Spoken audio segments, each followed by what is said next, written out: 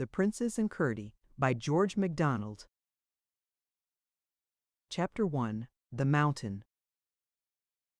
Curdie was the son of Peter the miner. He lived with his father and mother in a cottage built on a mountain, and he worked with his father inside the mountain. A mountain is a strange and awful thing. In old times, without knowing so much of their strangeness and awfulness as we do, people were yet more afraid of mountains. But then somehow they had not come to see how beautiful they are as well as awful, and they hated them, and what people hate they must fear. Now that we have learned to look at them with admiration, perhaps we do not feel quite awe enough of them. To me they are beautiful terrors. I will try to tell you what they are. They are portions of the heart of the earth that have escaped from the dungeon down below, and rushed up and out. For the heart of the earth is a great wallowing mass, not of blood as in the hearts of men and animals, but of glowing hot, melted metals and stones. And as our hearts keep us alive, so that great lump of heat keeps the earth alive, it is a huge power.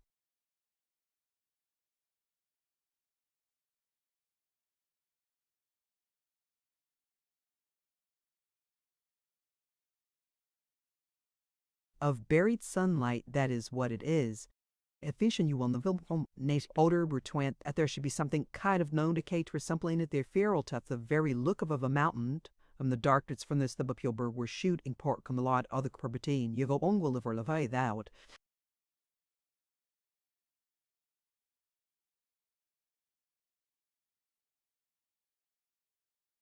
And the molten music of the streams, rushing ever from the bosoms of the glaciers fresh born.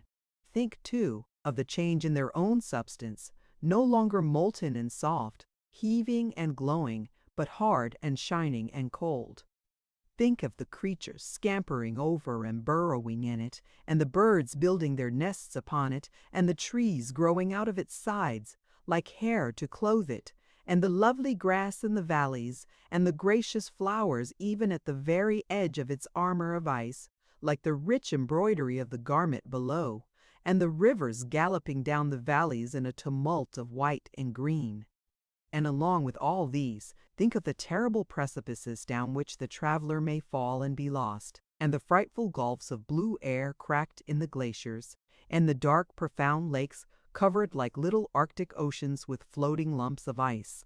All this outside the mountain, but the inside, who shall tell what lies there?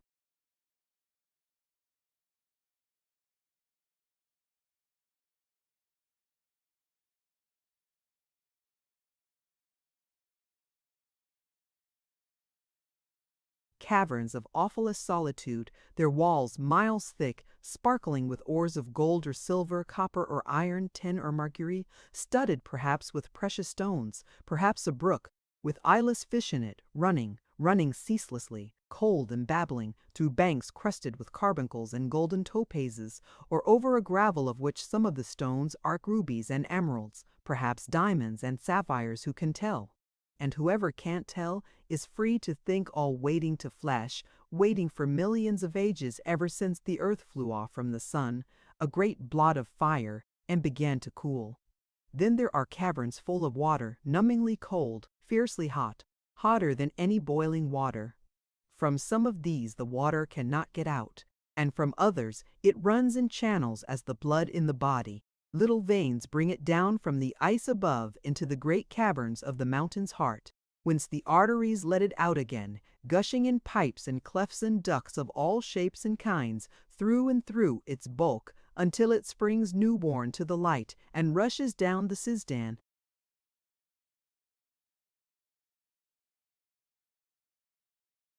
Mountainside in torrents, and down the valleys and rivers down, rejoicing, to the mighty lungs of the world, that is the sea, where it is tossed in storms and cyclones, heaved up in billows, twisted in waterspouts, dashed to mist upon rocks, beaten by millions of tails, and breathed by millions of gills, whence at last, melted into vapor by the sun, it is lifted up pure into the air, and borne by the servant winds back to the snow, the solids, at the north. Well, when the heart of the earth has thus come rushing up among her children, bringing with it gifts of all that she possesses, then straightway into it rush her children to see what they can find there. With pickaxe and spade and crowbar, with boring chisel and blasting powder, they force their way back. Is it to search for what toys they may have left in their long-forgotten nurseries? Hence the mountains that lift their heads into the clear air and are dotted over with the dwellings of men are tunneled and bored in the darkness of their bosoms by the dwellers in the houses which they hold up to the sun and air. Curdie and his father were of these. Their business was to bring to light hidden things. They sought silver in the rock and found it, and carried it out. Of the many other precious things in their mountain they knew little or nothing. Silver ore was what they were sent to find, and in darkness and danger they found it. But oh, how sweet was the air on the mountain face when they came out at sunset to go home to wife and mother. They did breathe deep then. The mines belonged to the king of the country, and the miners were his servants, working under his overseers and officers. He was a real king, that is, one who ruled for the good of his people and not to please himself, and he wanted the silver not to buy rich things for himself, but to help him to govern the country and pay the ones that defended it from certain troublesome neighbors and the judges whom he set to portion out righteousness among the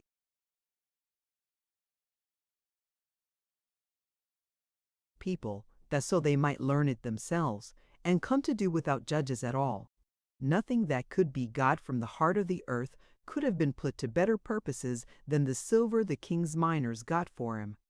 There were people in the country who, when it came into their hands, degraded it by locking it up in a chest, and then it grew diseased and was called mammon, and bred all sorts of quarrels. But when first it left the king's hands, it never made any but friends, and the air of the world kept it clean. About a year before this story began, a series of very remarkable events had just ended. I will narrate as much of them as will serve to show the tops of the roots of my tree.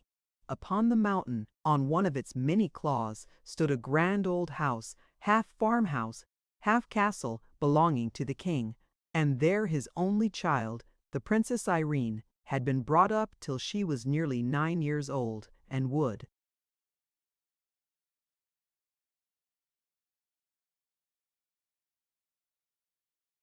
doubtless, have continued much longer, but for the strange events to which I have referred. At that time the hollow places of the mountain were inhabited by creatures called goblins, who for various reasons and in various ways made themselves troublesome to all, but to the little princess dangerous. Mainly by the watchful devotion and energy of Curdie, however, their designs had been utterly defeated, and made to recoil upon themselves to their own destruction, so that now there were very few of them left alive, and the miners did not believe there was a single goblin remaining in the whole inside of the mountain. The king had been so pleased with the boy, then approaching 13 years of age, that when he carried away his daughter, he asked him to accompany them. But he was still better pleased with him when he found that he preferred staying with his father and mother. He was a right good king, and knew that the love of a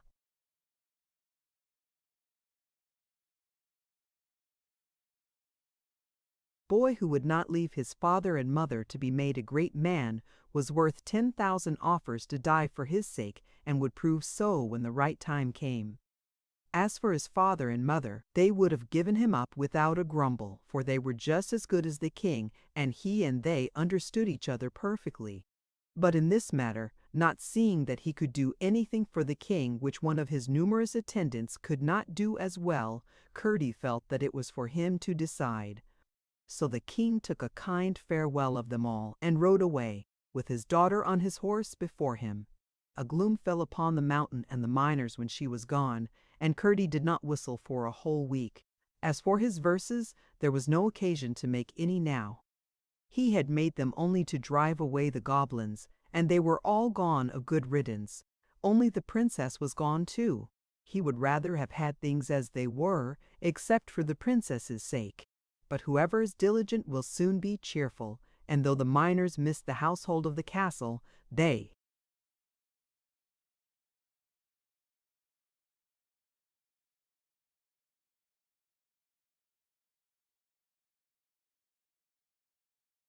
yet managed to get on without them. Peter and his wife, however, were troubled with the fancy that they had stood in the way of their boy's good fortune. It would have been such a fine thing for him and them too, they thought, if he had ridden with the good king's train. How beautiful he looked, they said, when he rode the king's own horse through the river that the goblins had sent out of the hill. He might soon have been a captain, they did believe. The good, kind people did not reflect that the road to the next duty is the only straight one, or that, for their fancy good, we should never wish our children or friends to do what we would not do ourselves if we were in their position. We must accept righteous sacrifices as well as make them.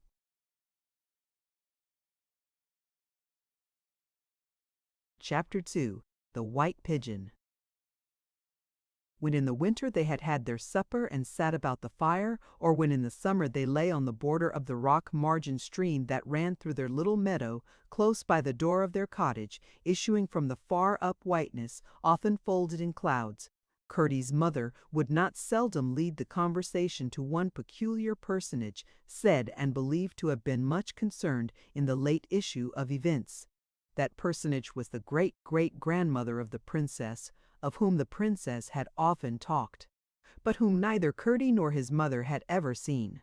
Curdie could indeed remember, although already it looked more like a dream than he could account for, if it had really taken place, how the princess had once led him up many stairs to what she called a beautiful room in the top of the tower, where she went through all the, what should he call it, the behavior of presenting him to her grandmother, talking now to her and now to him, while all the time he saw nothing but a bare garret, a heap of musty straw, a sunbeam, and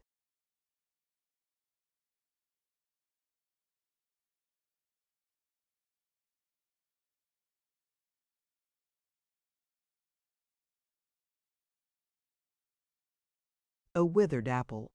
Lady, he would have declared before the king himself, young or old there was none, except the princess herself, who was certainly vexed that he could not see what she at least believed she saw. As for his mother, she had once seen, long before Curdie was born, a certain mysterious light of the same description as one Irene spoke of, calling it her grandmother's moon, and Curdie himself had seen this same light, shining from above the castle, just as the king and princess were taking their leave. Since that time neither had seen or heard anything that could be supposed connected with her. Strangely enough, however, nobody had seen her go away. If she was such an old lady, she could hardly be supposed to have set out alone and on foot when all the house was asleep. Still, away she must have gone, for of course if she was so powerful, she would always be about the princess to take care of her. But as Curdie grew older, he doubted more and more whether Irene had not been talking of some dream she had taken for reality. He had heard it said that children could not always distinguish betwixt dreams and actual events. At the same time, there was his mother's testimony. What was he to do with that? His mother, through whom he had learned everything, could hardly be imagined by her own dutiful son to have mistaken a dream for a fact of the waking world. So he rather shrank from thinking about it, and the less he thought about it, the less he was inclined to believe it when he did think about it, and therefore, of course, the less inclined to talk about it to his father and mother. For although his father was one of those men who for one word they say think 20 thoughts, Curdie was well assured that he would rather doubt his own eyes than his wife's testimony. There were no others to whom he could have talked about it. The miners were a mingled company, some good, some not so good, some rather bad, none of them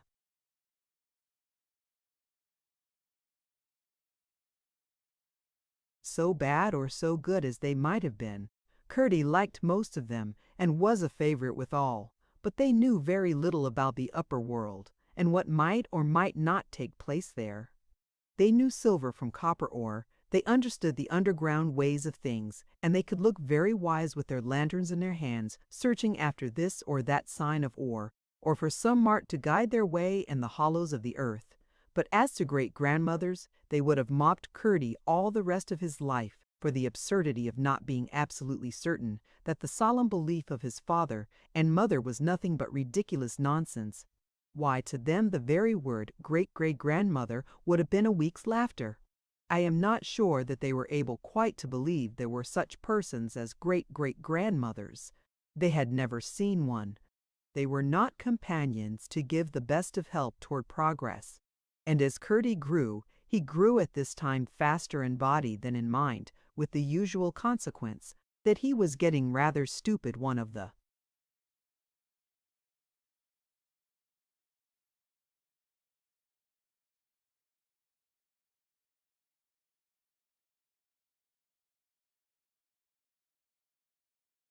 chief signs of which was that he believed less and less in things he had never seen. At the same time, I do not think he was ever so stupid as to imagine that this was a sign of superior faculty and strength of mind.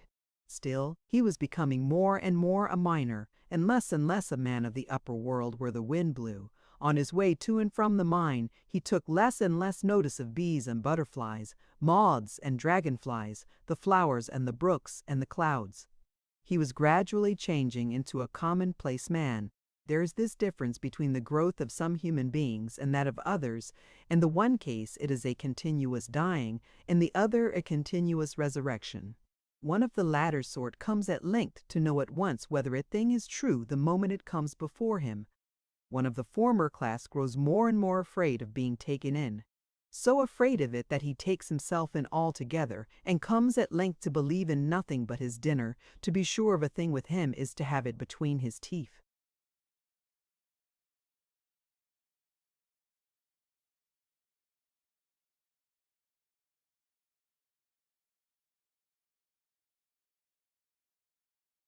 Curdie was not in a very good way then at that time. His father and mother had, it is true, no fault to find with him, and yet neither of them was ready to sing when the thought of him came up. There must be something wrong when a mother catches herself sighing over the time when her boy was in petticoats, or a father looks sad when he thinks how he used to carry him on his shoulder. The boy should enclose and keep, as his life, the old child at the heart of him, and never let it go. He must still, to be a right man, be his mother's darling, and more, his father's pride, and more. The child is not meant to die, but to be forever fresh-born. Curdie had made himself a bow and some arrows, and was teaching himself to shoot with them.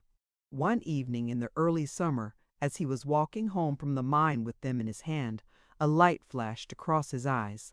He looked, and there was a snow-white pigeon settling on a rock in front of him in the red light of the level sun. There it fell at once, to work with one of its wings, in which feather or two had got some sprays twisted, causing a certain roughness unpleasant to the fastidious creature of the air. It was indeed a lovely being, and Curdie thought how happy it must be, flitting through the air with a flash, a live bolt of light. For a moment he became so one with the bird that he seemed to feel both its bill and its feathers, as the one adjusted the other to fly again, and his heart swelled with the pleasure of its involuntary sympathy. Another moment, and it would have been aloft in the waves of rosy light. It was just bending its little legs to spring. That moment it fell on the path, broken-winged and bleeding from Curdie's cruel arrow. With a gush of pride at his skill and pleasure at his success, he ran to pick up his prey. I must say for him he picked it up gently. Perhaps it was the beginning of his repentance. But when he had the white thing in his hands, its whiteness stained with another red than that of the sunset flood in which it had been,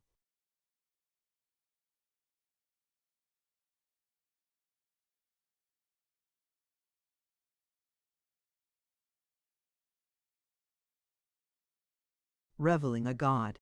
Who knows the joy of a bird, the ecstasy of a creature that has neither storehouse nor barn?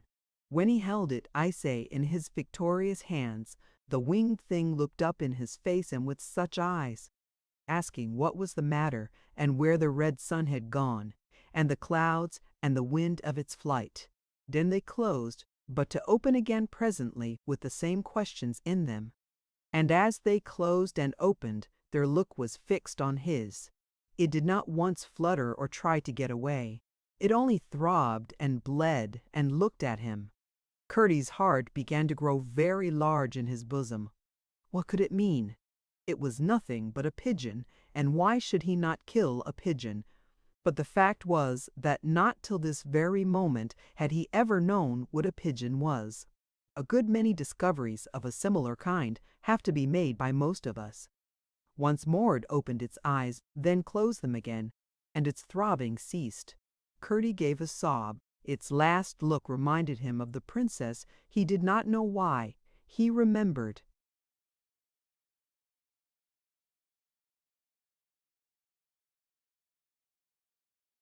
How hard he had labored to set her beyond danger, and yet what dangers she had had to encounter for his sake. They had been saviors to each other, and what had he done now? He had stopped saving and had begun killing. What had he been sent into the world for? Surely not to be a death to its joy and loveliness.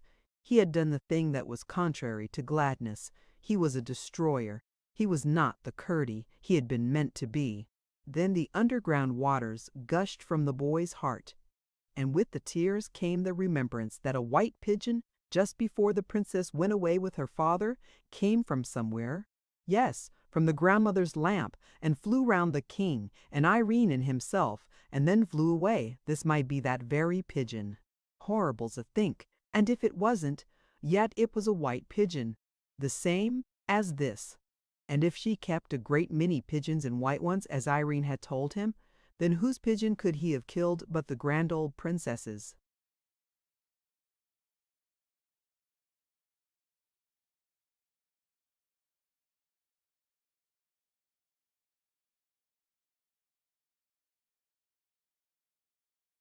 Suddenly everything round about him seemed against him.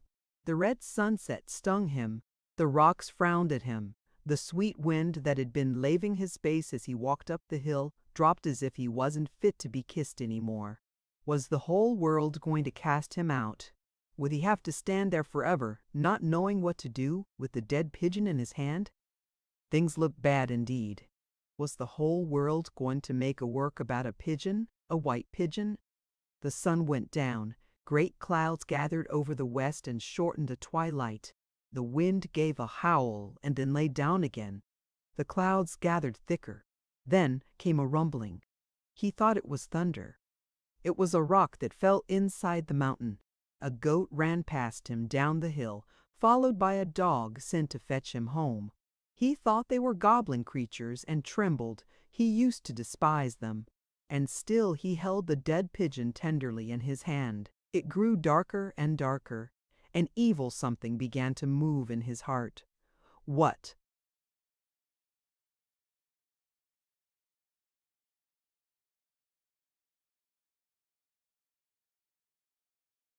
A fool I am, he said to himself. Then he grew angry, and was just going to throw the bird from him and whistle, when a brightness shone all round him. He lifted his eyes and saw a great globe of light. Like silver at the hottest heat, he had once seen silver run from the furnace.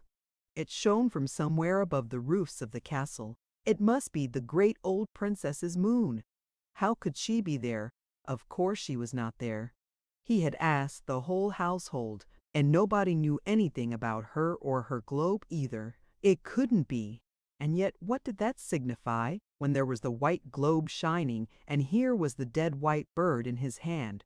That moment the pigeon gave a little flutter. "It's not dead," cried Curdie, almost with a shriek.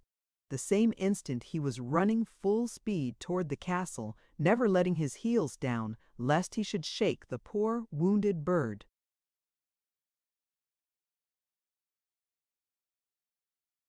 Chapter 3. The Mistress of the Silver Moon. When Curdie reached the castle and ran into the little garden in front of it, there stood the door wide open. This was as he had hoped, for what could he have said if he had had to knock at it? Those whose business it is to open doors so often mistake and shut them. but the woman now in charge often puzzled herself greatly to account for the strange fact that however often she shut the door, which, like the rest, she took a great deal of unnecessary trouble to do, she was certain the next time she went to it to find it open. I speak now of the great front door, of course. The back door she as persistently kept wide. If people could only go in by that, she said, she would then know what sort they were and what they wanted. But she would neither have known what sort Curdie was, nor what he wanted, and would assuredly have denied him admittance, for she knew nothing of who was in the tower. So the front door was left open for him, and in he walked, but where to go next he could not tell. It was not quite dark, a dull, shineless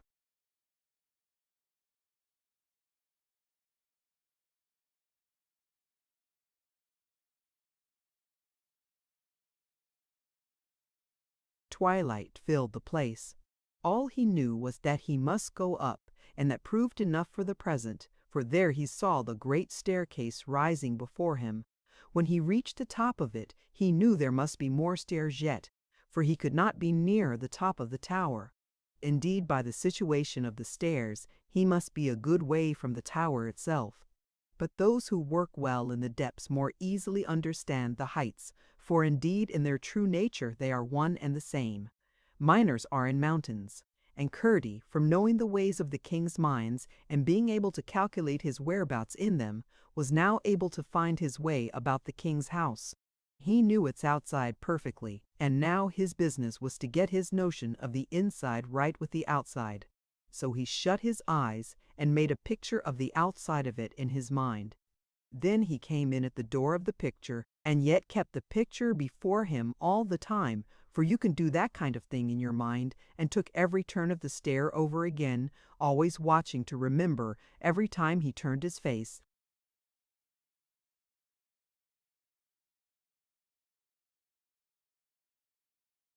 how the tower lay, and then when he came to himself at the top where he stood, he knew exactly where it was, and walked at once in the right direction.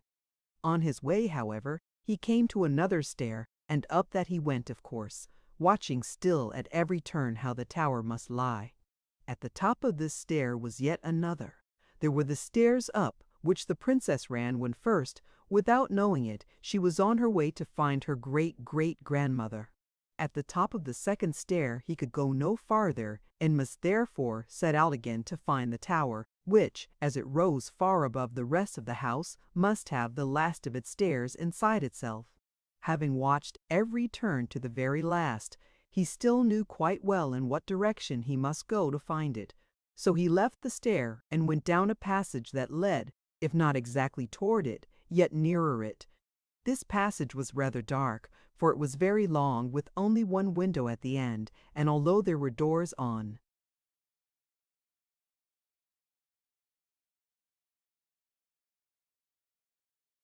both sides of it, they were all shut.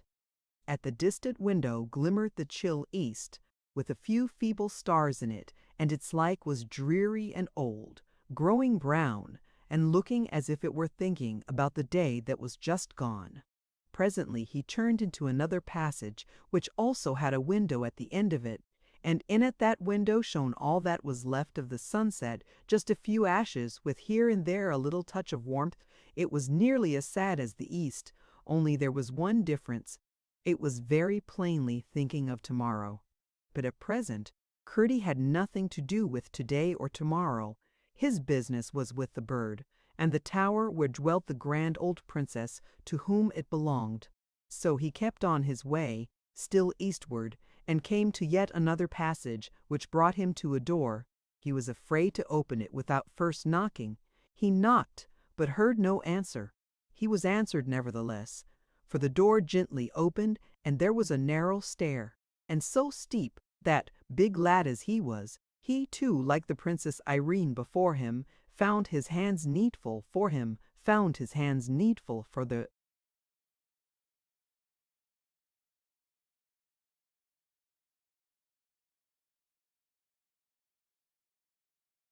climbing, and it was a long climb, but he reached the top at last, a little landing, with the door in front, and one on each side. Which should he knock at? As he hesitated, he heard the noise of a spinning wheel. He knew it at once because his mother's spinning wheel had been his governess long ago and still taught him things. It was the spinning wheel that first taught him to make verses and to sing and to think whether all was right inside him, or at least it had helped him in all these things. Hence it was no wonder he should know a spinning wheel when he heard it sing, even although as the bird of paradise to other birds was the song of that wheel to the song of his mother's. He stood listening, so entranced that he forgot to knock, and the wheel went on and on, spinning in his brain songs and tales and rhymes till he was almost asleep as well as dreaming, for sleep does not always come first. But suddenly came the thought of the poor bird, which had been lying motionless in his hand all this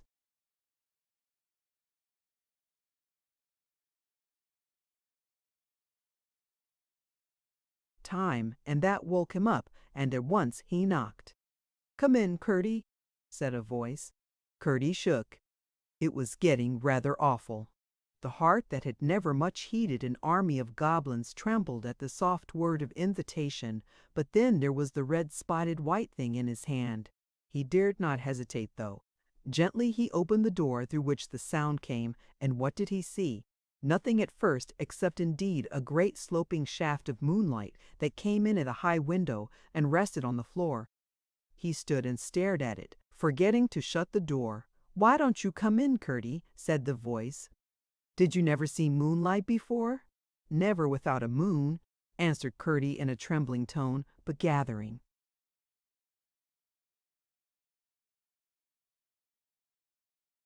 courage. "Certainly not," returned the voice, which was thin and quavering. "I never saw moonlight without a moon." "But there's no moon outside," said Curdie. "Ah, but you're inside now," said the voice. The answer did not satisfy Curdie, but the voice went on. "There are more moons than you know of, Curdie. Where there is one sun, there are many moons and of many sorts. Come in and look out of my window, and you will soon satisfy yourself that there is a moon looking in at it." The gentleness of the voice made Curdie remember his manners. He shut the door and drew a step or two nearer to the moonlight.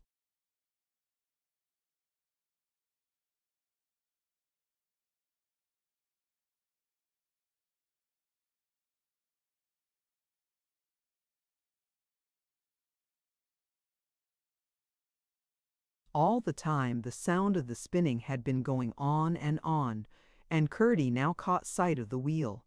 Oh, it was such a thin, delicate thing, reminding him of a spider's web in a hedge.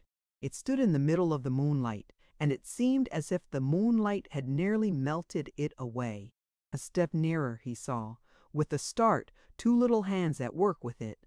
And then at last, in the shadow on the other side of the moonlight, which came like silver between, he saw the form to which the hands belonged, a small withered creature, so old that no age would have seemed too great to write unto her picture, seated on a stool beyond the spinning wheel, which looked very large beside her, but, as I said, very thin, like a long-legged spider holding up its own web, which was the round wheel itself. She sat crumpled together, a filmy thing in a packed kibus baupt, with a board on it for the fire. When Curdie saw her, he stood still again, a good deal in wonder, a very little in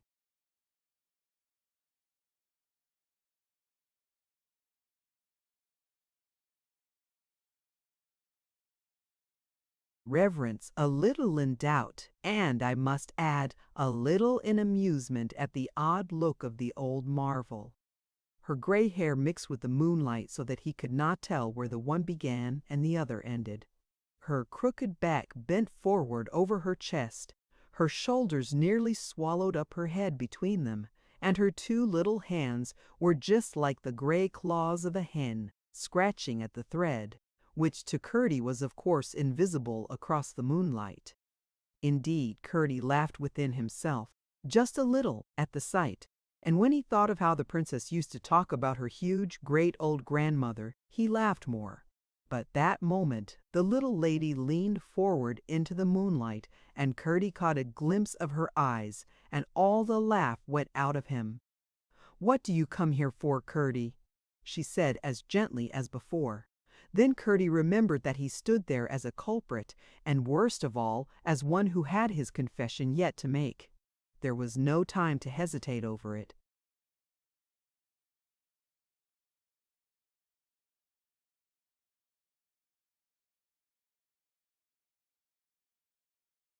"Oh, ma'am, see here," he said, and advanced a step or two, holding out the pigeon. "What have you got there?" she asked. Again Curdie advanced a few steps and held out his hand with the pigeon, that she might see what it was, into the moonlight. The moment the rays fell upon it, the pigeon gave a faint flutter. The old lady put out her old hands and took it, and held it to her bosom, and rocked it, murmuring over it as if it were a sick baby. When Curdie saw how distressed she was, he grew sorrier still, and said, "I didn't mean to do any harm, ma'am. I didn't think of its being yours." "Ah, Curdie, if it weren't mine, what would become of it now?" she returned. "You say you didn't mean any harm. Did you mean any good, Curdie?" "No," answered Curdie. "Remember, then, that whoever does not mean good is always in danger of harm. But I try to give everybody fair play, and those that are in the wrong are in far more need of it always than those who are in the right. They can afford to do without it. Therefore I say for you that when you shot that arrow you did not know what a pigeon is. Now that you do know, you are sorry. It is very dangerous to do things you don't know about. But, please, ma'am, I don't mean to be rude or to contradict you," said Curdie, "but if a body was never to do anything but what he knew to be good, he would have to live half his time doing nothing." "There you are much mistaken," said the old quavering voice. "How little you must have thought! Why, you don't seem even to know the good of the things you are constantly doing. Now don't mistake me. I don't mean you are good for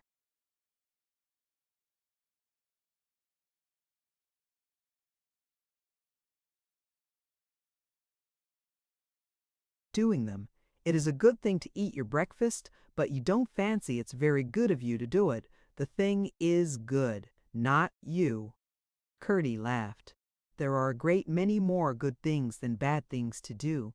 Now tell me what bad thing you have done today besides this sore hurt to my little white friend."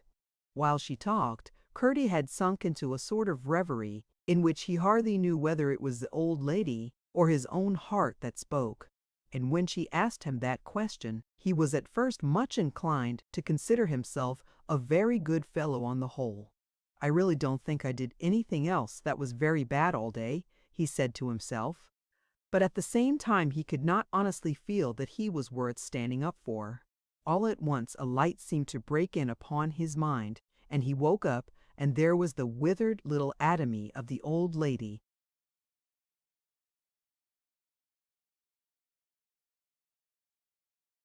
on the other side of the moonlight, and there was the spinning wheel singing on and on in the middle of it.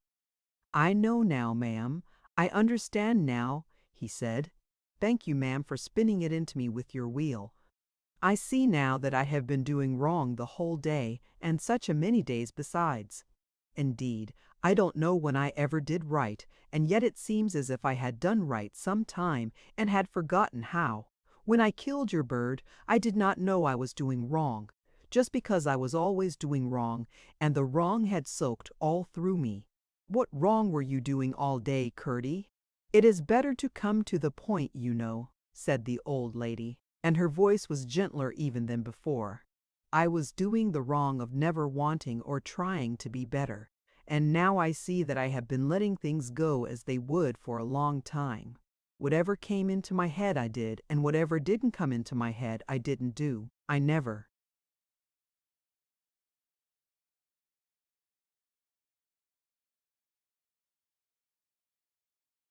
sent anything away, and never looked out for anything to come.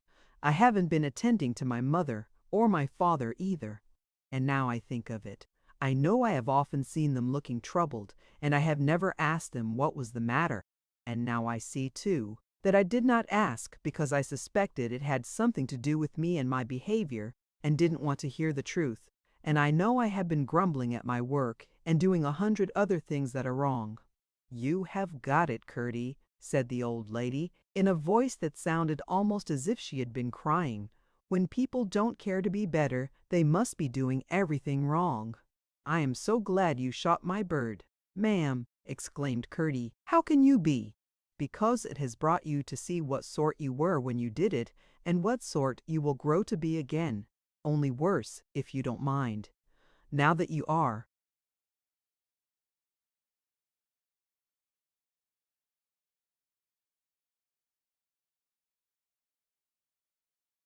sorry, my poor bird will be better. Look up, my duvet. The pigeon gave a flutter and spread out one of its red-spotted wings across the old woman's bosom. I will mend the little angel, she said, and in a week or two it will be flying again, so you may ease your heart about the pigeon. Oh, thank you, cried Curdie. I don't know how to thank you. Then I will tell you. There is only one way I care for. Do better and grow better and be better, and never kill anything without a good reason for it. Mom, I will go and fetch my bow and arrows, and you shall burn them yourself. I have no fire that would burn your bow and arrows, Curdie.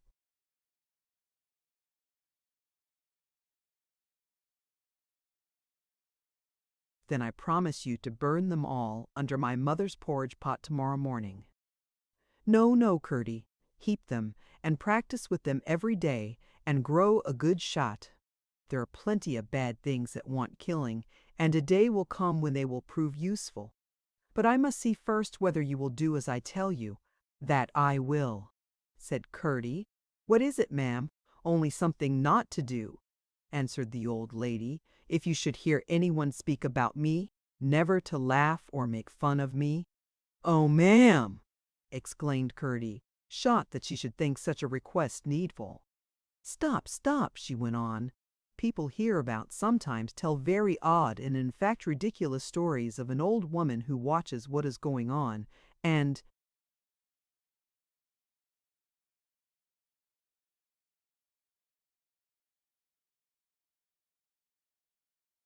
occasionally interferes.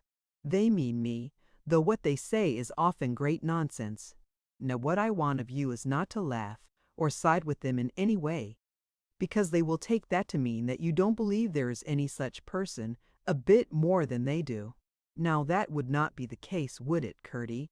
No, indeed, ma'am. I've seen you. The old woman smiled very oddly. Yes, you've seen me, she said.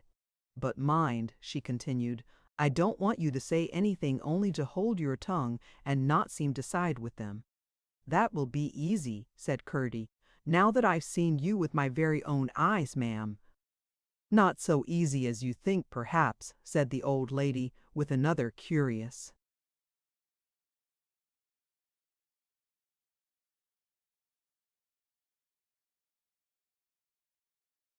smile.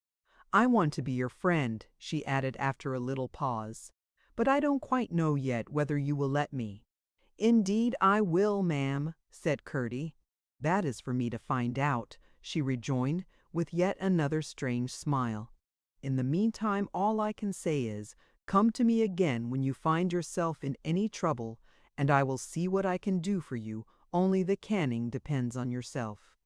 I am greatly pleased with you for bringing me my pigeon, doing your best to set right what you had set wrong.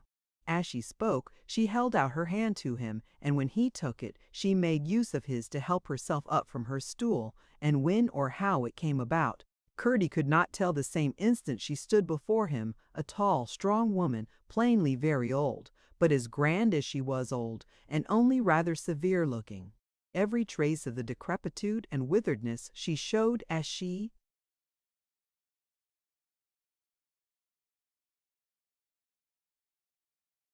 hovered like a film about her wheel, had vanished.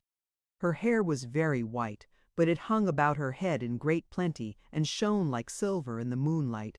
Straight as a pillar she stood before the astonished boy, and the wounded bird had now spread out both its wings across her bosom, like some great mystical ornament of frosted silver. "Oh, now I can never forget you," cried Curdie. "I see now what you really are. Did I not tell you the truth when I sat at my wheel? said the old lady. "Yes, ma'am," answered Curdie. "I can do no more than tell you the truth now," she rejoined. "It is a bad thing indeed to forget one who has told us the truth. Now go." Curdie obeyed and took a few steps toward the door. "Please, ma'am, what am I to call you?" he was going to say. But when he turned to speak, he saw nobody.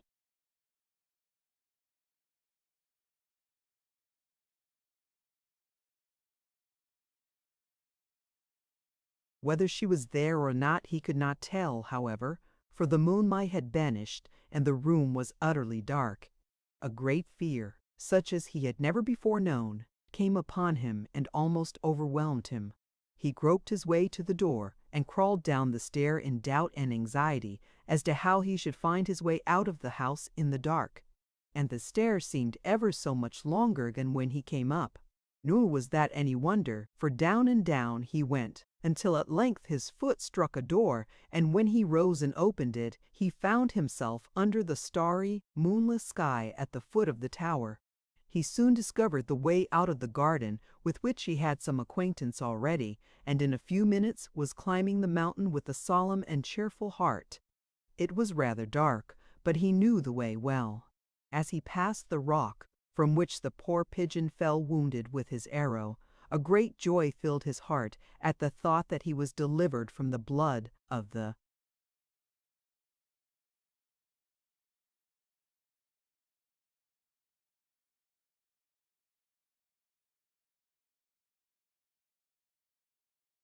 little bird, and he ran the next 100 yards at full speed up the hill. Some dark shadows passed him.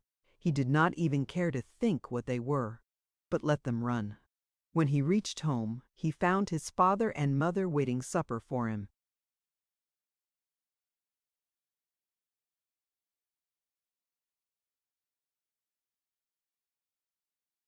Chapter 4.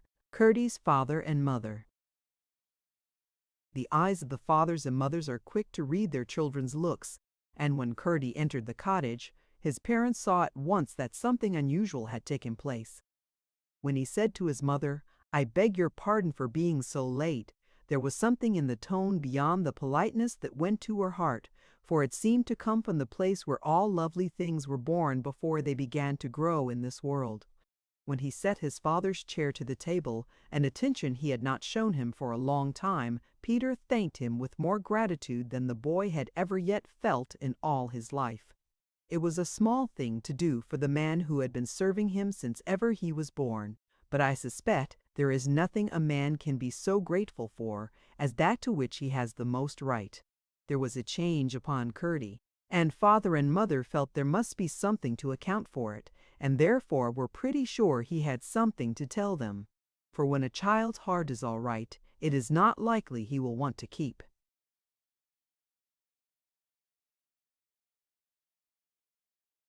anything from his parents. But the story of the evening was too solemn for Curdie to come out with all at once. He must wait until they had had their porridge, and the affairs of this world were over for the day. But when they were seated on the grassy bank of the brook that went so sweetly blundering over the great stones of its rocky channel, for the whole meadow lay on the top of a huge rock, then he felt that the right hour had come for sharing with them the wonderful things that had come to him. It was perhaps the loveliest of all hours in the year. The summer was young and soft, and this was the warmest evening they had yet had, dusky, dark even below, while above the stars were bright and large and sharp in the blackest blue sky. The night came close around them, clasping them in one universal arm of love, and although it neither spoke nor smiled, seemed all eye and ear, seemed to see and hear and know everything they said and did. It is a way the night has sometimes, and there is a reason for it. The only sound was that of the brook, for there was no wind.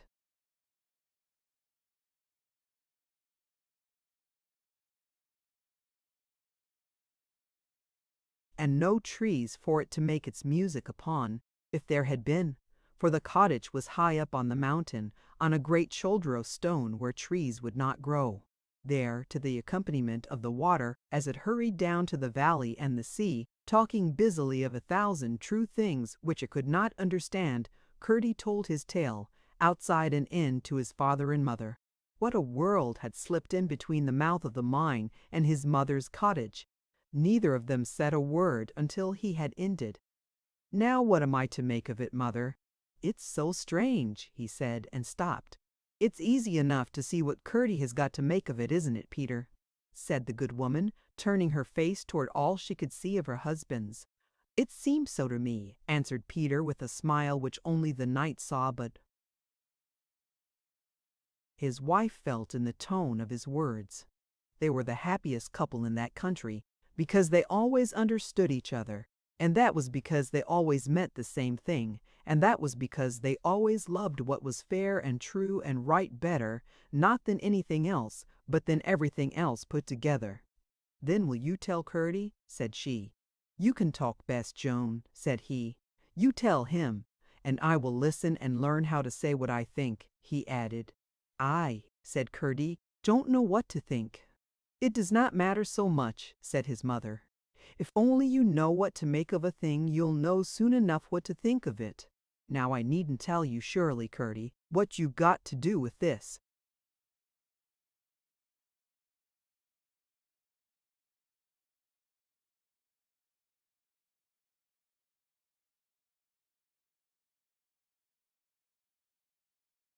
"I suppose you mean, mother," answered Curdie, "that I must do as the old lady told me.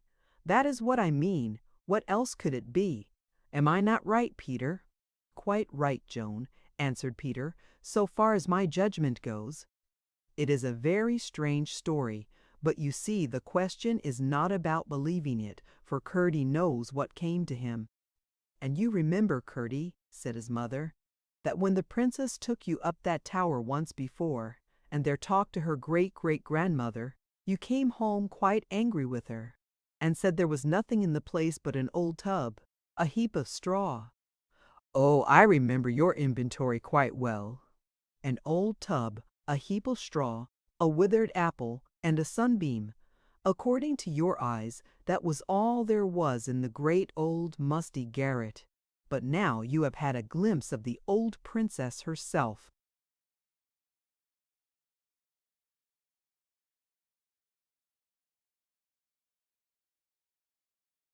"Yes, mother, I did see her. Or if I didn't," said Curdie, very thoughtfully, then began again. "The hardest thing to believe, though I saw it with my own eyes, was when the thin, filmy creature that seemed almost to float about in the moonlight, like a bit of the silver paper they put over pictures, or like a handkerchief made of spider threads, took my handkerchief made of spider threads, took my hand, and rose up. She was taller and stronger than you, mother, ever so much. At least, she looked so." "And most certainly was so, Curdie, if she looked so," said Mrs. Peterson. "Well, I confess," returned her son, "that one thing, if there were no other, would make me doubt whether I was not dreaming after all, wide awake though I fancied myself to be." "Of course," answered his mother, "it is not for me to say whether you were dreaming or not, if you are doubtful of it yourself. But it doesn't make me think I am dreaming when in the summer I hold in my hand the bunch of sweet peas."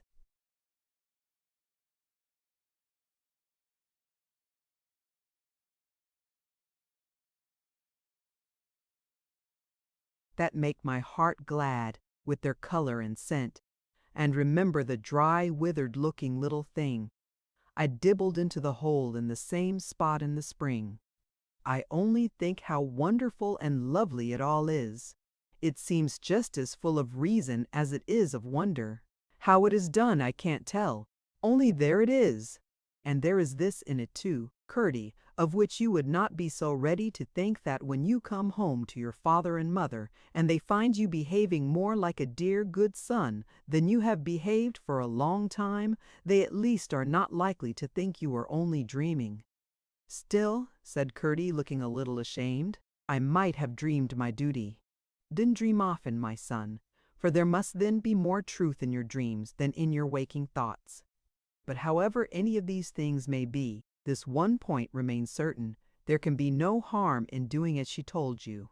And, indeed, Until you are sure there is no such person, you are bound to do it for you.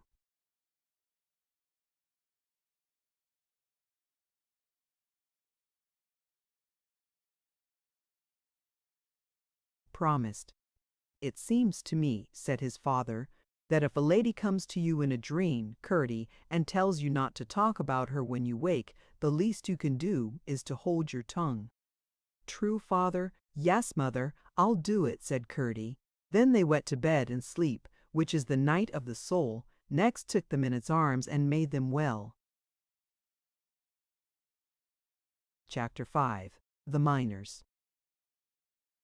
It much increased Curdie's feeling of the strangeness of the whole affair, that the next morning, when they were at work in the mine, the party of which he and his father were two, just as if they had known what had happened to him the night before, began talking about all manner of wonderful tales that were abroad in the country, chiefly of course those connected with the mines and the mountains in which they lay. Their wives and mothers and grandmothers were their chief authorities. For when they sat by their firesides, they heard their wives telling their children the selfsame tales, with little differences, and here and there one they had not heard before, which they had heard their mothers and grandmothers tell in one or other of the same cottages. At length they came to speak of a certain strange being they called Old Mother Wuffadupper. Some said their wives had seen her. It appeared, as they talked, that not one had seen her more than once. Some of their mothers and grandmothers, however, had seen her also, and they all had told them tales about her when they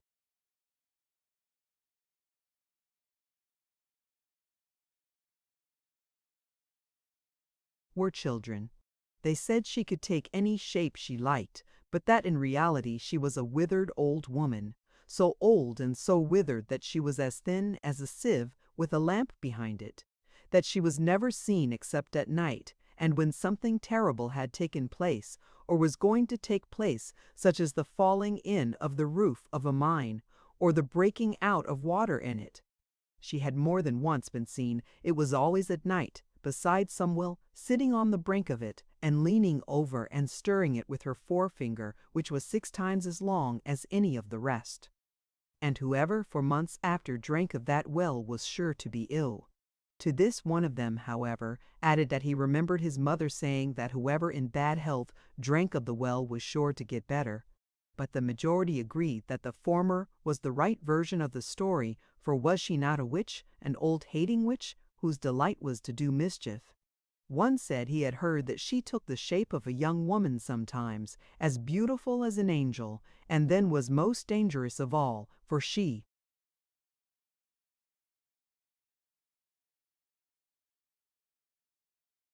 struck every man who looked upon her stone blind. Peter ventured the question whether she might not as likely be an angel that took the form of an old woman as an old woman that took the form of an angel. But nobody except Curdie, who was holding his peace with all his might, saw any sense in the question. They said an old woman might be very glad to make herself look like a young one, but who ever heard of a young and beautiful one making herself look old and ugly? Peter asked why they were so much more ready to believe the bad that was said of her than the good. They answered, because she was bad. He asked why they believed her to be bad, and they answered, because she did bad things. When he asked how they knew that, they said, because she was a bad creature. Even if they didn't know it, they said, a woman like that was so much more likely to be bad than good. Why did she go about at night? Why did she appear only now? And then, and on such occasions, one went on to tell how one night when his grandfather had been having a jolly time of it with his friends in the market town, she had served him so upon his way home that the poor man never drank a drop of anything stronger than water after it to the day of his death. She dragged him into a bog, and tumbled him up and down in it till he was nearly dead. I suppose that was her way of teaching him what a good thing water was, said Peter. But the man, who liked strong drink, did not see the joke. They do say, said another, that she has lived in the old house over there ever since the little princess left it. They say too that the housekeeper knows all about it and is hand in glove with the old witch. I don't doubt they have many a nice airing together on broomsticks. But I don't doubt.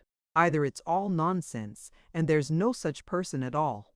When our cow died, said another, she was seen going round and round the cow house the same night. To be sure she left a fine calf behind her. I mean the cow did, not the witch. I wonder she didn't kill that too, for she'll be a far finer cow than ever her mother was. My old woman came upon her one night, not long before the water broke out in the mine, sitting on a stone on the hillside with a whole congregation of cobs about her. When they saw my wife, they all scampered off as fast as they could run, and where the witch was sitting there was nothing to be seen but a withered bracken bush. I made no doubt myself she was putting them up to it. And so they went on with one foolish tale after another, while Peter put in a word now and then, and Curdie diligently held his peace. But his silence at last drew attention upon it, and one of them said, "Come, young Curdie, what are you thinking of?"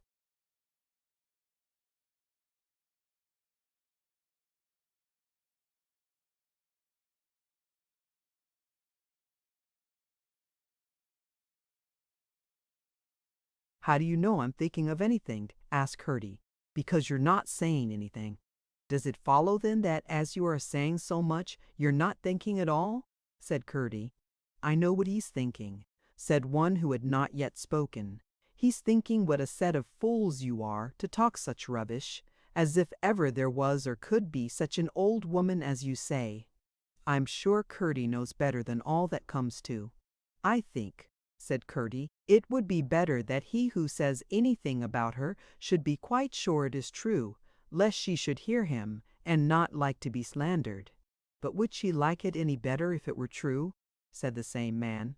"If she is."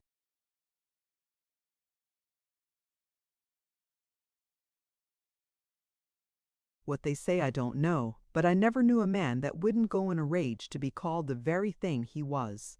"If bad things were true of her, and I knew it," said Curdie, "I would not hesitate to say them, for I will never give in to being afraid of anything that's bad. I suspect that the things they tell, however, if we knew all about them, would turn out to have nothing but good in them, and I won't say a word more, for fear I should say something that mightn't be to her mind." They all burst into a loud laugh. "Hear the parson," they cried. "He believes in the witch. Ha, ha, ha! He's afraid of her, and says all she does is good."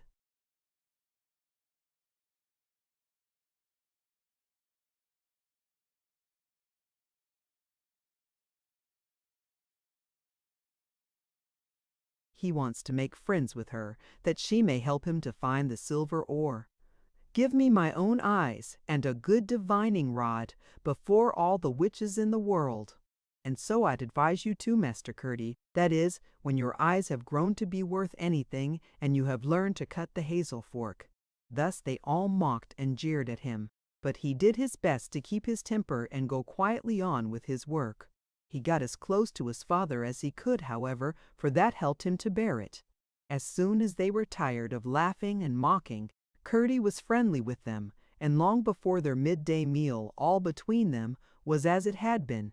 But when the evening came, Peter and Curdie felt that they would rather walk home together without other company, and therefore lingered behind when the rest of the men left the mine.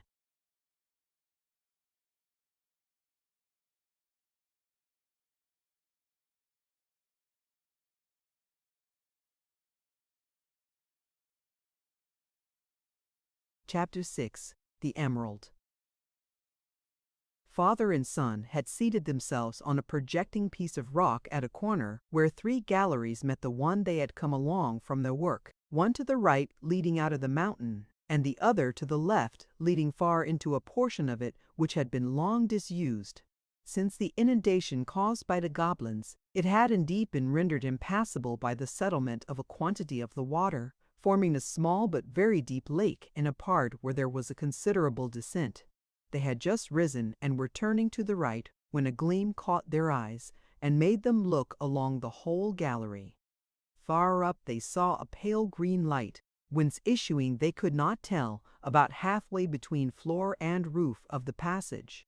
They saw nothing but the light, which was like a large star, with a point of darker color, yet brighter radiance in the heart of it, whence the rest of the light shot out in rays that faded toward the ends until they vanished. It shed hardly any light around it, although in itself it was so bright as to sting the eyes that beheld it. Wonderful stories had from ages gone been current in the minds about certain magic gems which gave out light of themselves, and this light looked just like what might be supposed to shoot from the heart of such a gem. They went up the old gallery to find out what it could be. To their surprise they found, however, that after going some distance they were no nearer to it, so far as they could judge, than when they started. It did not seem to move, and yet they moving did not approach it. Still they persevered, for it was far too wonderful a thing to lose sight of so long as they could keep it. At length they drew near the hollow where the water lay, and still were no nearer the light. Where they expected to be stopped by the water, however, water was none. Something had taken place in some part of the mine that had drained it off, and the gallery lay open as in former times. And now, to their surprise, the light, instead of being in front of them, was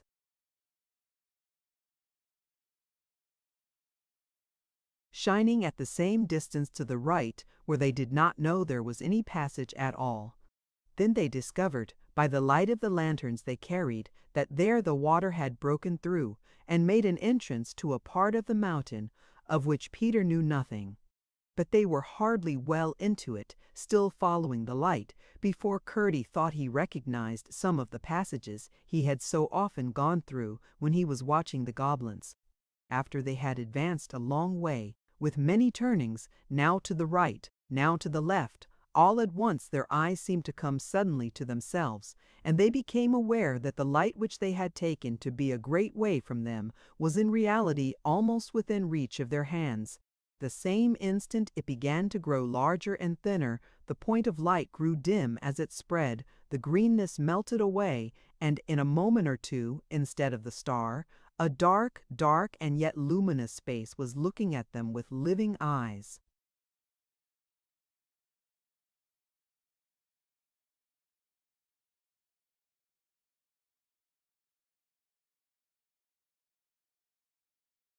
And Curdie felt a great awe swell up in his heart, for he thought he had seen those eyes before. "I see you know me, Curdie," said a voice. "If your eyes are you, ma'am, then I know you," said Curdie. "But I never saw your face before." "Yes, you have seen it, Curdie," said the voice. And with that the darkness of its complexion melted away, and down from the face dawned out the form that belonged to it, until at last Curdie and his father beheld a lady, beautiful exceedingly, dressed in something pale green, like velvet, over which her hair fell in cataracts of a rich golden color. It looked as if it were pouring down from her head, and, like the water of the dust brook, vanishing in a golden vapor ere it reached the floor. It came flowing from under the edge of a coronet of gold, set with alternated pearls and emeralds. In front of the crown was a great emerald,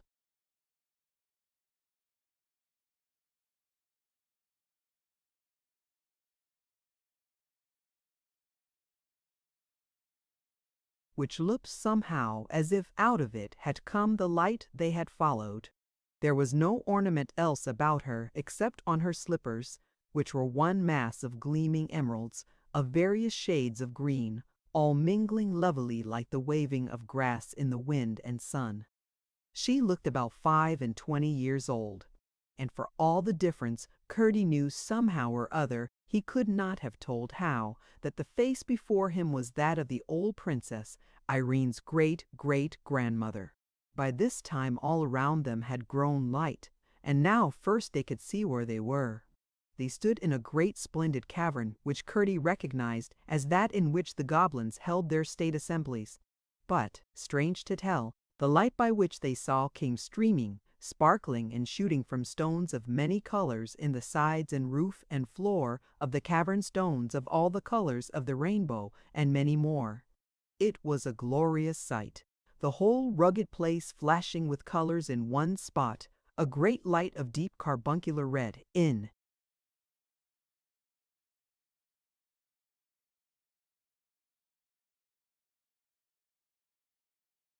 another of sapphirine blue, in another of topaz yellow, while here and there were groups of stones of all hues and sizes, and again nebulous spaces of thousands of tiniest spots of brilliancy of every conceivable shade. Sometimes the colors ran together and made a little river or lake of lambent, interfusing and changing tints, which, by their variegation, seemed to imitate the flowing of water or waves made by the wind. Curdie would have gazed entranced, but that all the beauty of the cavern, yes, of all he knew of the whole creation, seemed gathered in one center of harmony and loveliness in the person of the ancient lady who stood before him in the very summer of beauty and strength. Turning from the first glance at the circumjacent splendor, it dwindled into nothing as he looked again at the lady. Nothing flashed or glowed or shone about her, and yet it was with a prevision of the truth that he said,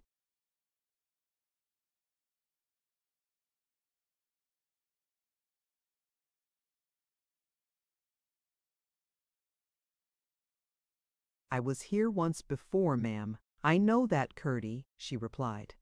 The place was full of torches, and the walls gleamed, but nothing as they do now, and there is no light in the place. "You want to know where the light comes from," she said, smiling. "Yes, ma'am. Then see, I will go out of the cavern. Do not be afraid, but watch." She went slowly out. The moment she turned her back to go, the light began to pale and fade. The moment she was out of their sight, the place was black as night, save that now the smoky yellow-red of their lamps, which they thought had gone out long ago, cast a dusky glimmer around them.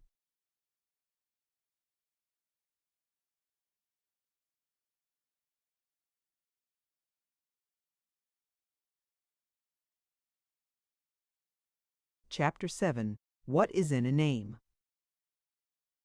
For a time that seemed to them long, the two men stood waiting, while still the Mother of Light did not return. So long was she absent that they began to grow anxious. How were they to find their way from the natural hollows of the mountain, crossed by goblin paths, if their lamps should go out? To spend the night there would mean to sit and wait until an earthquake rent the mountain, or the earth herself fell back into the smelting furnace of the sun, when she had issued for it, was all night and no faintest dawn in the bosom of the world. So long did they wait unrevisited, that had there not been two of them either would at length have concluded the vision a home-born product of his own seething brain. And their lamps were going out, for they grew redder and smokier. But they did not lose courage, for there is a kind of capillary attraction in the facing of two souls that lifts faith quite beyond the level to which either could raise it alone. They knew that they had seen the Lady of Emeralds, and it was to give them their own desire that she had gone from them, and neither would.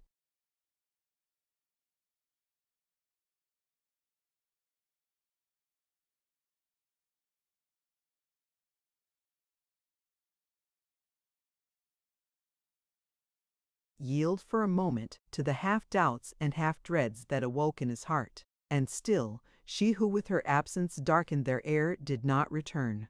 They grew weary, and sat down on the rocky floor, for wait they would indeed, wait they must.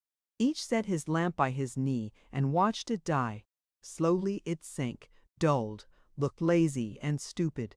But ever as it sank and dulled, the image in his mind of the Lady of Light grew stronger and clearer.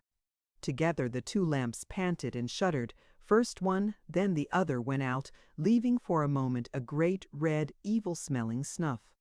Then all was the blackness of darkness up to their very hearts and everywhere around them. Was it? No. Far away it looked miles away, shone 1 minute faint point of green light. Where? Who could tell? They only knew that it shone. It grew larger, and seemed to draw nearer, until at last, as they watched with speechless delight and expectation, it seemed once more within reach of an outstretched hand. Then it spread and melted away as before, and there were eyes and a face and a lovely form, and lo, the whole.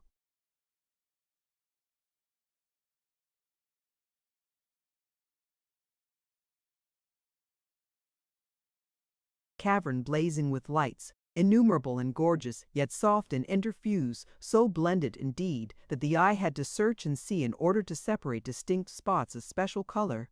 The moment they saw the speck in the vast distance, they had risen and stood on their feet. When it came nearer, they bowed their heads. Yet now they looked with fearless eyes. For the woman that was old yet young was a joy to see, and filled their hearts with reverent delight. She turned first to Peter. "I have known you long," she said. "I have met you going to and from the mine, and seen you working in it for the last 40 years. How should it be, madam, that a grand lady like you should take notice of a poor man like me?" said Peter humbly, but more foolishly than he could then have understood.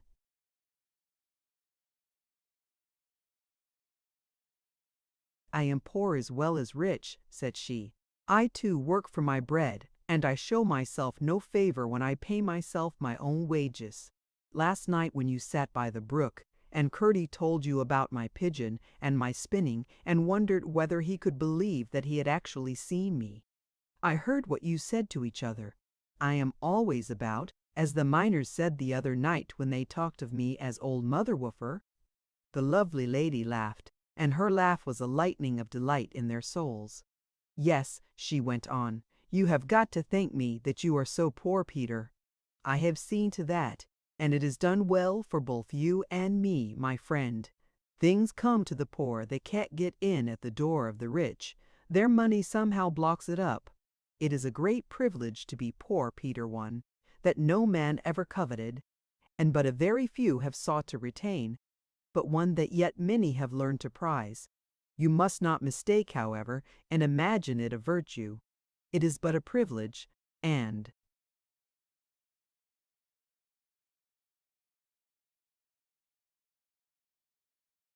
one also that, like other privileges, may be terribly misused.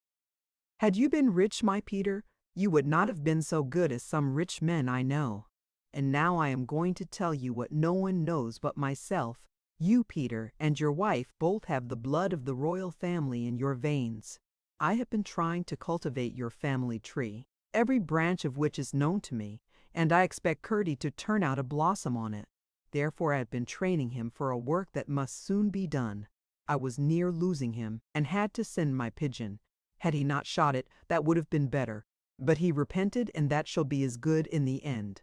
She turned to Curdie and smiled. "Ma'am," said Curdie, "may I ask questions?" "Why not, Curdie?" "Because I have been told, ma'am, that nobody must ask the king questions." "The king never made that law," she answered with some displeasure. "You may ask me as many as you please, that is, so long as they are sensible. Only I may take a few thousand years to answer some of them. But that's nothing. Of all things, time is the cheapest." "Then would you mind telling me now, ma'am, for I feel very confused about it. Are you the Lady of the Silver Moon?" "Yes, Curdie, you may call me that if you like. What it means is true. And now I see you dark and clothed in green, and the mother of all the light that dwells in the stones of the earth. And up there they call you Old Mother Wop. And the Princess Irene told me you were her great-great-grandmother, and you spin the spider threads and take care of a whole people of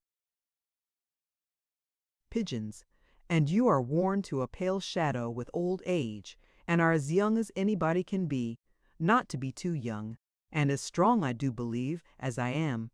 The lady stooped toward a large green stone bedded in the rock of the floor, and looking like a well of grassy light in it. She laid hold of it with her fingers, broke it out, and gave it to Peter. "There!" cried Curdie. "I told you so. 20 men could not have done that. And your fingers are white and smooth as any lady's in the land. I don't know what to make of it. I could give you 20 names more to call me, Curdie, and not one of them would be a false one. What does it matter how many names if the person is one? Ah! But it is not names only, ma'am. Look at what you were like last night, and what I see you now. Shapes are only dresses, Curdie, and dresses are only names. That which is. Inside is the same all the time. But then how can all the shapes speak the truth? It would want thousands more to speak the truth, Curdie, and then they could not. But there is a point I must not let you mistake about. It is one thing the shape I choose to put on, and quite another the shape that foolish talk and nursery tale may please to put upon me. Also, it is one thing what you or your father may think about me, and quite another what a foolish or bad man may see in me. For instance, if a thief were to come in here just now, he would think he saw the demon of the mine, all in green flames, come to protect her treasure, and would run like a hunted wild goat. I should be all the same, but his evil eyes would see me as I was not. I think I understand, said Curdie.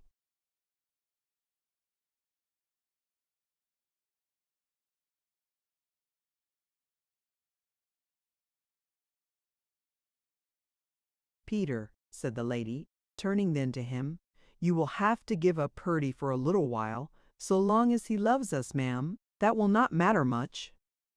Ah! You are right there, my friend, said the beautiful princess. And as she said it, she put out her hand and took the hard, horny hand of the miner in it, and held it for a moment lovingly. I need say no more, she added, for we understand each other, you and I, Peter. The tears came into Peter's eyes. He bowed his head in thankfulness, and his heart was much too full to speak. Then the great old, young, beautiful princess turned to Curdie.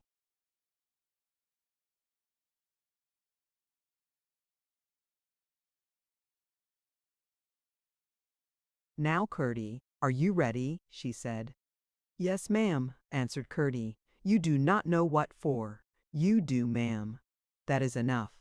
You could not have given me a better answer, or done more to prepare yourself, Curdie, she returned with one of her radiant smiles. Do you think you will know me again? I think so. But how can I tell what you may look like next? Ah, that indeed. How can you tell? Or how could I expect you should? But those who know me well, know me whatever new dress or shape or name I may be in. And by you will have learned to do so too.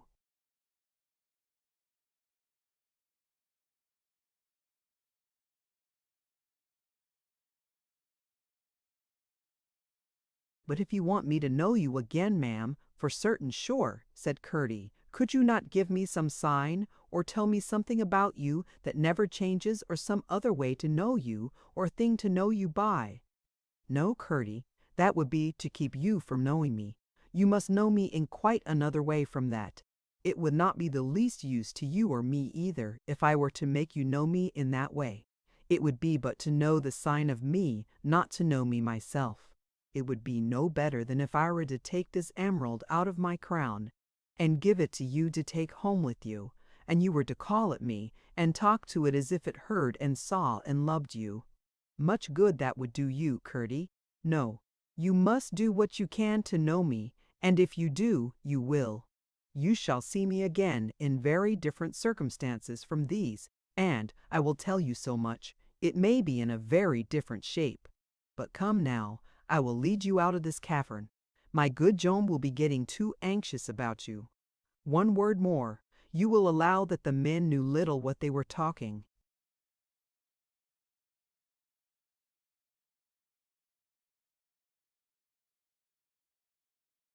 About this morning when they told all those tales of old Mother Wovquiles.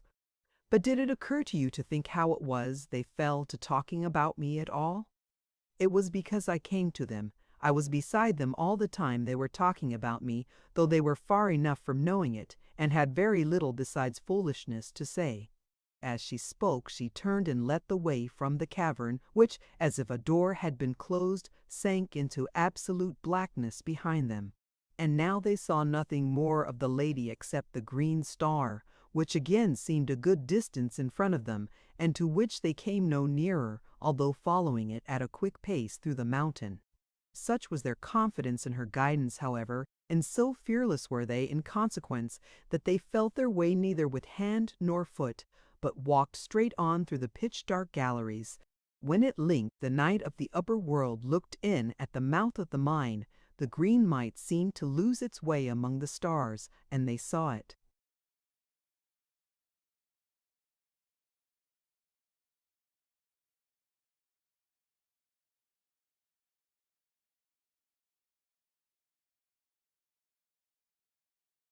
no more. Out they came into the cool, blessed night. It was very late, and only starlight. To their surprise, 3 paces away they saw, seated upon a stone, an old countrywoman in a cloak which they took for black. When they came close up to it, they saw it was red. "Good evening," said Peter. "Good evening," returned the old woman in a voice as old as herself. But Curdie took off his cap and said, "I am your servant, Princess." The old woman replied, "Come to me in the Dove Tower tomorrow night, Curdie alone." "I will, ma'am," said Curdie. So they parted, and father and son went home to wife and mother, 2 persons in one rich, happy woman. Chapter 8. Curdie's Mission. The next night, Curdie went home from the mine a little earlier than usual to make himself tidy before going to the Dove Tower. The princess had not appointed an exact time for him to be there. He would go as near the time he had gone first as he could. On his way to the bottom of the hill, he met his father coming up. The sun was then down, and the warm first of the twilight filled the evening. He came rather wearily up the hill. The road, he thought, must have grown steeper in parts since he was Curdie's age. His back was to the light of the sunset, which closed him all round in a beautiful setting, and Curdie thought what a grand-looking man his father was, even when he was tired. It is greed and laziness and selfishness, not hunger or weariness or cold, that take the dignity out of a man and make him look mean. "Ah, Curdie, there you are," he said, seeing his son come bounding along as if it were morning with him and not evening. "You look tired, father," said Curdie. "Yes, my boy, I'm not so young as you." "Nor so old as the princess," said Curdie. "Tell me this," said Peter, "why do people talk about going downhill when they begin to get old? It seems to me that then first they begin to go uphill. You looked to me, father, when I caught sight of you as if you had been climbing the hill all your life and were soon to get to the top." "Nobody can tell when that will be," returned Peter. "We're so ready to think we're just at the top when it lies miles away. But I must not keep you, my boy, for you are wanted, and we shall be anxious to know what the princess says to you, that is, if she will allow you to tell us." "I think she will, for she knows there is nobody more to be trusted than my father and mother," said Curdie with pride. And away he shot and ran and jumped and seemed almost to fly down the long, winding, steep path until he came to the gate of the king's house. There he met an unexpected obstruction.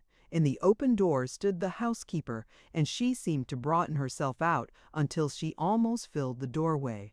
"So," she said, "it's you, is it, young man? You are the person that comes in and goes out when he pleases and keeps running up and down my stairs without ever saying by your leave or even wiping his shoes, and always leaves the door open. Don't you know this is my house?" "No, I do not," returned Curdie respectfully. "You forget, ma'am, that it is the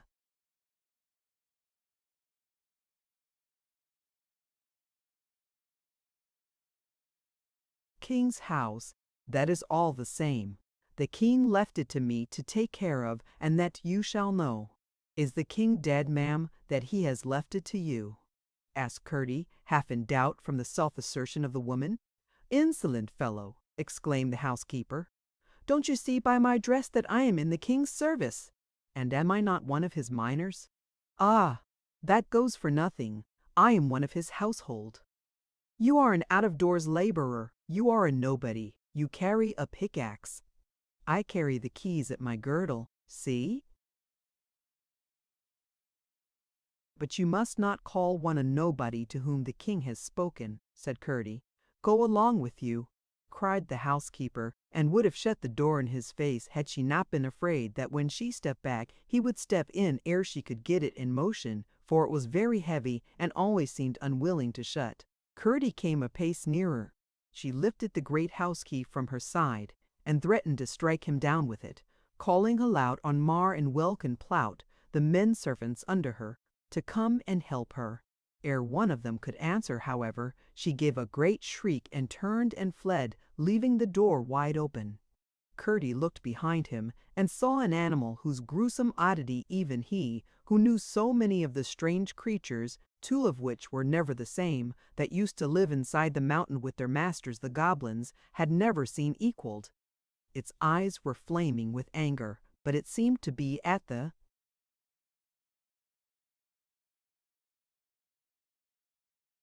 housekeeper, for it came cowering and creeping up and laid its head on the ground at Curdie's feet. Curdie hardly waited to look at it, however, but ran into the house, eager to get up the stairs before any of the men should come to annoy. He had no fear of their preventing him. Without halt or hindrance, though the passages were nearly dark, he reached the door of the princess's workroom and knocked. "Come in," said the voice of the princess. Curdie opened the door, but, to his astonishment, saw no room there. Could he have opened a wrong door? There was the great sky and the stars, and beneath he could see nothing, only darkness. But what was that in the sky? Straight in front of him, a great wheel of fire, turning and turning and flashing out blue lights. "Come in, Curdie," said the voice again.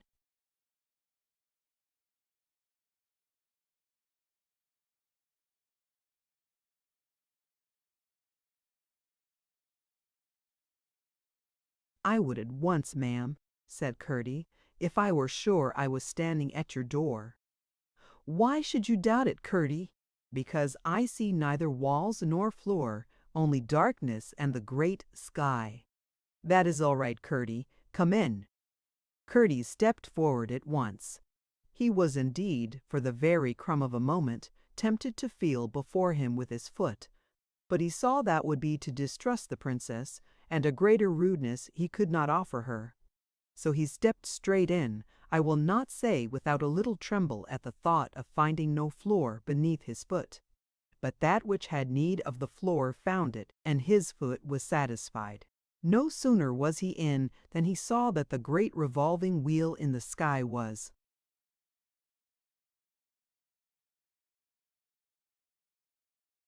the princess's spinning wheel, near the other end of the room, turning very fast. He could see no sky or stars any more, but the wheel was flashing out blue, oh, such lovely sky blue light. And behind it, of course, sat the princess.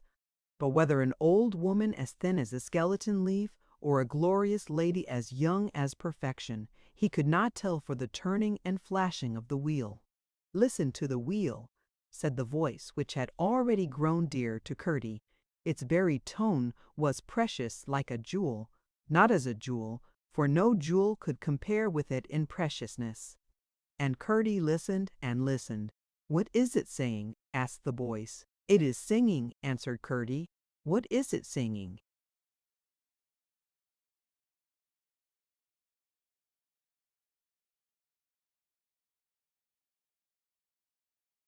Curdie tried to make out, but thought he could not, for no sooner had he got hold of something than it vanished again. Yet he listened, and listened, entranced with delight. "Thank you, Curdie," said the voice. "Ma'am," said Curdie, "I did try hard for a while, but I could not make anything of it." "Oh yes, you did, and you have been telling it to me. Shall I tell you again what I told my wheel, and my wheel told you, and you have just told me without knowing it?" "Please, ma'am." Then the lady began to sing, and her wheel spun an accompaniment to her song.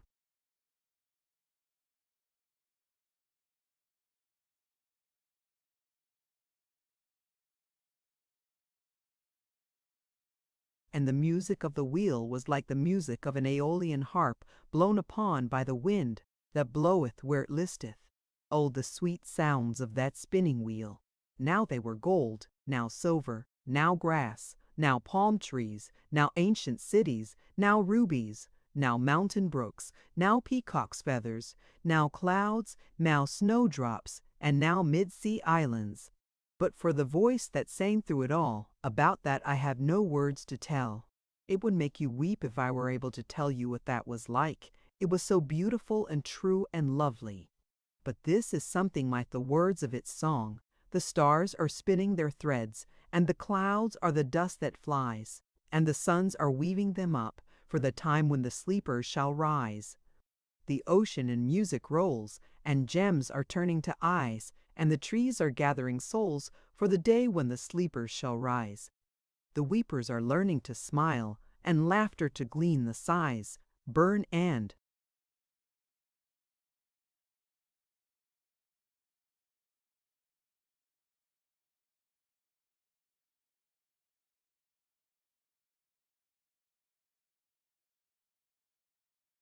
bury the care and guile for the day when the sleepers shall rise. Oh, the dews and the moths and the daisy red, the larks and the glimmers and flows, the lilies and sparrows and daily bread, and the something that nobody knows. The princess stopped, her wheel stopped, and she laughed. And her laugh was sweeter than song and wheel, sweeter than running brook and silver bell, sweeter than joy itself, for the heart of the laugh was love. Come now, Curdie, to this side of my wheel, and you will find me, she said, and her laugh seemed sounding on still in the words, as if they were made of breath that had laughed. Curdie obeyed, and passed the wheel, and there she stood to receive him, fairer than when he saw her last, a little younger still, and dressed not in green.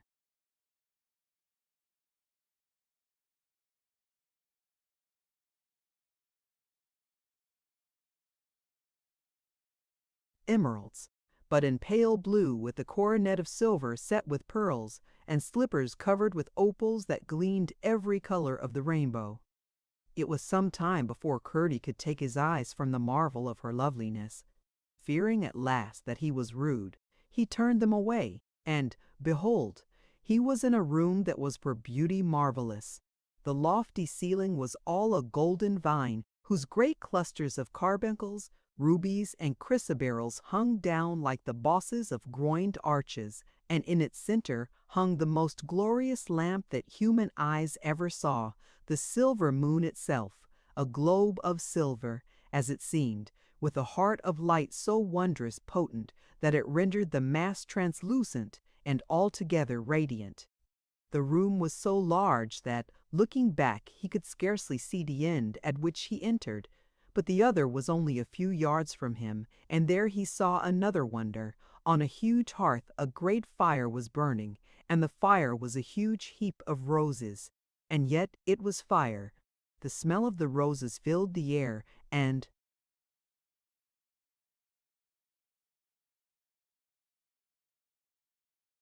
the heat of the flames of them glowed upon his face. He turned an inquiring look upon the lady, and saw that she was now seated in an ancient chair, the legs of which were crusted with gems, but the upper part like a nest of daisies and moss and green grass. "Curdie," she said in answer to his eyes, "you have stood more than one trial already, and have stood them well. Now I am going to put you to a harder. Do you think you are prepared for it?" "How can I tell, ma'am?"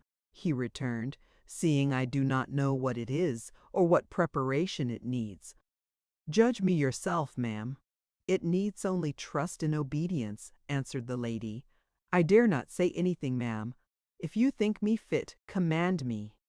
"It will hurt you terribly, Curdie, but that will be all. No real hurt, but much."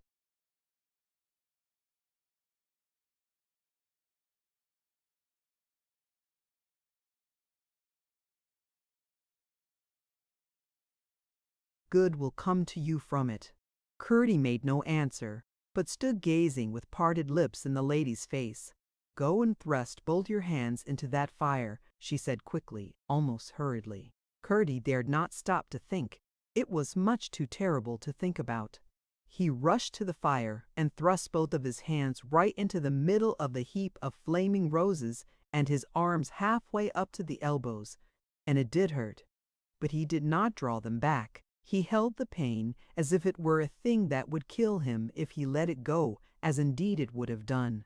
He was in terrible fear lest it should conquer him. But when it had risen to the pitch that he thought he could bear it no longer, it began to fall again, and went on growing less and less, until by contrast with its Former severity it had become rather pleasant. At last it ceased altogether, and Curdie thought his hands must be burned to cinders, if not ashes, for he did not feel them at all. The princess told him to take them out and look at them. He did so and found that all that was gone of them was the rough, hard skin. They were white and smooth like the princess's. "Come to me," she said. He obeyed and saw, to his surprise, that her face looked as if she had been weeping. "Oh, princess, what is the matter?" he cried. "Did I make a noise and vex you?" "No, Curdie," she answered, "but it was very bad." "Did you feel it too, then?"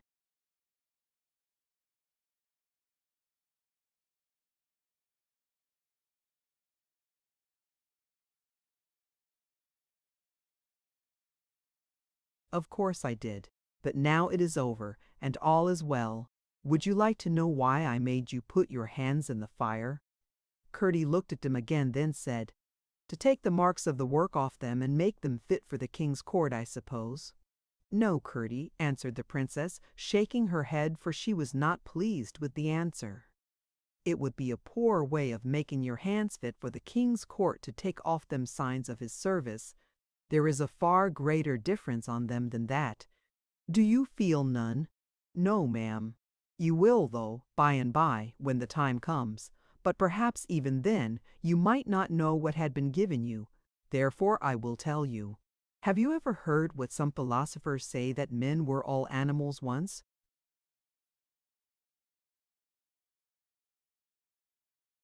"No, ma'am. It is of no consequence. But there is another thing that is of the greatest consequence, this, that all men, if they do not take care, go down the hill to the animals' country, that many men are actually, all their lives, going to be beasts. People knew it once, but it is long since they forgot it. I am not surprised to hear it, ma'am, when I think of some of our miners." "Ah! But you must beware, Curdie, how you say of this man or that man that he is traveling beastward. There are not nearly so many going that way as at first sight you might think. When you met your father on the hill tonight, you stood and spoke together on the same spot, and although one of you was going up and the other coming down, and a little distance, no one could have told which was bound in the one direction and which in the other. Just so two people may be at the same spot in manners and behavior, and yet one may be getting better and the other worse, which is just the greatest of all differences that could possibly exist between them."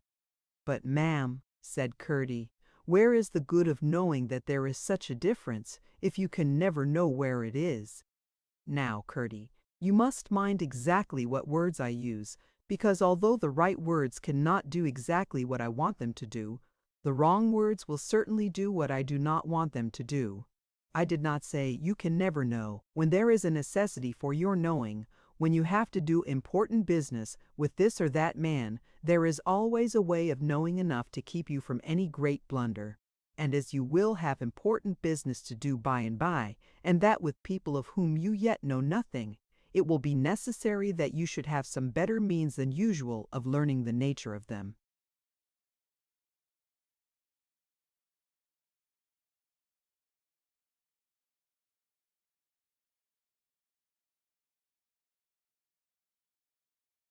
Now listen. Since it is always what they do, whether in their minds or their bodies, that makes men go down to be less than men, that is, beasts, the change always comes first in their hands, and first of all in the inside hands, to which the outside ones are but as the gloves. They do not know it, of course, for a beast does not know that he is a beast, and the nearer a man gets to being a beast, the less he knows it. Neither can their best friends, or their worst enemies indeed, see any difference in their hands, for they see only the living gloves of them. But there are not a few who feel a vague something repulsive in the hand of a man who is growing a beast. Now here is what the rose fire has done for you. It has made your hands so knowing and wise, it has brought your real hands so near the outside of your flesh gloves, that you will henceforth be able to know at once the hand of a man who is growing into a beast. Nay, more, you will at once feel the foot of the beast he is growing, just as if there were no glove made like a man's hand between you.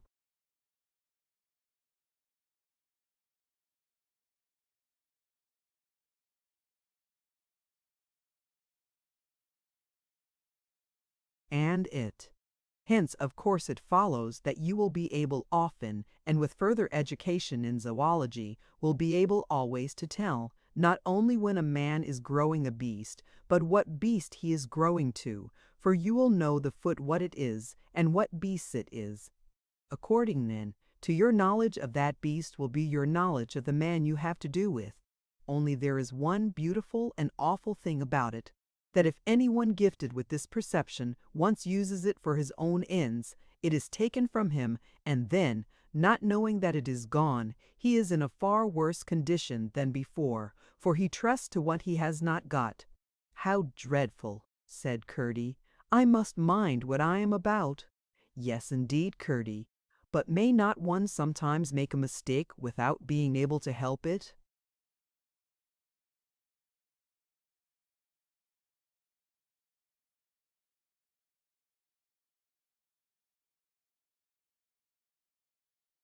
Yes, but so long as he is not after his own ends, he will never make a serious mistake. I suppose you want me, ma'am, to warn everyone whose hand tells me that he is growing a beast because, as you say, he does not know it himself. The princess smiled. Much good that would do, Curdie. I don't say there are no cases in which it would be of use, but they are very rare and peculiar cases, and if such come, you will know them. To such a person there is in general no insult like the truth. He cannot endure it, not because he is growing a beast, but because he is ceasing to be a man.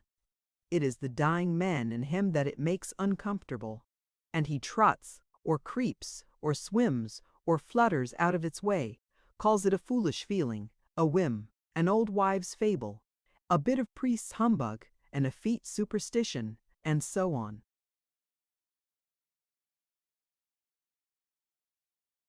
And is there no hope for him? Can nothing be done? It's so awful to think of going down, down, down like that, even when it's with his own will. That's what seems to me to make it worst of all, said Curdie.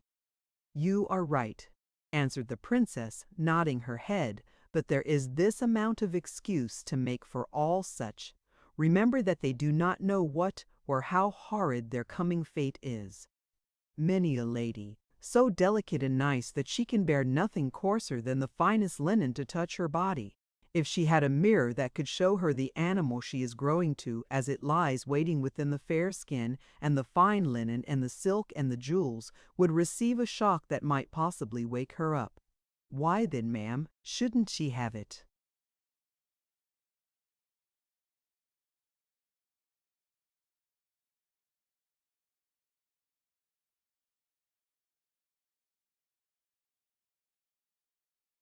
The princess held her peace.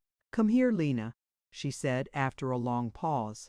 From somewhere behind Curdie crept forward the same hideous animal which had fawned at his feet at the door, and which, without his knowing it, had followed him every step up the Dove Tower. She ran to the princess and lay down flat at her feet, looking up at her with an expression so pitiful that in Curdie's heart it overcame all the ludicrousness of her horrible mass of incongruities. She had a very short body and very long legs made like an elephant's, so that in lying down she kneeled with both pairs. Her tail, which dragged on the floor behind her, was twice as long and quite as thick as her body. Her head was something between that of a polar bear and a snake. Her eyes were dark green with a yellow light in them. Her underteeth came up like a fringe of icicles, only very white, outside of her upper lip. Her throat looked as if the hair had been plucked off. It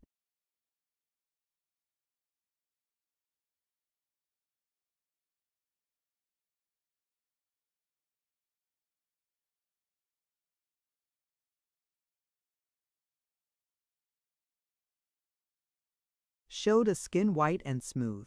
Give Curdie a paw, Lena, said the princess.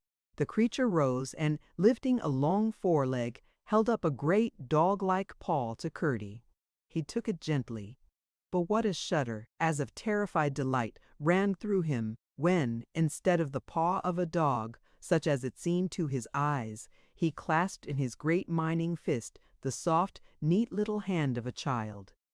He took it in both of his, and held it as if he could not let it go. The green eyes stared at him with their yellow light, and the mouth was turned up toward him with its constant half-grin, but here was the child's hand. If he could but pull the child out of the beast! His eye sought the princess. She was watching him with evident satisfaction. "Mom, here is a child's hand," said Curdie.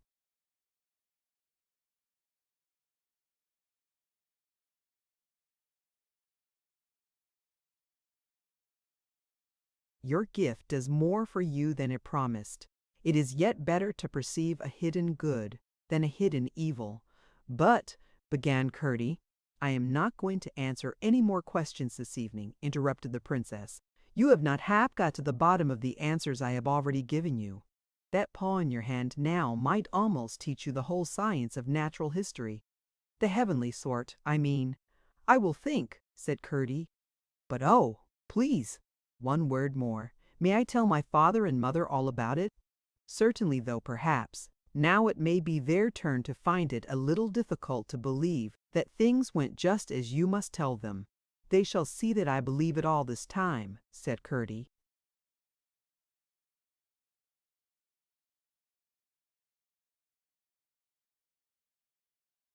Tell them that tomorrow morning you must set out for the court, not like a great man, but just as poor as you are. They had better not speak about it. Tell them also that it will be a long time before they hear of you again, but they must not lose heart.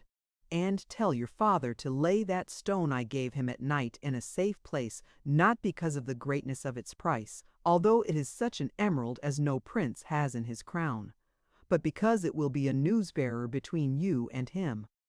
As often as he gets at all anxious about you, he must take it and lay it in the fire, and leave it there when he goes to bed. In the morning he must find it in the ashes, and if it be as green as ever, then all goes well with you. If it have lost color, things go ill with you. But if it be very pale indeed, then you are in great danger, and he must come to me. Yes, ma'am, said Curdie. Please, am I to go now? Yes, answered the princess, and held out her hand to him. Curdie took it, trembling with joy. It was a very beautiful hand, not small, very smooth, but not very soft, and just the same to his fire. Tot touched that it was to his eyes. He would have stood there all night holding it, if she had not gently withdrawn it. I will provide you a servant, she said, for your journey, and to wait upon you afterward. But where am I to go, ma'am, and what am I to do? You have given me no message to carry, neither have you said what I am wanted for. I go without a notion whether I am to walk this way or that, or what I am to do when I I don't know where. Curdie, said the princess, and there was a tone of reminder in his own name as she spoke it. Did I not tell you to tell your father and mother that you were to set out for the court? And you know that lies to the north. You must learn to use far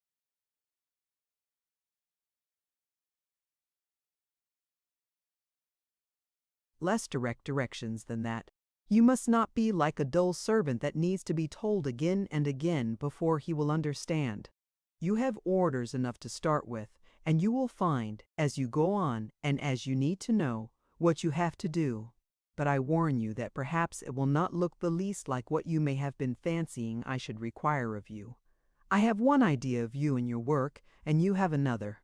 I do not blame you for that you cannot help it yet. But you must be ready to let my idea, which sets you working, set your idea right. Be true and honest and fearless, and all shall go well with you and your work, and all with whom your work lies, and so with your parents and me too, Curdie, she added after a little pause. The young miner bowed his head low, patted the strange head that lay at the princess's feet, and turned away. As soon as he passed the spinning wheel, which looked, in the midst of the glorious room, just like any wheel you might find in a country cottage, old and worn and dingy and dusty, the splendor of the place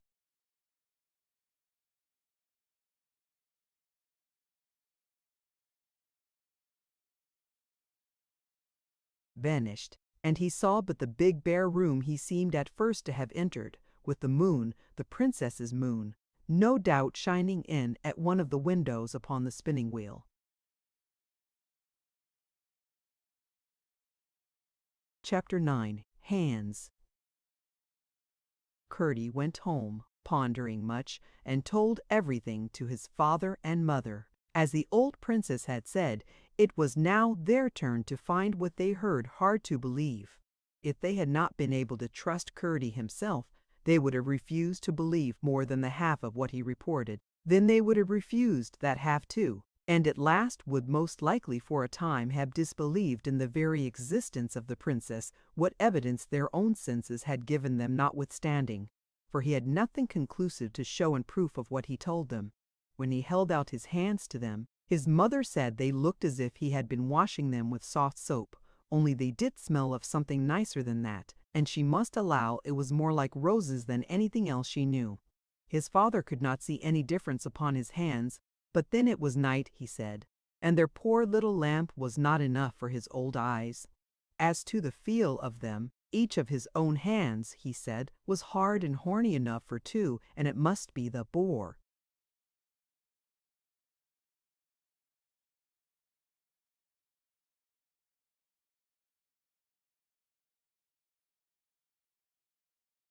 Fault of the dullness of his own thick skin, that he felt no change on Curdie's palms. "Here, Curdie," said his mother, "try my hand, and see what beast's paw lies inside it." "No, mother," answered Curdie, half beseeching, half indignant, "I will not insult my new gift by making pretence to try it. That would be mockery. There is no hand within yours but the hand of a true woman, my mother." "I should like you just to take hold of my hand, though," said his mother. "You are my son, and may know all the bad there is in me." Then at once Curdie took her hand in his, and when he had it he kept it, stroking it gently with his other hand. "Mother," he said at length, "your hand feels just like that of the princess." "What? My horny, cracked, rheumatic old hand with its big joints and its short nails all worn down to the quick, with hard work like the hand of the beautiful princess. Why, my child, you will make me fancy your fingers have grown very dull indeed, instead of sharp and delicate, if you talk such nonsense. Mine is such an ugly hand, I should be ashamed to show it to any but one that loved me." "But love makes all safe, doesn't it, Curdie?" "Well, mother, all I can say is that I don't feel a roughness, or a crack, or a big joint, or a short nail. Your hand feels just and exactly as near as I can recollect, and it's not more than 2 hours since I had it in mine. Well, I will say, very like indeed to that of the old princess." "Go away, you flatterer," said his mother, with a smile that showed how she prized the love that lay beneath what she took for its hyperbole. "The praise even which one cannot accept is sweet from a true mouth, if that is all your new gift."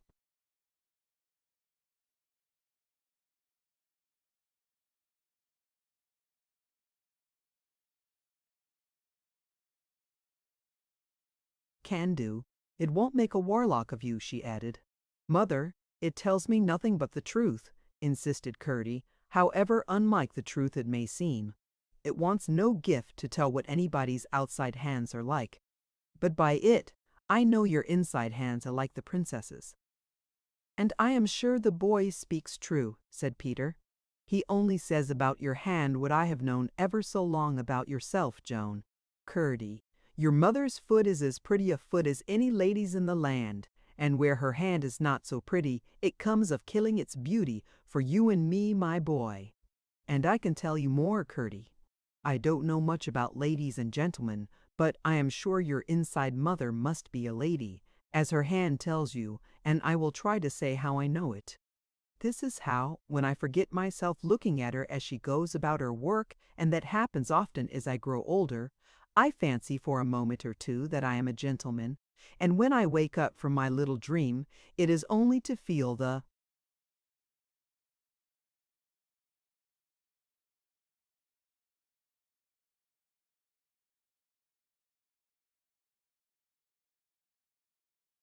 more strongly that I must do everything as a gentleman should. I will try to tell you what I mean, Curdie.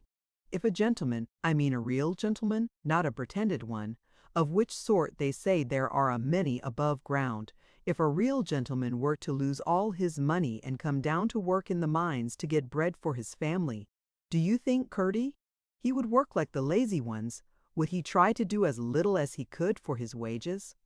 I know the sort of the true gentleman pretty near as well as he does himself. And my wife? That's your mother, Curdie. She's a true lady, you may take my word for it's she that makes me want to be a true gentleman. Wife, the boy is in the right about your hand.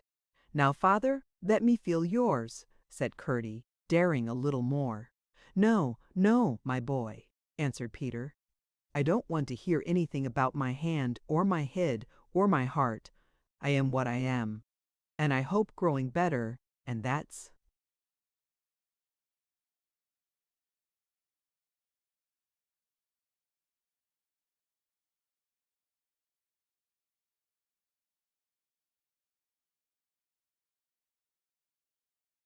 enough. No, you shan't feel my hand. You must go to bed, for you must start with the sun.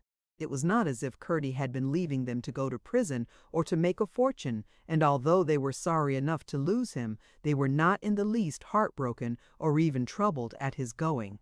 As the princess had said he was to go like the poor man he was. Curdie came down in the morning from his little loft, dressed in his working clothes. His mother, who was busy getting his breakfast for him, while his father sat reading to her out of an old book, would have had him put on his holiday garments, which, she said, would look poor enough among the fine ladies and gentlemen he was going to. But Curdie said he did not know that he was going among ladies and gentlemen, and that as work was better than play, his work-day clothes must on the whole be better than his play-day clothes, and as his father accepted the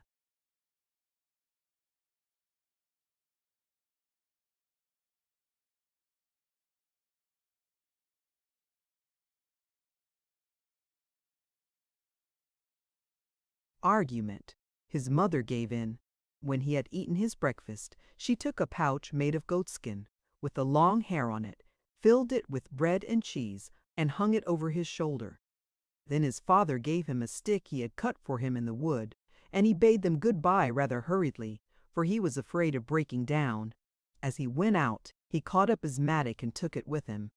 It had on the one side a pointed curve of strong steel for loosening the earth and the ore, and on the other a steel hammer for breaking the stones and rocks. Just as he crossed the threshold, the sun showed the first segment of his disk above the horizon.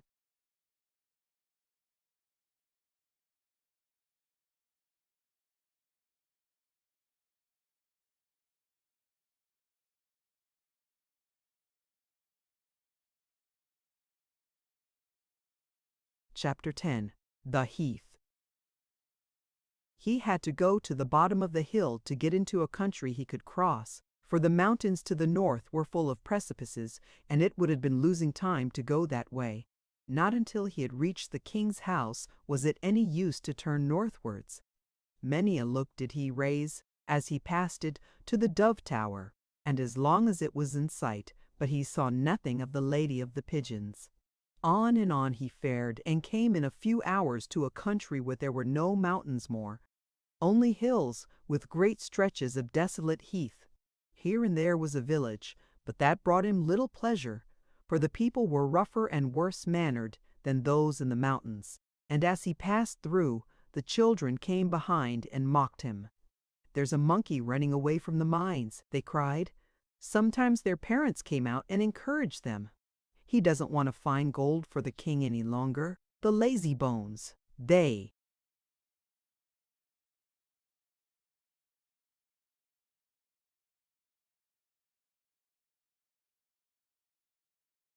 would say. He'll be well taxed down here, though, and he won't like that either." But it was little to Curdie that men who did not know what he was about should not approve of his proceedings. He gave them a merry answer now and then, and held diligently on his way. When they got so rude as nearly to make him angry, he would treat them as he used to treat the goblins, and sing his own songs to keep out their foolish noises. Once a child fell as he turned to run away after throwing a stone at him. He picked him up, kissed him, and carried him to his mother. The woman had run out in terror when she saw the strange miner about, as she thought, to take vengeance on her boy. When he put him in her arms, she blessed him, and Curdie went on his way rejoicing. And so the day went on, and the evening came, and in the middle of a great desolate heath he began to feel tired, and sat down under an ancient hawthorn, through which every now and then a lone wind that seemed to come from nowhere and to go no hither, sighed and hissed. It was very old and distorted. There was not another tree for miles all around. It seemed to have lived so long, and to have been so torn and tossed by the tempests on that moor, that it had at last gathered a wind of its own, which got up now and then, tumbled itself about, and lay down again. Curdie had been so eager to get on that he had eaten nothing since his breakfast, but he had had plenty of water, for many little streams had crossed his path. He now opened the wallet his mother had given him, and began to eat his supper. The sun was setting. A few clouds had gathered about the west, but there was not a single cloud anywhere else to be seen. No, Curdie did not know that this was a part of the country very hard to get through. Nobody lived there, though many had tried to build in it. Some died very soon. Some rushed out of it. Those who stayed longest went raving mad and died a terrible death. Such as walked straight on and did not spend a night there, got through well and were nothing the worse. But those who slept even a single night in it were sure to meet with something they could never forget, and which often left a mark everybody could read. And that old hawthorn might have been enough for a warning. It looked so like a human being dried up and distorted with age and suffering, with cares instead of loves, and things instead of thoughts. Both it and the heath around it, which stretched on all sides as far as he could see, were so withered that it was impossible to say whether they were alive or not. And while Curdie ate there, came a change.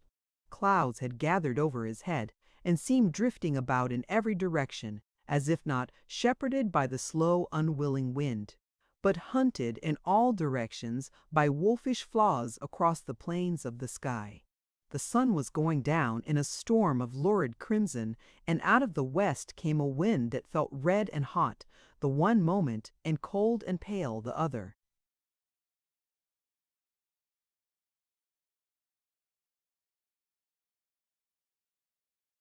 And very strangely it sang in the dreary old hawthorn tree, and very cheerily it blew about Curdie, now making him creep close up to the tree for shelter from its shivery cold, now fan himself with his cap. It was so sultry and stifling. It seemed to come from the deathbed of the sun, dying in fever and ague. And as he gazed at the sun, now on the verge of the horizon, very large and very red and very dull, for though the clouds had broken away, a dusty fog was spread all over the disk, Curdie saw something strange appear against it, moving about like a fly over its burning face. This looked as if it were coming out of the sun's furnace heart, and was a living creature of some kind surely. But its shape was very uncertain, because the dazzle of the light all around melted the outlines. It was growing larger. It must be approaching. It grew so rapidly that by the time the sun was half down its head reached the top of the arch, and presently nothing but its legs were to be seen, crossing and recrossing the face of the rat.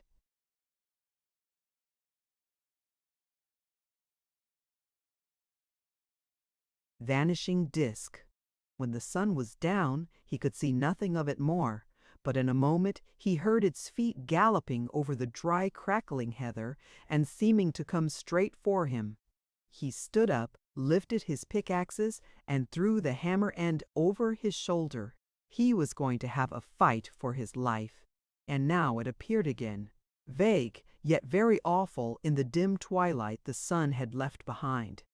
But just before it reached him, down from its 4 long legs it dropped flat on the ground, and came crawling towards him, wagging a huge tail as it came.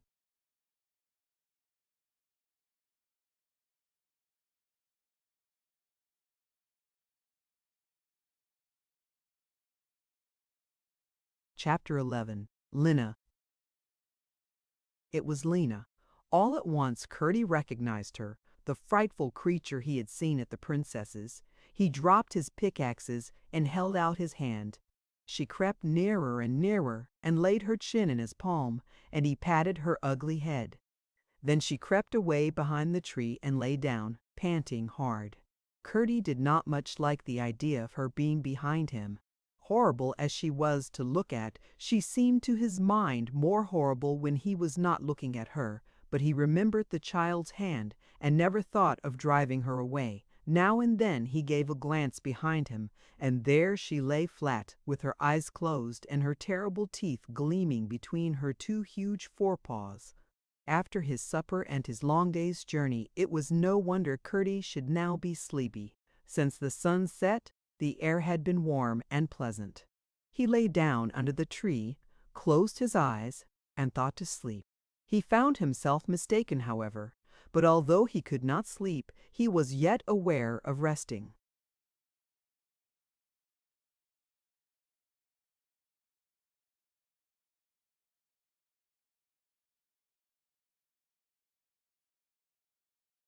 Delightfully.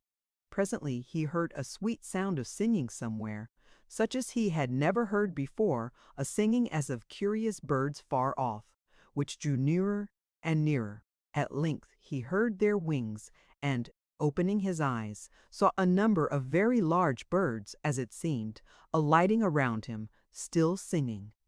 It was strange to hear song from the throats of such big birds, and still singing, with large and round but not the less bird-like voices. They began to weave a strange dance about him, moving their wings in time with their legs. But the dance seemed somehow to be troubled and broken, and to return upon itself in an eddy, in place of sweeping smoothly on. And he soon learned in the low, short growls behind him the cause of the imperfection. They wanted to dance all round the tree, but Lena would not permit them to come on her side.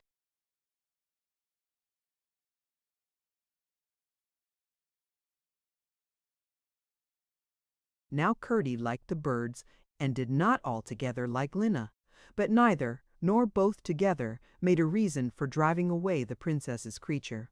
Doubtless she had been the goblin's creature, but the last time he saw her was in the king's house and the dove tower, and at the old princess's feet. So he left her to do as she would, and the dance of the birds continued only a semicircle, troubled at the edges and returning upon itself. But their song and their motions, nevertheless, and the waving of their wings, began at length to make him very sleepy.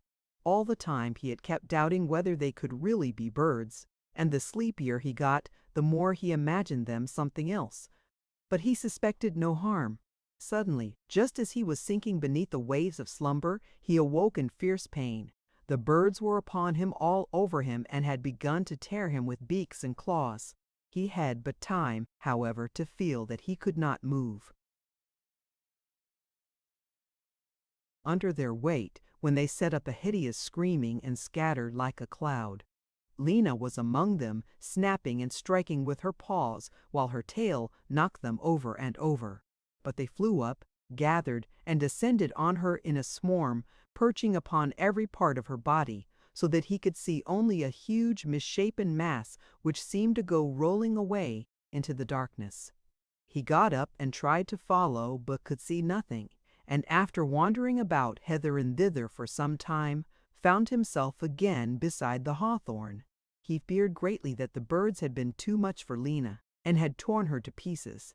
In a little while, however, she came limping back and lay down in her old place.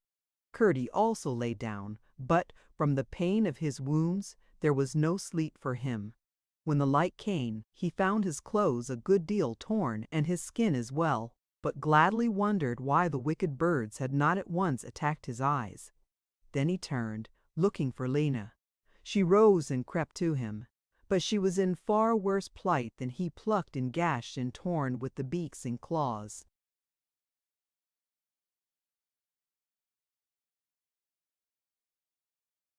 of the birds, especially about the bare part of her neck, so that she was pitiful to see. and those worst wounds she could not reach to lick. "Poor Lena," said Curdie, "you got all those helping me." She wagged her tail and made it clear she understood him. Then it flashed upon Curdie's mind that perhaps this was the companion the princess had promised him, for the princess did so many things differently from what anybody looked for. Lena was no beauty certainly, but already. The first night she had saved his life. "Come along, Lena," he said. "We want water." She put her nose to the earth, and after snuffing for a moment, darted off in a straight line. Curdie followed. The ground was so uneven that after losing sight of her many times, at last he seemed to have lost her altogether. In a few minutes,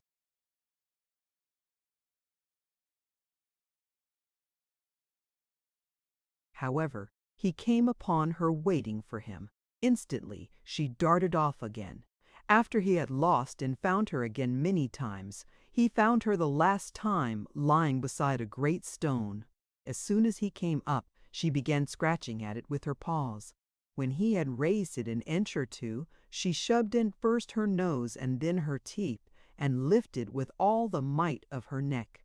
When at length between them they got it up, there was a beautiful little well.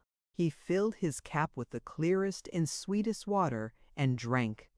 Then he gave to Lena, and she drank plentifully. Next he washed her wounds very carefully. And as he did so, he noted how much the bareness of her neck added to the strange repulsiveness of her appearance. Then he bethought him of the goatskin wallet his mother had given him, and taking it from his shoulders, tried whether it would do to make a collar for the poor animal.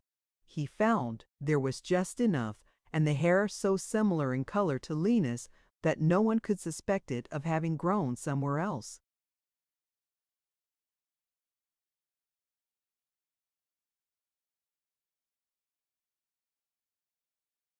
He took his knife, ripped up the seams of the wallet, and began trying the skin to her neck.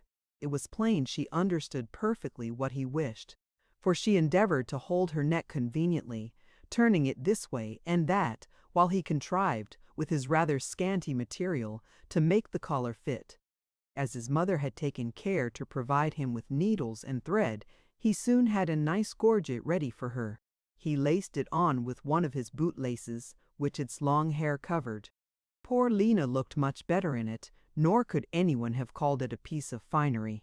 If ever green eyes with a yellow light in them looked grateful, hers did. As they had no longer any bag to carry them in, Curdie and Lena now ate what was left of the provisions. Then they set out again upon their journey. For 7 days it lasted. They met with various adventures, and in all of them Lena proved so helpful and so ready to risk her life for the sake of her companion that Curdie grew not merely very fond but very trustful of her, and her ugliness,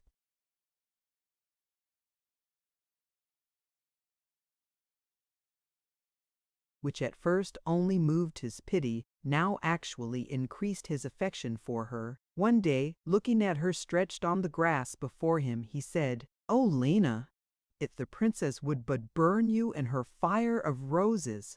She looked up at him, gave a mournful whine like a dog, and laid her head on his feet. What or how much he could not tell, but clearly she had gathered something from his words.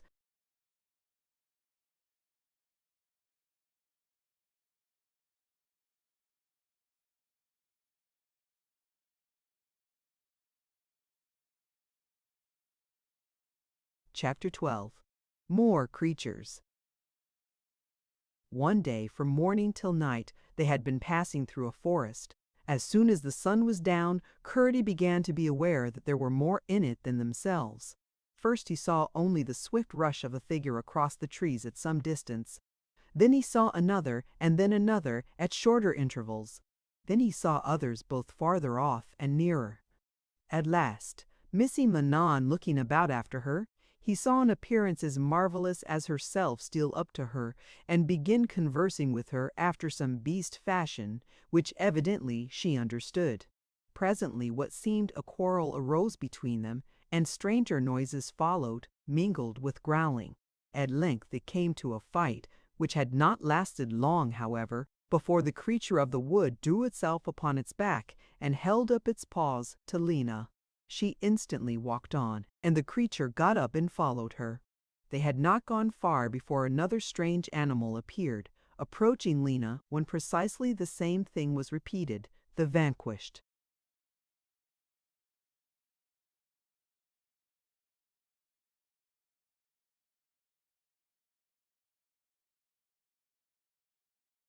animal rising and following with the former. Again, and yet again, and again, a fresh animal came up, seemed to be reasoned and certainly was fought with and overcome by Lena, until at last, before they were out of the wood, she was followed by 49 of the most grotesquely ugly, the most extravagantly abnormal animals imagination can conceive. To describe them were a hopeless task. I knew a boy who used to make animals out of heather roots. Wherever he could find 4 legs, he was pretty sure to find a head and a tail. His beasts were a most comic menagerie, and right fruitful of laughter, but they were not so grotesque and extravagant as Lena and her followers. One of them, for instance, was like a boa constrictor walking on 4 little stumpy legs near its tail. About the same distance from its head were 2 little wings, which it was forever fluttering as if trying to fly with them. Curdie thought it fancied it did fly with them, when it was merely plodding on busily with its 4 little stumps. How it managed to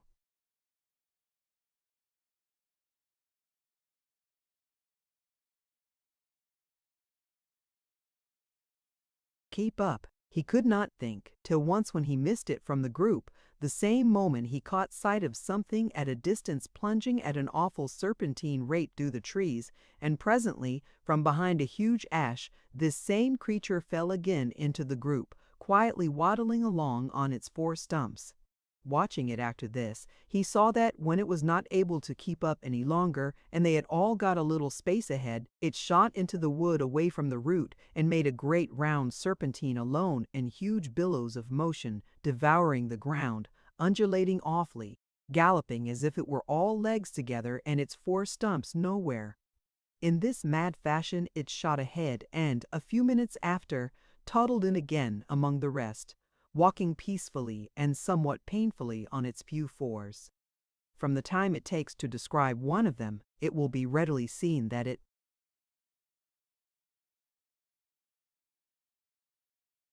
would hardly do to attempt a description of each of the 49.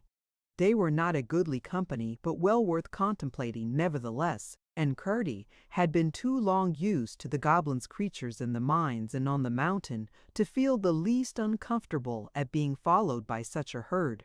On the contrary, the marvelous vagaries of shape they manifested amused him greatly and shortened the journey much. Before they were all gathered, however, it had got so dark that he could see some of them only a part at a time, and every now and then, as the company wandered on, he would be startled by some extraordinary limb or feature, undreamed of by him before, thrusting itself out of the darkness into the range of his ken. Probably there were some of his old acquaintances among them, although such had been the conditions of semi-darkness, in which alone he had ever seen any of them, that it was not like he would be able to identify any of them. On they marched solemnly, almost in silence, for either with feet or voice the creatures seldom made any noise. By the time they reached the outside of the wood, it was morning twilight. Into the open trooped the strange torrent of deformity, each one following Lena. Suddenly she stopped, turned towards them, and said something which they understood, although to Curdie's ear the sound she made seemed to have no articulation. Instantly they all turned and vanished in the forest, and Lena alone came trotting lively and clumsily after her master.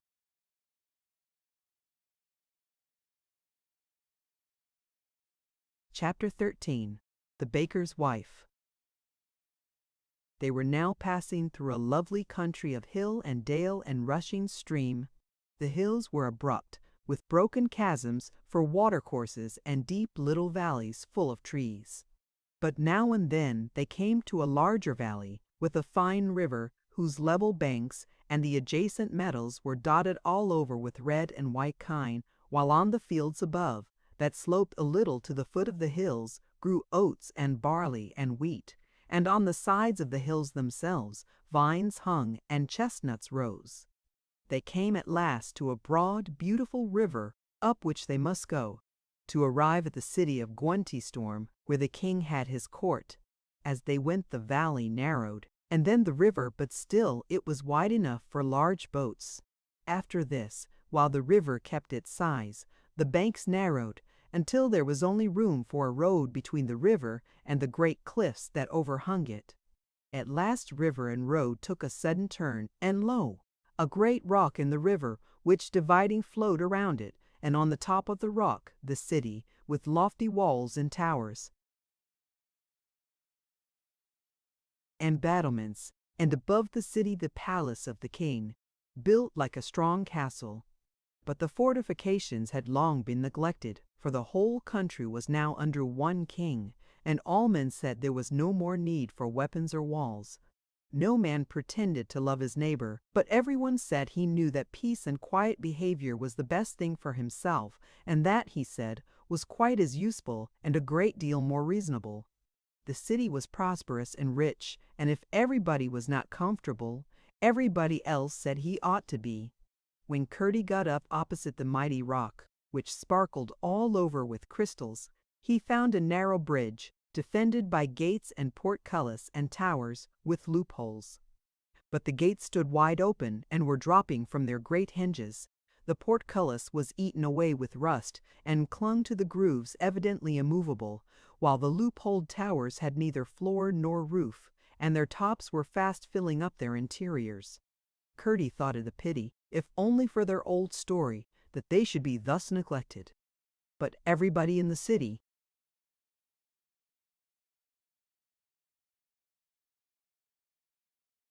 regarded these signs of decay as the best proof of the prosperity of the place.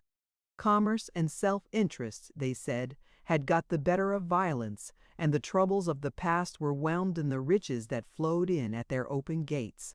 Indeed, there was one sect of philosophers in it which taught that it would be better to forget all the past history of the city, were it not that its former imperfections taught its present inhabitants how superior they and their times were, and enabled them to glory over their ancestors. There were even certain quacks in the city who advertised pills for enabling people to think well of themselves, and some few bought of them, but most laughed and said with evident truth that they did not require them. Indeed, the general theme of discourse when they met was how much wiser they were than their fathers. Curdie crossed the river and began to ascend the winding road that led up to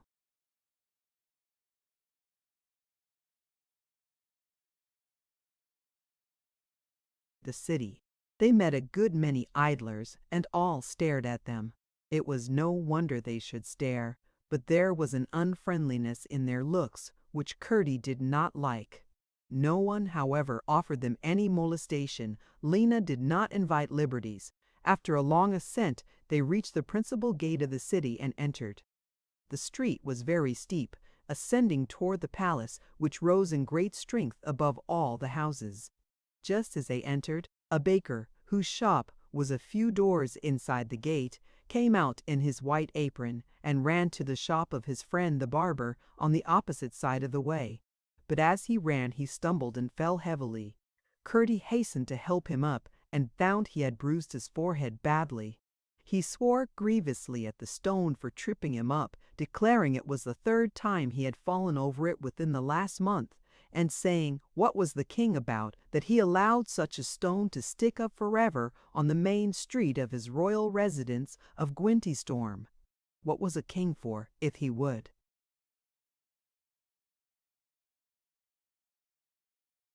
not take care of his people's heads? And he stroked his forehead tenderly. "Was it your head or your feet that ought to bear the blame of your fall?" asked Curdie. "Why, you boobied of a miner, my feet, of course," answered the baker. "Nay, then," said Curdie, "the king can't be to blame." "Oh, I see," said the baker. "You're laying a trap for me. Of course, if you come to that, it was my head that ought to have looked after my feet. But it is the king's part to look after us all, and have his streets smooth." Well, I don't see, said Curdie, why the king should take care of the baker when the baker's head won't take care of the baker's feet. Who are you to make game of the king's baker? Cried the man in a rage.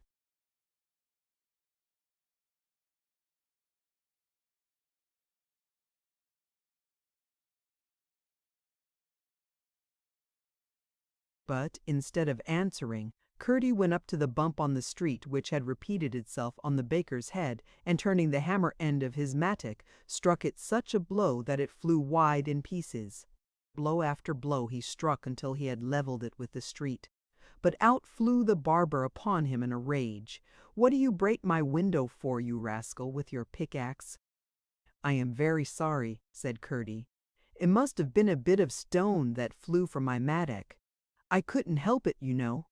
Couldn't help it. A fine story. What do you go breaking the rock for, the very rock upon which the city stands?" "Look at your friend's forehead," said Curdie. "See what a lump he has got on it with falling over that same stone."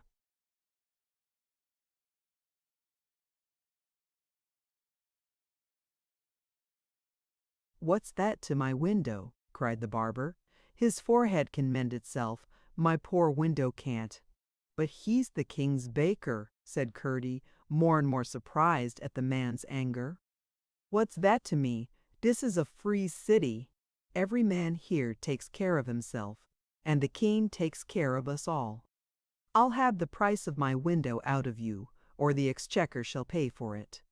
Something caught Curdie's eye. He stooped, picked up a piece of the stone he had just broken, and put it in his pocket. "I suppose you are going to break another of my windows with that stone?" said the barber. "Oh no," said Curdie, "I didn't mean to break your window, and I certainly—"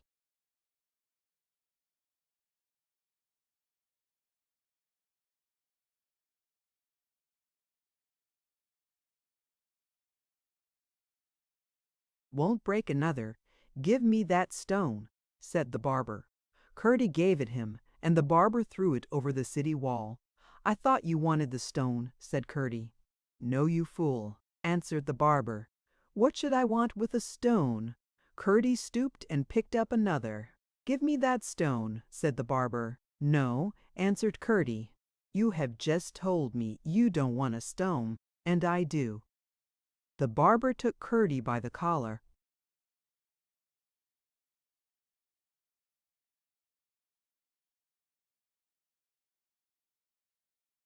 "Come now, you pay me for that window." "How much?" asked Curdie. The barber said, "A crown." But the baker, annoyed at the heartlessness of the barber, and thinking more of his broken window than the bump on his friend's forehead, interfered. "No, no," he said to Curdie, "don't you pay any such sum. A little pain like that cost only a quarter." "Well, to be certain," said Curdie, "I'll give a half." For he doubted the baker as well as the barber.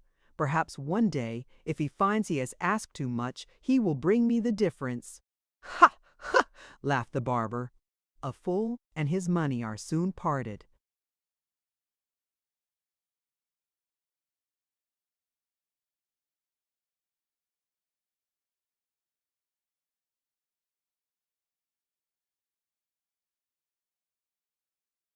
But as he took the coin from Curdie's hand, he grasped it in affected reconciliation and real satisfaction.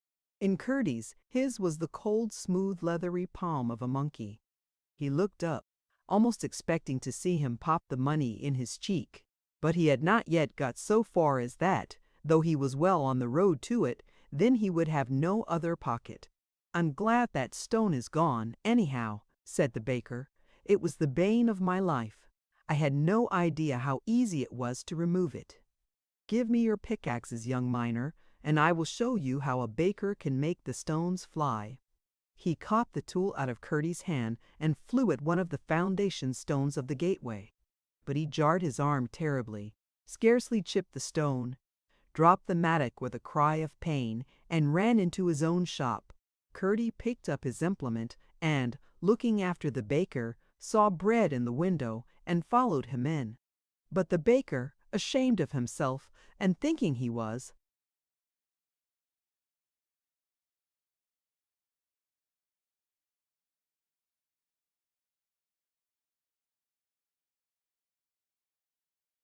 coming to laugh at him, popped out of the back door, and when Curdie entered, the baker's wife came from the bakehouse to serve him. Curdie requested to know the price of a certain good-sized loaf. Now the baker's wife had been watching what had passed since first her husband ran out of the shop, and she liked the look of Curdie. Also, she was more honest than her husband. Casting a glance to the back door, she replied, "That is not the best bread. I will sell you a loaf of what we bake for ourselves." And when she had spoken, she laid a finger on her lips. "Take care of yourself in this place, my son," she added. "They do not love strangers. I was once a stranger here, and I know what I say." Then, fancying she heard her husband, "That is a strange animal you have," she said in a louder voice. "Yes," answered Curdie. "She is no beauty, but she is very good, and we love each other. Don't we, Lena?"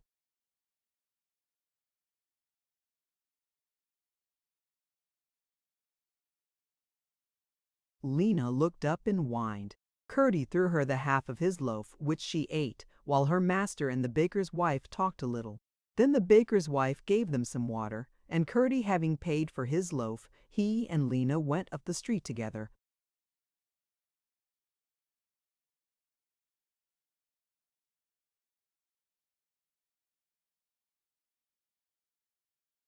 Chapter 14.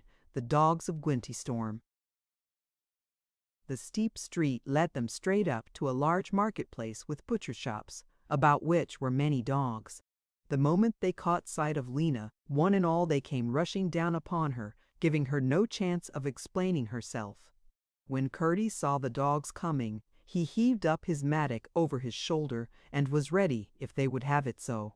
Seeing him thus prepared to defend his follower, a great ugly bulldog flew at him. With the first blow Curdie struck him through the brain, and the brute fell dead at his feet. But he could not at once recover his weapon, which stuck in the skull of his foe, and a huge mastiff, seeing him thus hampered, flew at him next. Now Lena, who had shown herself so brave upon the road thither, had grown shy upon entering the city, and kept always at Curdie's heel. But it was her turn now. The moment she saw her master in danger, she seemed to go mad with rage. As the mastiff jumped at Curdie's throat, Lena flew at him, seized him with her tremendous jaws, gave one roaring grind, and he lay beside the bulldog with his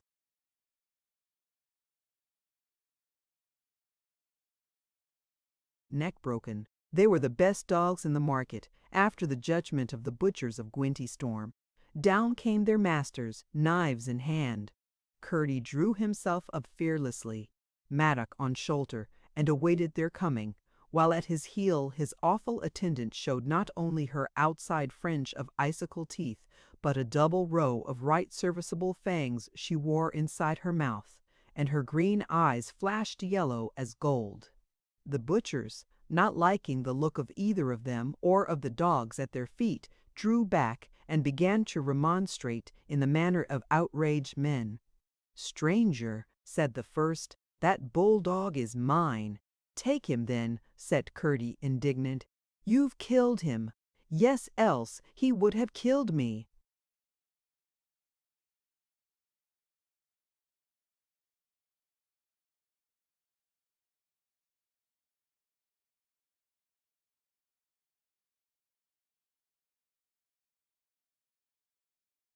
"That's no business of mine." "No, no, that makes it the more mine then." "This sort of thing won't do, you know," said the other butcher. "That's true," said Curdie. "That's my mastiff," said the butcher.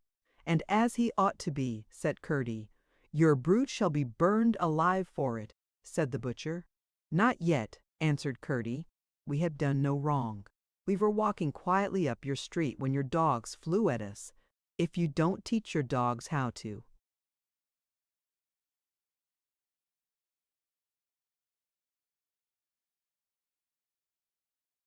"Treat strangers, you must take the consequences."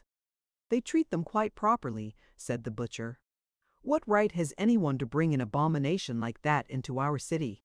The horror is enough to make an idiot of every child in the place.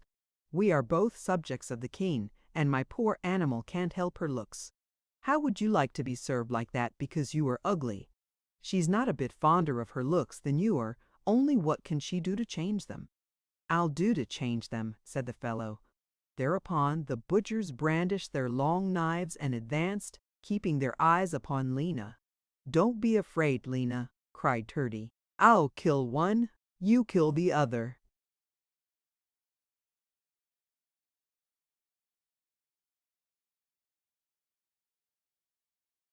Lena gave a howl that might have terrified an army, and crouched ready to spring. The butchers turned and ran. By this time a great crowd had gathered behind the butchers, and in it a number of boys returning from school, who began to stone the strangers. It was a way they had with man or beast they did not expect to make anything by. One of the stones struck Lena. She caught it in her teeth and crunched it so that it fell in gravel from her mouth. Some of the foremost of the crowd saw this, and it terrified them. They drew back, the rest took fright from their retreat, the panic spread, and at last the crowd scattered in all directions. They ran and cried out, and said the devil and his dam were come to Gwynty Storm. So Curdie and Lena were left standing unmolested in the marketplace. But the terror of them spread throughout the city, and everybody began to shut and lock his door, so that by the time the setting sun shone down the street there was not a shop left open, for fear of the devil and his horrible dam. But all the upper windows within sight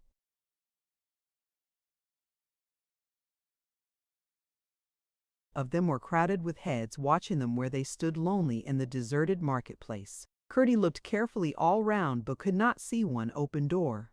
He caught sight of the sign of an inn, however, and laying down his mattock and telling Lena to take care of it, walked up to the door of it and knocked. But the people in the house, instead of opening the door, threw things at him from the windows.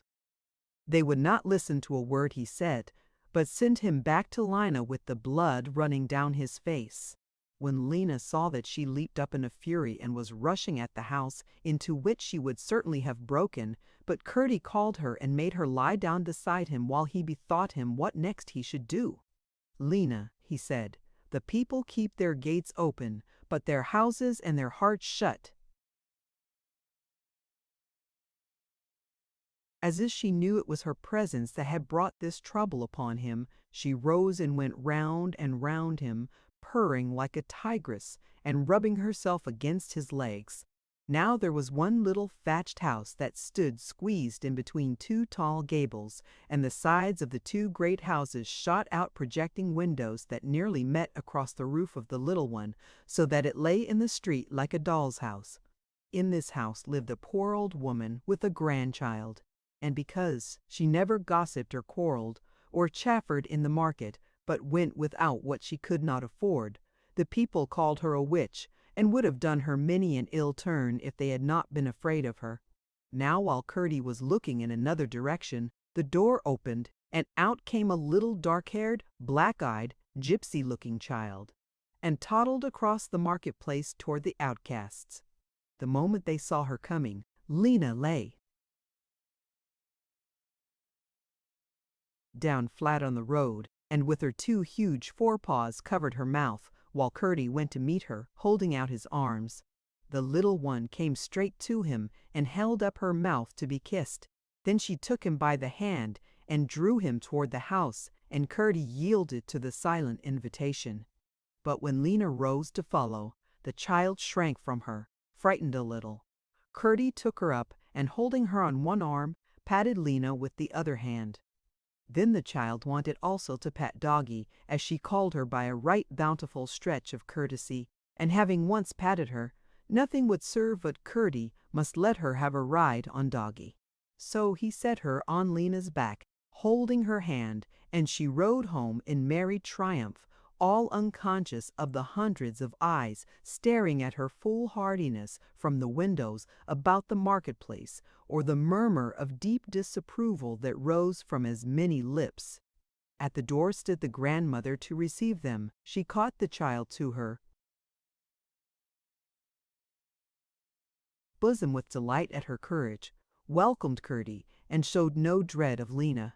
Many were the significant nods exchanged, and many a one said to another that the devil and the witch were old friends. But the woman was only a wise woman, who, having seen how Curdie and Lena behaved to each other, judged from that what sort they were, and so made them welcome to her house.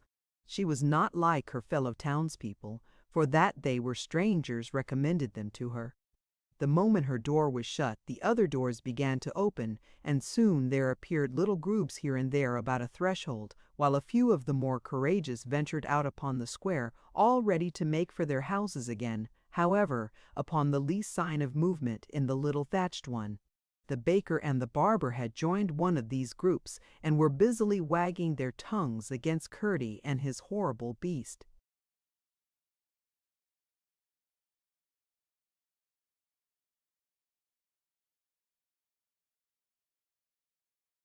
"He can't be honest," said the barber, "for he paid me double the worth of the pane he broke in my window."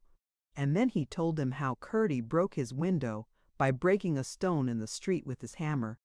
There the beggar struck in. "Now that was the stone," said he, "over which I had fallen 3 times within the last month. Could it be by fair means he broke that to pieces at the first blow? Just to make up my mind on that point, I tried his own hammer against a stone in the gate. It nearly broke both my arms and loosened half the teeth in my head."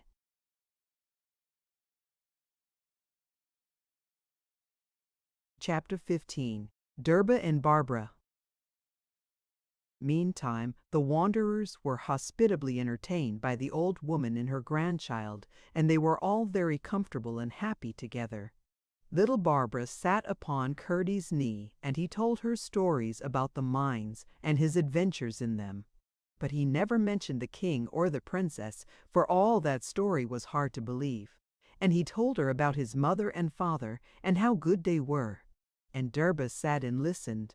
At last little Barbara fell asleep in Curdie's arms, and her grandmother carried her to bed. It was a poor little house, and Durba gave up her own room to Curdie because he was honest and talked wisely. Curdie saw how it was, and begged her to allow him to lie on the floor, but she would not hear of it. In the night he was waked by Lena pulling at him. As soon as he spoke to her she ceased, and Curdie, listening, thought he heard someone trying to get in. He rose, took his mattock, and went about the house, listening and watching. But although he heard noises now at one place, now at another, he could not think what they meant, for no one appeared. Certainly, considering how she had frightened them all in the day, it was not likely anyone would attack Lena at night. By and by the noises ceased, and Curdie went back to his bed and slept undisturbed. In the morning, however, Durba came to him in great agitation, and said they had fastened up the door so that she could not get out. Curdie rose immediately and went with her. They found that not only the door, but every window in the house was so secured on the outside that it was impossible to open one of them without using great force. Poor Durba looked anxiously in Curdie's face. He broke out laughing. "They are much mistaken," he said, "if they fancy they could keep Lena and a miner in any house in Gwinteestorm, even if they built up doors and windows.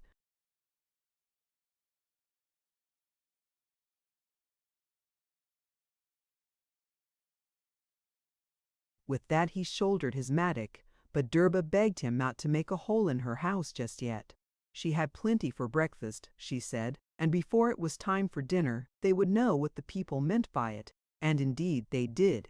For within an hour appeared one of the chief magistrates of the city, accompanied by a score of soldiers with drawn swords, and followed by a great multitude of people, requiring the miner and his brute to yield themselves, the one that he might be tried for the disturbance he had occasioned, and the injury he had committed, the other that she might be roasted alive for her part in killing 2 valuable and harmless animals belonging to worthy citizens. The summons was preceded and followed by flourish of trumpet, and was read with every formality by the city marshal himself. The moment he ended, Lena ran into the little passage and stood opposite the door.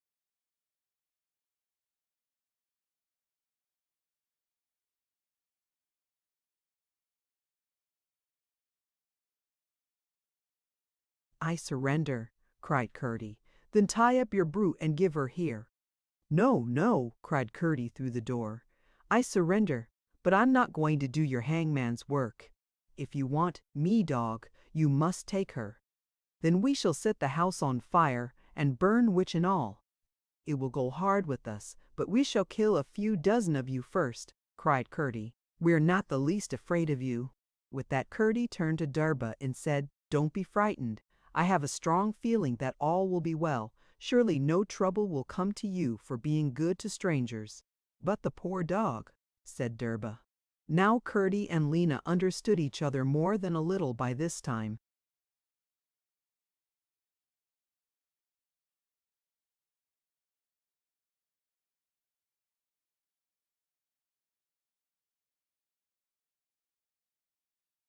And not only had he seen that she understood the proclamation, but when she looked up at him after it was read, it was with such a grin and such a yellow flash that he saw also she was determined to take care of herself. "The dog will probably give you reason to think a little more of her ere long," he answered. "But now," he went on, "I fear I must hurt your house a little. I have great confidence, however, that I shall be able to make up to you for it one day." "Never mind the house, if only you can get safe off," she answered. "I don't think they will hurt this precious lamb," she added, clasping little Barbara to her bosom. "For myself it is all one. I am ready for anything." "It is but a little hole for Lena I want to make," said Curdie. "She can creep through a much smaller one than you would think." Again he took his mattock and went to the back wall.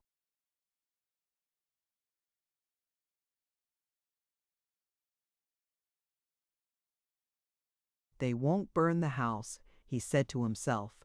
"There is too good a one on each side of it." The tumult had kept increasing every moment, and the city marshal had been shouting, but Curdie had not listened to him. When now they heard the blows of his mattock, there went up a great cry, and the people taunted the soldiers that they were afraid of a dog and his miner. The soldiers therefore made a rush at the door and cut its fastenings. The moment they opened it, out leaped Lena, with a roar so unnaturally horrible that the sword arms of the soldiers dropped by their sides, paralyzed with the terror of that cry. The crowd fled in every direction, shrieking and yelling with mortal dismay, and without even knocking down with her tail, not to say biting a man of them with her pulverizing jaws, Lena vanished no one knew whither, for not one of the crowd had courage to look upon her.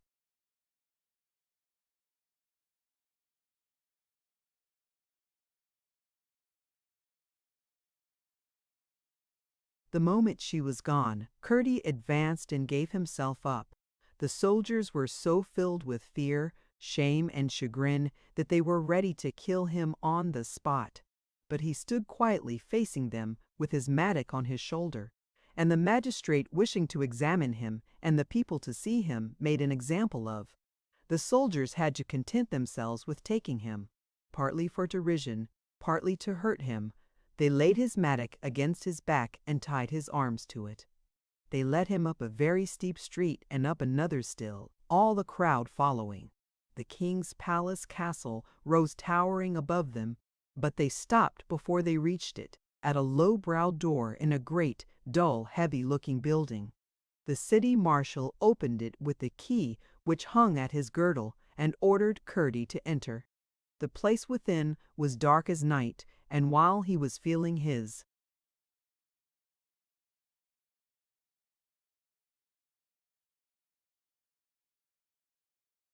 way with his feet, the marshal gave him a rough push. He fell and rolled once or twice over, unable to help himself, because his hands were tied behind him. It was the hour of the magistrate's second and more important breakfast, and until that was over he never found himself capable of attending to a case with concentration sufficient to the distinguishing of the stein upon which his own advantage lay, and hence was this respite for Curdie, with time to collect his thoughts. But indeed he had very few to collect, for all he had to do, so far as he could see, was to wait for what would come next. Neither had he much power to collect them, for he was a good deal shaken. In a few minutes he discovered, to his great relief, that, from the projection of the pickend of his mattock beyond his body, the fall had loosened the ropes tied round it. He got one hand disengaged and then the other, and presently stood free, with his good mattock once more in right serviceable relation to his arms and legs. Chapter 16. The Mattock. While the magistrate reinvigorated his selfishness with a greedy breakfast, Curdie found doing nothing in the dark rather tiresome work. It was useless attempting to think what he should do next, seeing the circumstances in which he was presently to find himself were altogether unknown to him. So he began to think about his father and mother in their little cottage home, high in the clear air of the open mountainside. And the thought, instead of making his dungeon gloomier by the contrast, made a light in his soul that destroyed the power of darkness and captivity. But he was at length startled from his waking dream by a swell in the noise outside. All the time there had been a few of the more idle of the inhabitants about the door, but they had been rather quiet. Now, however, the sounds of feet and voices began to grow, and grew so rapidly that it was plain a multitude was gathering. For the people of Gwentystorm always gave themselves an hour of pleasure after their second breakfast, and what greater pleasure could they have?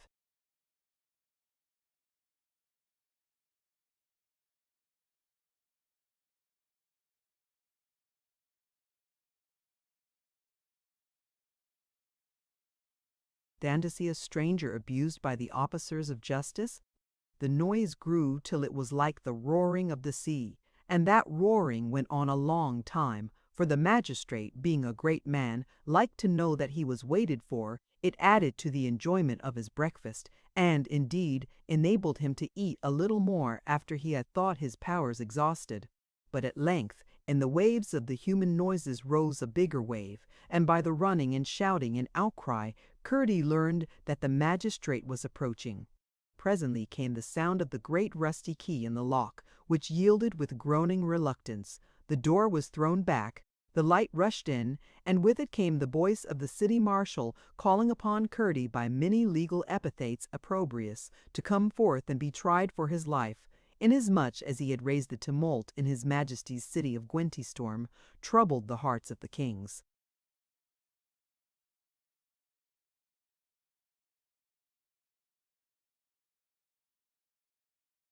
Baker and barber, and slain the faithful dogs of his majesty's well-beloved butchers. He was still reading, and Curdie was still seated in the brown twilight of the vault, not listening, but pondering with himself how this king the city marshal talked of could be the same with the majesty he had seen ride away on his grand white horse with the Princess Irene on a cushion before him, when a scream of agonized terror arose on the farthest skirt of the crowd, and swifter than flood or flame, the horror spread shrieking. In a moment the air was filled with hideous howling, cries of unspeakable dismay, and the multitudinous noise of running feet. The next moment, in at the door of the vault bounded Lena, her 2 green eyes flaming yellow as sunflowers, and seeming to light up the dungeon. With one spring she threw herself at Curdie's feet, and laid her head upon them panting. Then came a rush of 2 or 3 soldiers darkening the doorway, but it was only to lay hold of the key, pull the door to, and lock it, so that once more Curdie and Lena were prisoners together. For a few moments Lena lay panting hard. It is breathless work, leaping and roaring both at once, and that in a way to scatter thousands of people. Then she jumped up and began snuffing about all over the place, and Curdie saw what he had never seen before, 2 faint spots of light cast from her eyes upon the ground, one on each side of her snuffing nose. He got out his tinder-box, a miner is never without one, and lighted a precious bit of candle he carried in a division of it, just for a moment, for he must not waste it. The light revealed a vault without any window or other opening than the door. It was very old and much neglected. The mortar had vanished from between the stones, and it was half filled with a heap of all sorts of rubbish, beaten down in the middle, but looser at the sides. It sloped from the door to the foot of the opposite wall. Evidently for a long time the vault had been left open, and every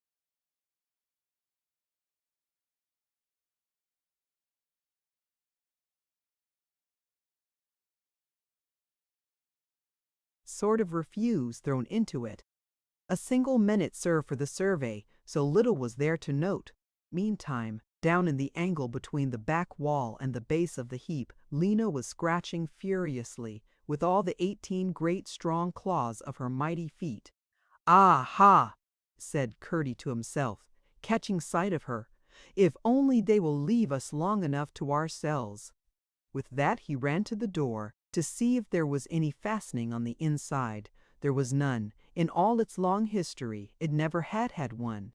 But a few blows of the right sort, now from the one, now from the other end of his mattock, were as good as any bolt, for they so ruined the lock that no key could ever turn in it again.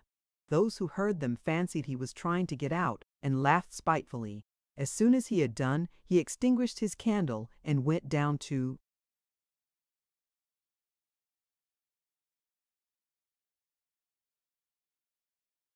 Lena. She had reached the hard rock which formed the floor of the dungeon, and was now clearing away the earth a little wider. Presently she looked up in his face and whined, as much as to say, "My paws are not hard enough to get any farther." "Then get out of my way, Lena," said Curdie, "and mind you keep your eyes shining, for fear I should hit you."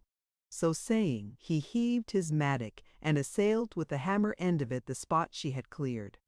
The rock was very hard, but when it did break, it broke in good-sized pieces. Now with hammer, now with pick, he worked till he was weary, then rested, and then set to again. He could not tell how the day went, as he had no light but the lamping of Lena's eyes. The darkness hampered him greatly, for he would not let Lena come close enough to give him all the light she could, lest he should strike her. So he had, every now and then, to feel with his hands to know how he was getting on, and to discover in what direction to strike. The exact spot was a mere imagination. He was getting very tired and hungry, and beginning to lose heart a little, when out of the ground, as if he had struck a spring of it, burst a dull, gleamy, lead-colored light, and the next moment he heard a hollow splash and echo. A piece of rock had fallen out of the floor and dropped into water beneath.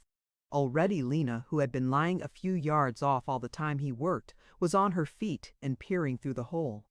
Curdie got down on his hands and knees and looked. They were over what seemed a natural cave in the rock, to which apparently the river had access, for, at a great distance below, a faint light was gleaming upon water. If they could but reach it, they might get out. But even if it was deep enough, the height was very dangerous. The first thing, whatever might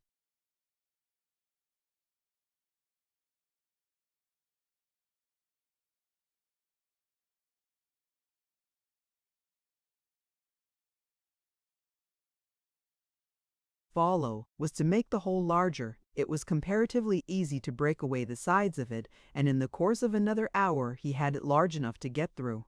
And now he must reconnoiter. He took the rope they had tied him with, for Curdie's hindrances were always his furtherance, and fastened one end of it by a slip knot round the handle of his pickaxes, then dropped the other end through, and laid the pickaxe so that, when he was through himself, and hanging on the edge, he could place it across the hole to support him on the rope. This done, he took the rope in his hands, and, beginning to descend, found himself in a narrow cleft widening into a cave. His rope was not very long, and would not do much to lessen the force of his fall, he thought to himself, if he should have to drop into the water.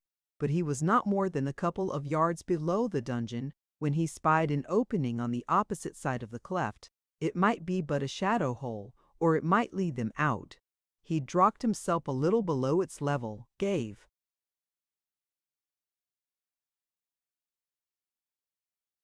the rope a swing by pushing his feet against the side of the cleft, and so penduled himself into it. Then he laid a stone on the end of the rope, that it should not forsake him, called to Lena, whose yellow eyes were gleaming over the matted grating above. To watch there till he returned, and went cautiously in. It proved a passage, level for some distance, then sloping gently up. He advanced carefully, feeling his way as he went. At length he was stopped by a door, a small door, studded with iron. But the wood was in places so much decayed that some of the bolts had dropped out, and he felt sure of being able to open it. He returned, therefore, to fetch Lena and his mattock. Arrived at the cleft, his strong minor arms bore him swiftly up along the rope and through the hole into the dungeon. There he undid the rope from his mattock, and making Lena take the end of it in her teeth, and get through the hole, he lowered her. It was all he could do, she was so heavy. When she came opposite the passage, with a slight push of her tail, she shot herself into it and let go the rope, which Curdie drew up. Then he lighted his candle, and searching in the rubbish, found the bit of iron to take the place of his pickaxe across the hole. Then he searched again in the rubbish, and found half an old shutter. This he propped up, leaning a little over the hole with a bit of stick, and heaped against the back of it a quantity of the loosened earth. Next he tied his mattock to the end of the rope, dropped it, and let it hang. Last he got through the hole himself and pulled away the propping stick so that the shutter fell over the hole with a quantity of earth on the top of it. A few motions of hand over hand, and he swung himself and his mattock into the passage beside Lena. There he secured the end of the rope, and they went on together to the door.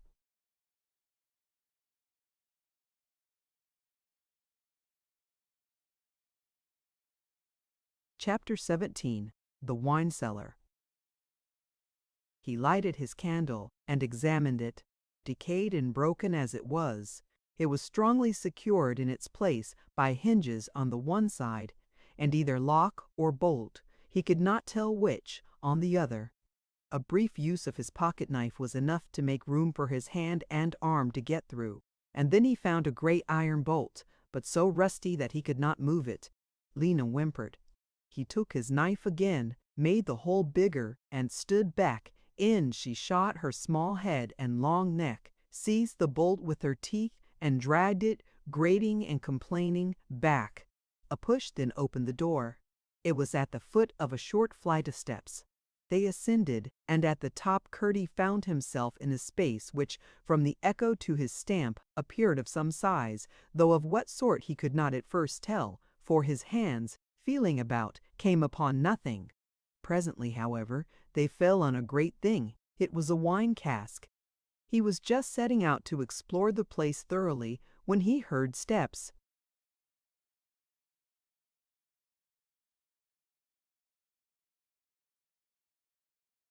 Coming down a stair. He stood still, not knowing whether the door would open an inch from his nose or 20 yards behind his back. It did neither. He heard the key turn in the lock, and a stream of light shot in, ruining the darkness, about 15 yards away on his right. A man carrying a candle in one hand and a large silver flagon in the other entered and came toward him. The light revealed a row of huge wine casks that stretched away into the darkness of the other end of the long vault. Curdie retreated into the recess of the stair, and peeping round the corner of it, watched him, thinking what he could do to prevent him from locking them in. He came on, until Curdie feared he would pass the recess and see them. He was just preparing to rush out and master him before he should give alarm, not in the least knowing what he should do next, when, to his relief, the man stopped at the third cask from where he stood. He set down his light on the top of it, removed what seemed a large vent peg, and poured into the cask a quantity of something.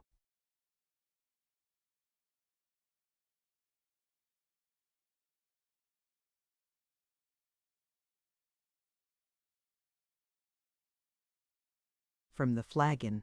Then he turned to the next cask, drew some wine, rinsed the flagon, threw the wine away, drew and rinsed and threw away again, then drew and drank, draining to the bottom.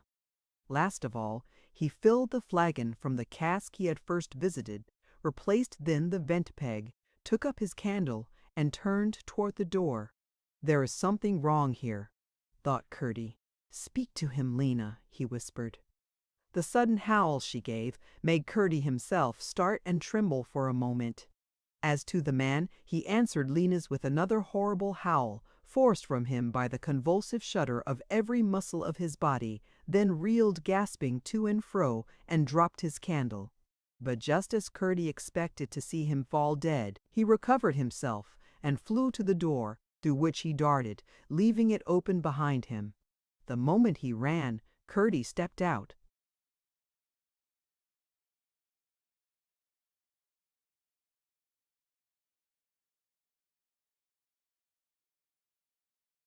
Picked up the candle still alight, sped after him to the door, drew out the key, and then returned to the stair and waited. In a few minutes he heard the sound of many feet and voices. Instantly he turned the tap of the cask from which the man had been drinking, set the candle beside it on the floor, went down the steps and out of the little door, followed by Lena, and closed it behind them. Through the hole in it he could see a little and hear all. He could see how the light of many candles filled the place, and could hear how some 24 feet ran hither and thither through the echoing cellar. He could hear the clash of iron, probably spits and pokers now and then, and at last heard how, finding nothing remarkable except the best wine running to waste, they all turned on the butler and accused him of having fooled them with a drunken dream. He did his best to defend himself, appealing to the evidence of their own senses that he was as sober as they were. They replied that a fright was no less a fright that the cause was imaginary, and a dream no less a dream that the fright had waked him from it.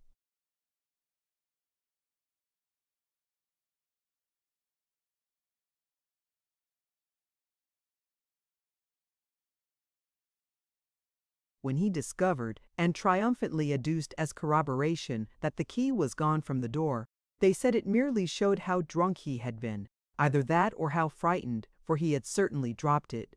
In vain he protested that he had never taken it out of the lock, that he never did when he went in, and certainly had not this time stopped to do so when he came out. They asked him why he had to go to the cellar at such a time of the day, and said it was because he had already drunk all the wine that was left from dinner. He said if he had dropped the key was to be found, and they must help him to find it.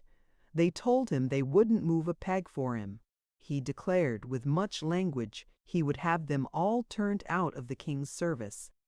They said they would swear he was drunk, and so positive were they about it that at last the butler himself began to think whether it was possible they could be in the right, for he knew that sometimes when he had been drunk he fancied things had taken place which he found. Afterward could not have happened. Certain of his fellow servants, however, had all the time a doubt whether the cellar goblin had not appeared to him, or at least roared at him to protect the wine. In any case, nobody wanted to find the key for him. Nothing could please them better than that the door of the wine cellar should never more be locked. By degrees the hubbub died away, and they departed, not even pulling to the door, for there was neither handle nor latch to it. As soon as they were gone, Curdie returned, knowing now that they were in the wine cellar of the palace, as indeed he had suspected. Finding a pool of wine in a hollow of the floor, Lena lapped it up eagerly. She had had no breakfast, and was now very thirsty as well as hungry. Her master was in a similar plight, for he had but just begun to eat when the magistrate arrived with the soldiers. If only they were all in bed, he thought, that he might find his way to the larder, for he said to himself that, as he was sent there by the young princess's great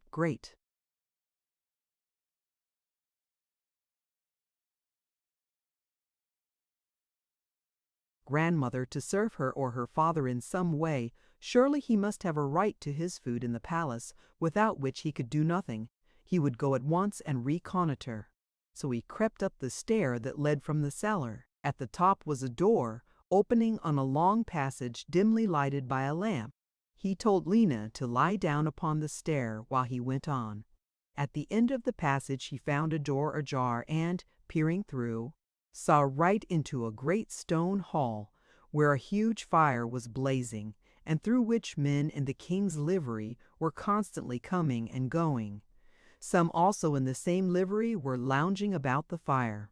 He noted that their colors were the same as those he himself, as king's minor, wore, but from what he had seen and heard of the habits of the place, he could not hope they would treat him the better for that. The one interesting thing at the moment, however, was the plentiful supper.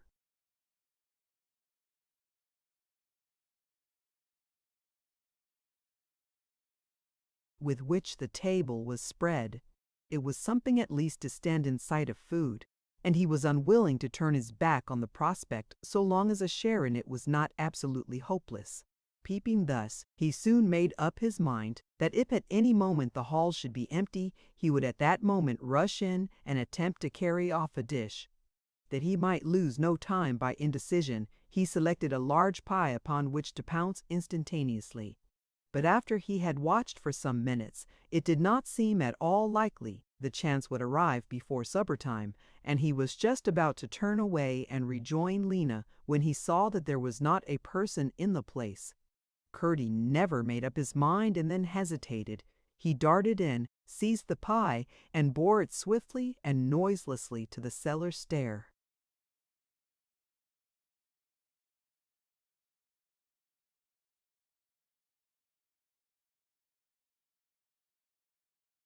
Chapter 18. The King's Kitchen. Back to the cellar. Curdie and Lena sped with their booty, where, seated on the steps, Curdie lighted his bit of candle for a moment. A very little bit it was now, but they did not waste much of it in examination of the pie, that they effected by a more summary process. Curdie thought it the nicest food he had ever tasted, and between them they soon ate it up. Then Curdie would have thrown the dish along with the bones into the water, that there might be no traces of them, but he thought of his mother and hid it instead, and the very next minute they wanted it to draw some wine into. He was careful it should be from the cask of which he had seen the butler drink. Then they sat down again upon the steps, and waited until the house should be quiet. For he was there to do something, and if it did not come to him in the cellar, he must go to meet it in other places. Therefore, lest he should fall asleep, he set the end of the helve of his mattock on the ground, and seated himself on the cross part, leaning against the wall, so that as long as he kept awake he should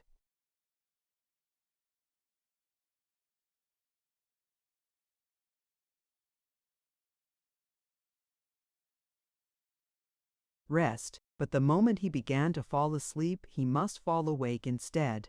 He quite expected some of the servants would visit the cellar again that night, but whether it was that they were afraid of each other or believed more of the butler's story than they had chosen to allow, not one of them appeared. When at length he thought he might venture, he shouldered his mattock and crept up the stair. The lamp was out in the passage, but he could not miss his way to the servants' hall. Trusting to Lena's quickness in concealing herself, he took her with him. When they reached the hall they found it quiet and nearly dark. The last of the great fire was glowing red, but giving little light. Curdie stood and warmed himself for a few moments. Miner as he was, he had found the cellar cold to sit in doing nothing, and standing thus, he thought of looking, if there were any bits of candle about. There were many candlesticks on the supper table, but to his disappointment and indignation their candles seemed to have been all left to burn out, and some of them, indeed, he found still hot in the neck. Presently, one after another, he came upon 7 men fast asleep, most of them upon tables, one in a chair and one on the floor. They seemed, from their shape and color, to have eaten and drunk so much that they might be burned alive without wakening. He grasped the hand of each in succession and found 2 ox hoofs, 3 pig hoofs, one concerning which he could not be sure whether it was the hoof of a donkey or a pony, and 1 dog's paw. A nice set of people to be about a king, thought Curdie to himself, and turned again to his candle hunt. He did at last find 2 or 3 little pieces and stowed them away in his pockets. They now left the hall by another door, and entered a short passage which led them to the huge kitchen, vaulted and black with smoke. There, too, the fire was still burning, so that he was able to see a little of the state of things in this quarter also.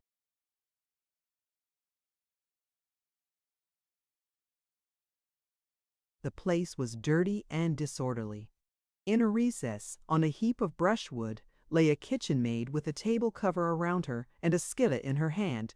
Evidently she too had been drinking.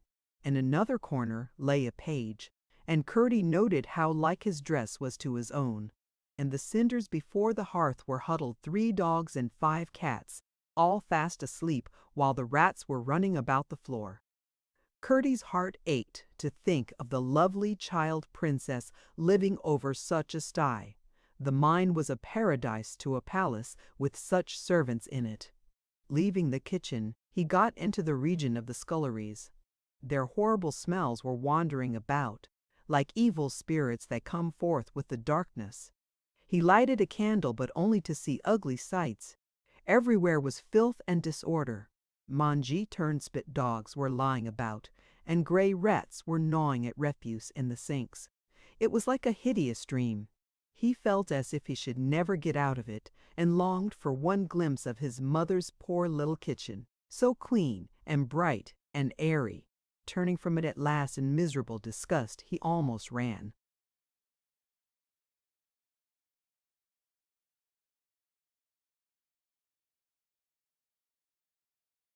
Back through the kitchen, re-entered the hall, and crossed it to another door. It opened upon a wider passage, leading to an arch and a stately corridor, all its length lighted by lamps in niches. At the end of it was a large and beautiful hall with great pillars. There sat 3 men in the royal livery, fast asleep, each in a great armchair, with his feet on a huge footstool. They looked like fools, dreaming themselves kings, and Lena looked as if she longed to throttle them. At one side of the hall was the grand staircase, and they went up. Everything that now met Curdie's eyes was rich, not glorious like the splendors of the mountain cavern, but rich and soft, except where, now and then, some rough old rib of the ancient fortress came through, hard and discolored. Now some dark bare arch of stone, now some rugged and blackened pillar, now some huge beam, brown with the smoke and dust of centuries, looked like a thistle in the midst of daisies, or a rock and a smooth lawn.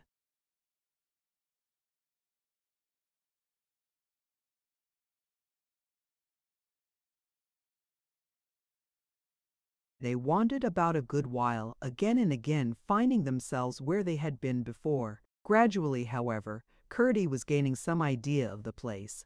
By and by, Lena began to look frightened, and as they went on, Curdie saw that she looked more and more frightened. Now by this time he had come to understand that what made her look frightened was always the fear of frightening, and he therefore concluded they must be drawing nigh to somebody. At last, in a gorgeously painted gallery, he saw a curtain of crimson, and on the curtain a royal crown wrought in silks and stones. He felt sure this must be the king's chamber, and it was here he was wanted. Or, if it was not the place he was bound for, something would meet him and turn him aside. For he had come to think that so long as a man wants to do right, he may go where he can. When he can go no farther, then it is not the way. Only, said his father, in assenting to the theory, he must really want to do right, and not merely fancy he does. He must want it with his heart and will, and not with his rag of a tongue.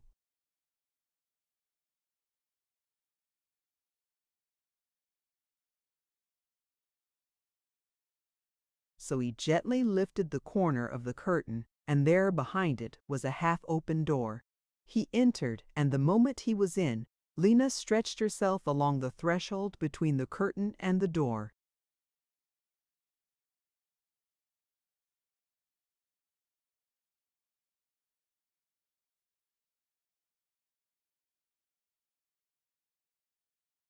Chapter 19. The King's Chamber. He found himself in a large room, dimly lighted by a silver lamp that hung from the ceiling. Far at the other end was a great bed, surrounded with dark heavy curtains. He went softly toward it, his heart beating fast. It was a dreadful thing to be alone in the king's chamber at the dead of night. To gain courage, he had to remind himself of the beautiful princess who had sent him. But when he was about halfway to the bed, a figure appeared from the farther side of it and came towards him with a hand raised warningly. He stood still. The light was dim, and he could distinguish little more than the outline of a young girl. But though the form he saw was much taller than the princess he remembered, he never doubted it was she. For one thing, he knew that most girls would have been frightened to see him there in the dead of the night, but like a true princess, and the princess he used to know, she walked straight on to meet him. As she came, she lowered the hand she had lifted and laid the forefinger of it upon her lips. Nearer and nearer, quite near, close up to him, she came, then stopped and stood a moment looking at him. "You are Curdie," she said. "And you are the Princess Irene," he returned. "Then we know each other still," she said with a sad smile of pleasure. "You will help me." "That I will," answered Curdie. He did not say, "if I can," for he knew that what he was sent to do, that he could do. "May I kiss your hand, little princess?" She was only between 9 and 10, though indeed she looked several years older, and her eyes almost those of a grown woman, for she had had terrible trouble of late. She held out her hand.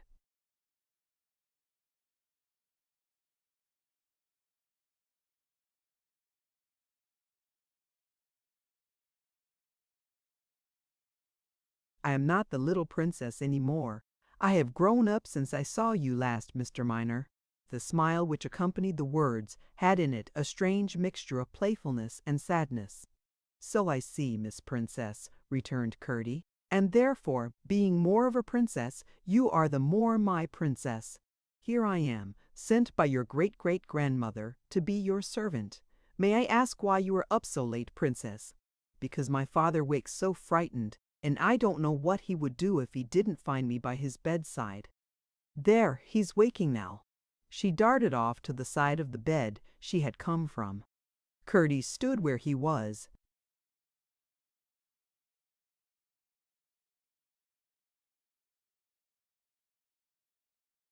A voice altogether unlike what he remembered of the mighty noble king on his white horse came from the bed, thin, feeble, hollow, and husky, and in tone like that of a petulant child.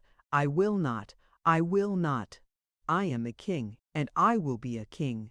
I hate you and despise you, and you shall not torture me."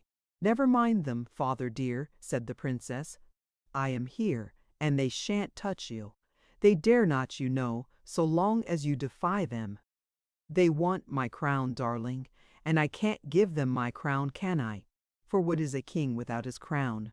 "They shall never have your crown, my king," said Irene. "Here it is all safe. I am watching it for you." Curdie drew near the bed on the other side. There lay the grand old king. He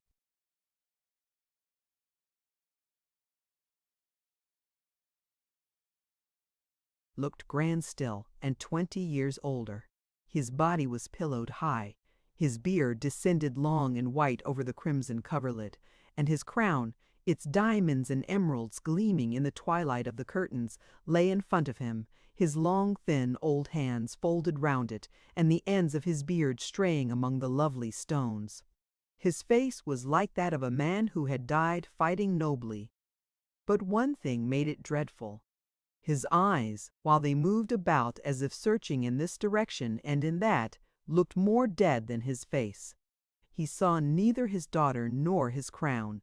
It was the voice of the one and the touch of the other that comforted him. He kept murmuring what seemed words, but was unintelligible to Curdie, although, to judge from the look of Irene's face, she learned and concluded from it. By degrees his voice sank away, and the murmuring ceased, although still his lips moved. Thus lay the old king on his bed, slumbering with his crown between his hands. On one side of him stood a lovely little maiden with blue eyes and brown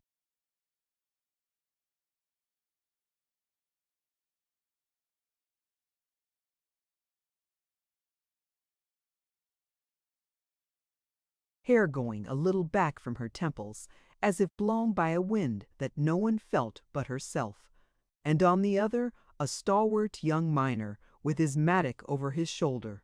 Stranger sight still was Lena lying along the threshold, only nobody saw her just then.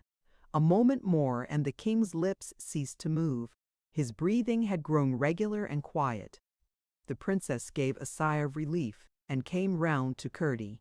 "We can talk a little now," she said, leading him toward the middle of the room. "My father will sleep now till the doctor wakes him to give him his medicine. It is not really medicine, though, but wine. Nothing but that, the doctor says, could have kept him so long alive. He always comes in the middle of the night to give it him with his own hands. But it makes me cry to see him wake up when so nicely asleep. What sort of man is your doctor?" asked Curdie. "Oh, such a dear, good, kind gentleman," replied the princess. "He speaks so softly and is so sorry for his dear king. He will be here presently, and you shall see for yourself. You will like him very much." "Has your king father been long ill?" asked Curdie. "A whole year now," she replied. "Did you not know? That's how your mother never got the red petticoat my father promised her. The Lord Chancellor told me that not only Gwentystorm, but the whole land was mourning over the illness of the good man." Now Curdie himself had not heard a word of his Majesty's illness, and had no ground for believing that a single soul in any place he had visited on his journey had heard of it. Moreover, although mention had been made of his Majesty again and again in his hearing since he came to Gwentystorm, never once had he heard an allusion to the state of his health, and now it dawned upon him also that he had never heard the least expression of love to him, but just for the time he thought it better to say nothing on either point. "Does the king wander like this every night?" he asked. "Every night," answered Irene, shaking her head mournfully. "That is why I never go to bed at night. He is better during the day a little, and then I sleep in the dressing room there, to be with him in a moment if he should call me. It is so sad he should have only me, and not my mamma. A princess is nothing to a queen." "I wish he would like me," said Curdie, "for then I might watch by him at night and let you go to bed, princess." "Don't you know then?" returned Irene in wonder. "How was it you came?" "Ah, you said my grandmother sent you. But I thought you knew that he wanted."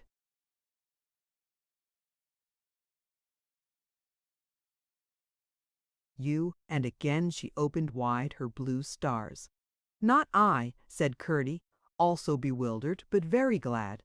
He used to be constantly saying he was not so ill then, as he is now, that he wished he had you about him. "And I never to know it," said Curdie, with displeasure.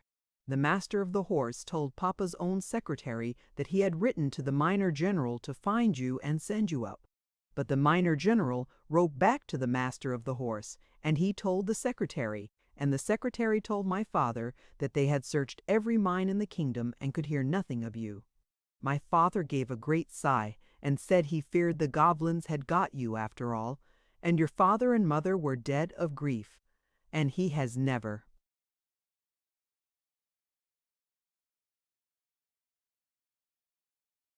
mentioned you since, except when wandering. I cried very much. But one of my grandmother's pigeons, with its white wing, flashed a message to me through the window one day, and then I knew that my Curdie wasn't eaten by the goblins, for my grandmother wouldn't have taken care of him one time to let him be eaten the next. Where were you, Curdie, that they couldn't find you?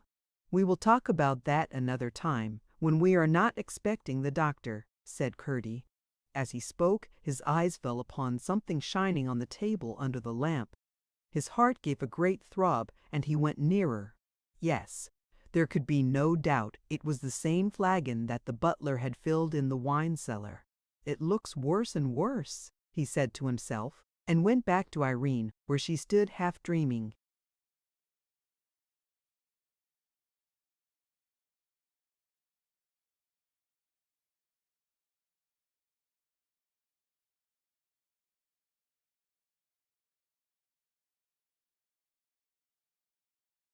"When will the doctor be here?" he asked once more, this time hurriedly.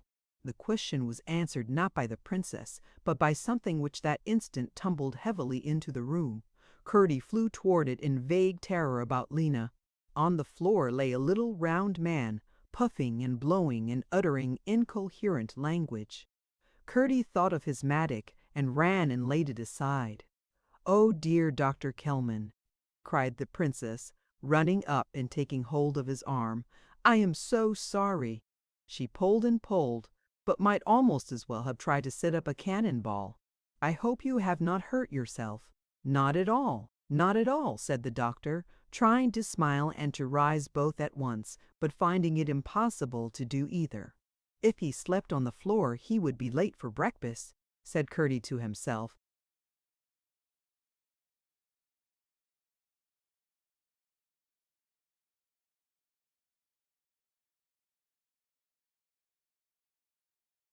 and held out his hand to help him. But when he took hold of it, Curdie very nearly let him fall again, for what he held was not even a foot, it was the belly of a creeping thing. He managed, however, to hold both his peace and his grasp, and pulled the doctor roughly on his legs, such as they were. "Your Royal Highness has rather a thick mat at the door," said the doctor, patting his palms together. "I hope my awkwardness may not have startled His Majesty." While he talked, Curdie went to the door. Lena was not there. The doctor approached the bed. "And how has my beloved king slept tonight?" he asked.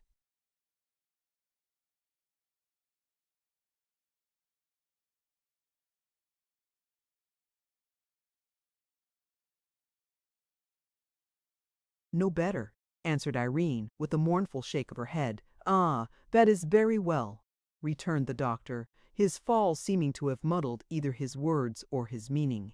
"When we give him his wine, he will be better still." Curdie darted at the flagon and lifted it high, as if he had expected to find it full, but had found it empty. "That stupid butler! I heard them say he was drunk," he cried in a loud whisper, and was gliding from the room. "Come here with that flagon, you." "Page!" cried the doctor. Curdie came a few steps toward him with the flagon dangling from his hand, heedless of the gushes that fell noiseless on the thick carpet.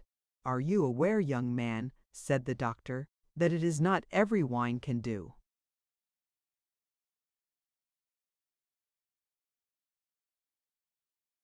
"His Majesty? The benefit I intend he should derive from my prescription?" "Quite aware, sir," answered Curdie. "The wine for His Majesty's use is in the third cask from the corner." "Fly, then," said the doctor, looking satisfied. Curdie stopped outside the curtain and blew an audible breath no more. Up came Lena noiseless as a shadow. He showed her the flagon. "The cellar, Lena. Go," he said. She galloped away on her soft feet, and Curdie had indeed to fly to keep up with her. Not once did she make even a dubious turn. From the king's gorgeous chamber to the cold cellar they shot. Curdie dashed the wine down the back stair, rinsed the flagon out as he had seen the butler do, filled it from the cask of which he had seen the butler drink, and hastened with it up again to the king's room.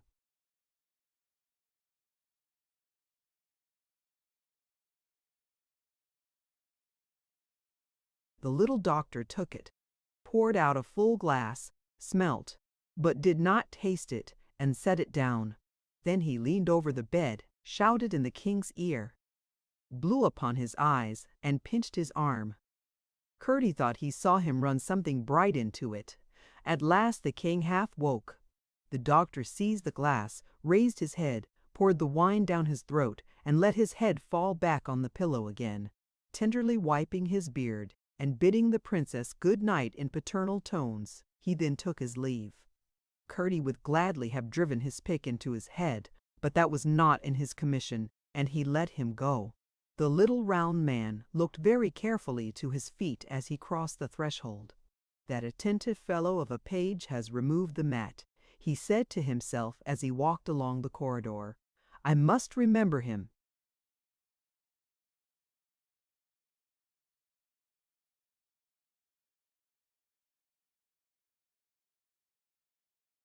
Chapter 20. Counterplotting. Curdie was already sufficiently enlightened as to how things were going, to see that he must have the princess of one mind with him, and they must work together. It was clear that among those about the king there was a plot against him. For one thing, they had agreed in a lie concerning himself, and it was plain also that the doctor was working out a design against the health and reason of his majesty, rendering the question of his life a matter of little moment. It was in itself sufficient to justify the worst fears. That the people outside the palace were ignorant of His Majesty's condition, he believed those inside it, also the butler excepted, were ignorant of it as well. Doubtless His Majesty's counselors desired to alienate the hearts of his subjects from their sovereign. Curdie's idea was that they intended to kill the king, marry the princess to one of themselves, and found a new dynasty. But whatever their purpose, there was treason in the palace of the worst sort. They were making and keeping the king incapable, in order to effect that purpose. The first thing to be seen to, therefore, was that His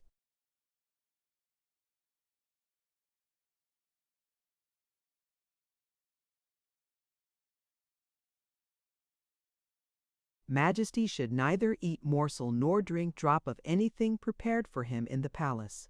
Could this have been managed without the princess, Curdie would have preferred leaving her in ignorance of the horrors from which he sought to deliver her. He feared also the danger of her knowledge betraying itself to the evil eyes about her, but it must be risked, and she had always been a wise child. Another thing was clear to him, that with such traitors no terms of honor were either binding or possible, and that, short of lying, he might use any means to foil them. And he could not doubt that the old princess had sent him expressly to frustrate their plans. While he stood thinking thus with himself, the princess was earnestly watching the king, with looks of childish love and womanly tenderness that went to Curdie's heart.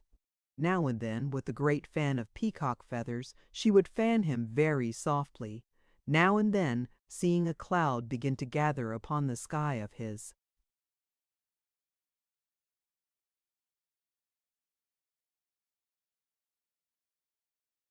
sleeping face, she would climb upon the bed, and bending to his ear whisper into it, then draw back and watch again generally to see the cloud disperse.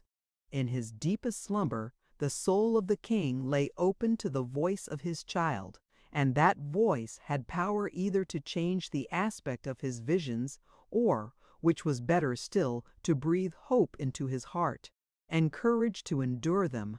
Curdie came near and softly called her. "I can't leave Papa just yet," she returned in a low voice. "I will wait," said Curdie, "but I want very much to say something." In a few minutes she came to him where he stood under the lamp.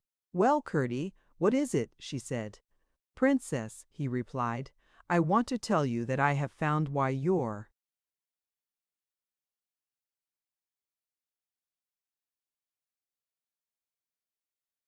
grandmother sent me." "Come this way then," she answered, "where I can see the face of my king." Curdie placed a chair for her in the spot she chose, where she would be near enough to mark any slightest change on her father's countenance, yet where their low-voiced talk would not disturb him. There he sat down beside her and told her all the story, how her grandmother had sent her good pigeon for him, and how she had instructed him and sent him there without telling him what he had to do.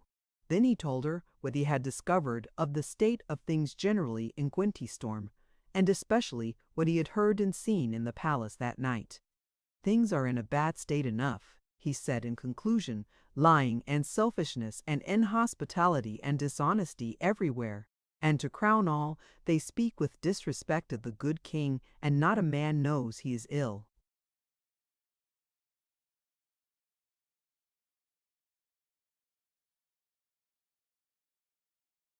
"You frighten me dreadfully," said Irene, trembling. "You must be brave for your king's sake," said Curdie. "Indeed I will," she replied, and turned a long loving look upon the beautiful face of her father. "But what is to be done? And how am I to believe such horrible things of Dr. Kelman?" "My dear princess," replied Curdie, "you know nothing of him but his face and his tongue, and they are both false. Either you must beware of him, or you must doubt your grandmother and me. For I tell you by the gift she gave me of testing hands that this man is a snake. That round body he shows is but the case of a serpent. Perhaps the creature lies there as in its nest, coiled round and round inside." "Horrible!" said Irene.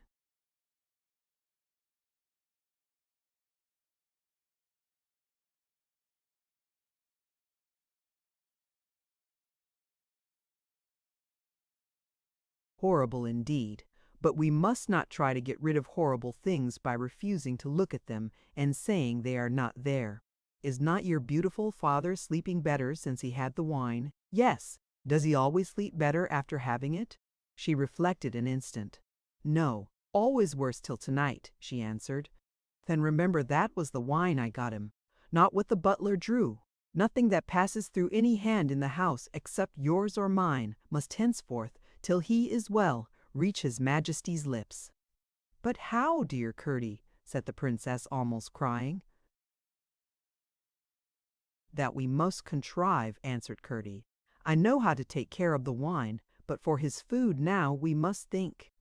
He takes hardly any, said the princess with a pathetic shake of her little head which Curdie had almost learned to look for. The more need, he replied. There should be no poison in it. Irene shuddered. As soon as he has honest food, he will begin to grow better. And you must be just as careful with yourself, Princess, Curdie went on, for you don't know when they may begin to poison you too. There is no fear of me. Don't talk about me, said Irene. The good food, how are we to get it, Curdie? That is the whole question. I am thinking hard, answered Curdie. The good food? Let me see. Such servants as I saw below are sure to have the best of everything for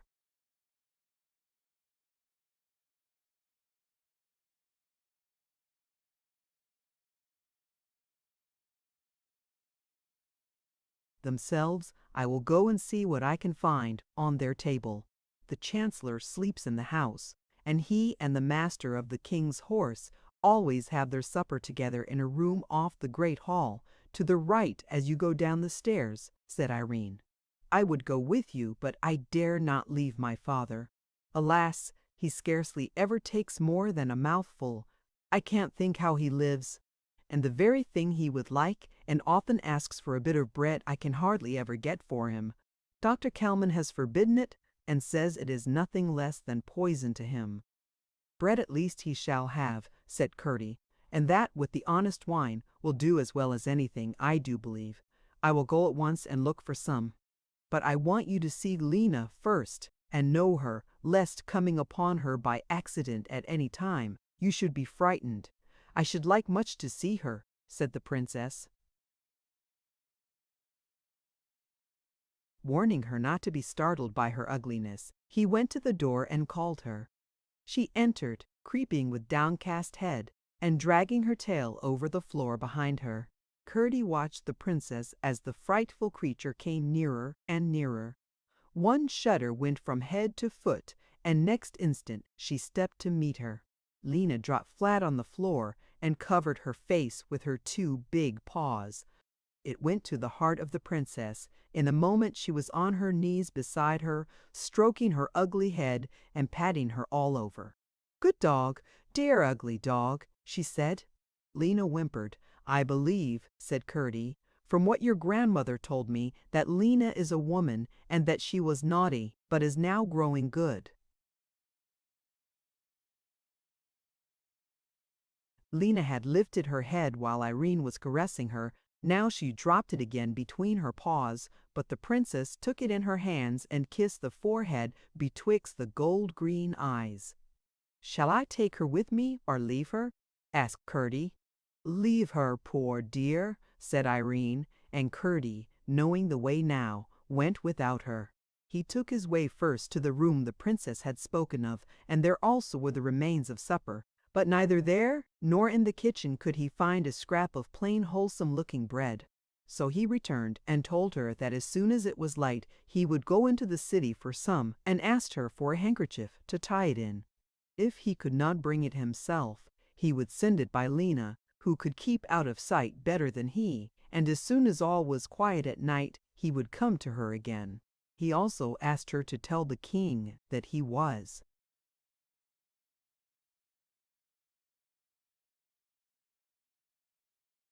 in the house. His hope lay in the fact that bakers everywhere go to work early, but it was yet much too early. So he persuaded the princess to lie down, promising to call her if the king should stir.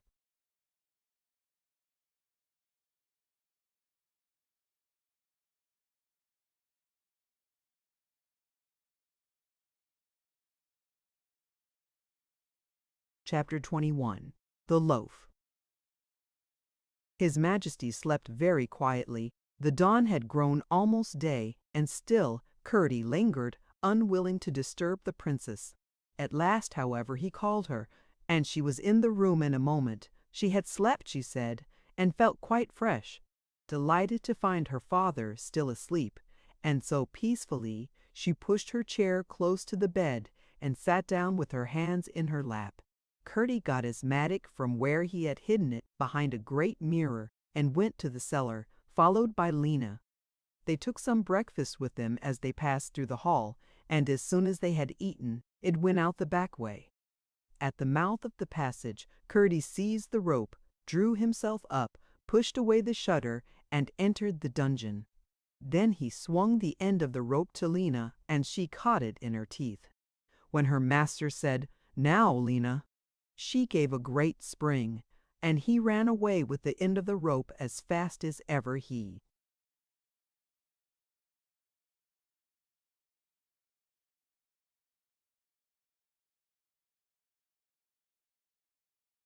could, and such a spring had she made that by the time he had to bear her weight, she was within a few feet of the hole.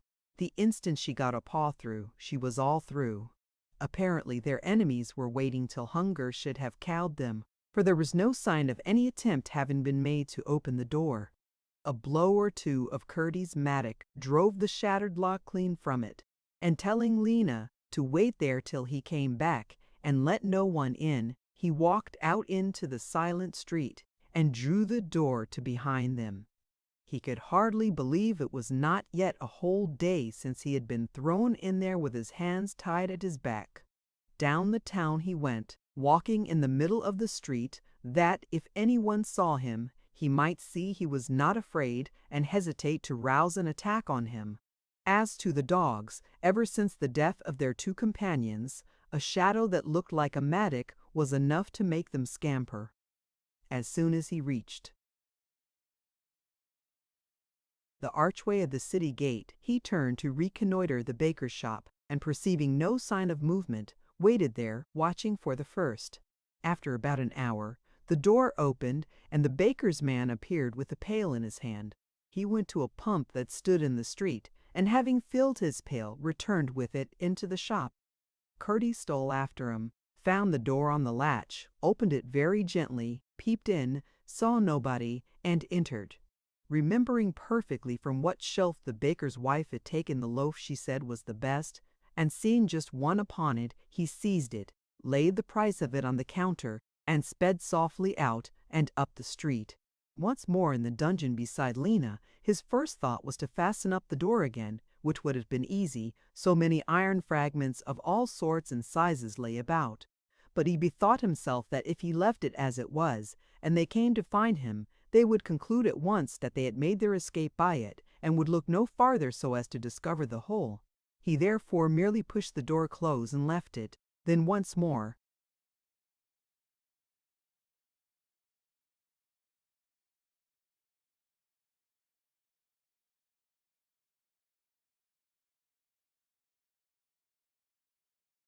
carefully arranging the earth behind the shutter so that it should again fall with it, he returned to the cellar. And now he had to convey the loaf to the princess. If he could venture to take it himself, well, if not, he would send Lena. He crept to the door of the servants' hall and found the sleepers beginning to stir. One said it was time to go to bed. Another, that he would go to the cellar instead and have a mug of wine to waken him up, while a third challenged a fourth to give him his revenge at some game or other. "Oh, hang your losses," answered his companion. "You'll soon pick up twice as much about the house if you but keep your eyes open." perceiving there would be risks in attempting to pass through, and reflecting that the porters in the great hall would probably be awake also, Curdie went back to the cellar, took Irene's handkerchief with the loaf in it, tied it round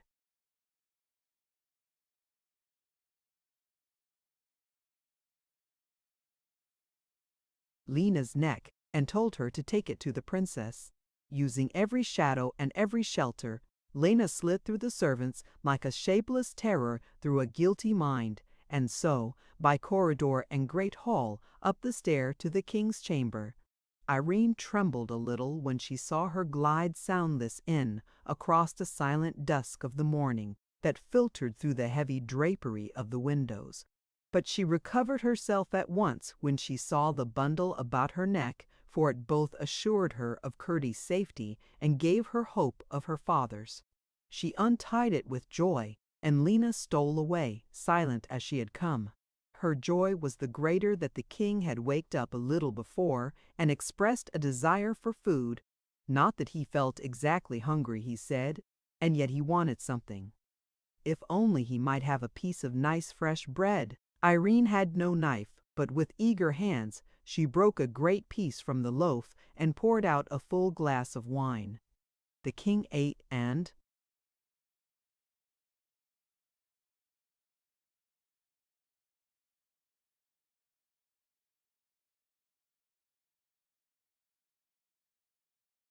drank, enjoyed the bread and the wine much, and instantly fell asleep again. It was hours before the lazy people brought their breakfast. When it came, Irene crumbled a little about, threw some into the fireplace, and managed to make the tray look just as usual. In the meantime, down below in the cellar, Curdie was lying in the hollow between the upper sides of two of the great casks, the warmest place he could find. Lena was watching.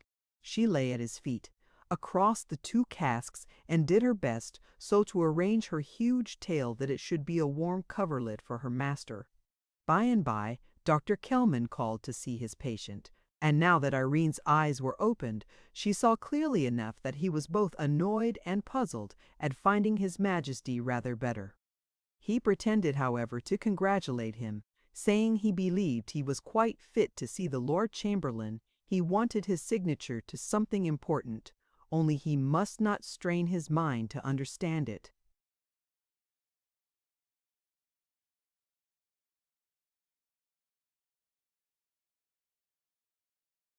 Whatever it might be, if His Majesty did, he would not be answerable for the consequences. The king said he would see the Lord Chamberlain, and the doctor went. Then Irene gave him more bread and wine, and the king ate and drank, and smiled a feeble smile, the first real one she had seen for many a day. He said he felt much better, and would soon be able to take matters into his own hands again. He had a strange, miserable feeling, he said, that things were going terribly wrong, although he could not tell how. Then the princess told him that Curdie had come, and that at night, when all was quiet, for nobody in the palace must know, he would pay His Majesty a visit. Her great-great-grandmother had sent him, she said. The king looked strangely upon her, but the strange look passed into a smile, clearer than the first, and Irene's heart throbbed with delight.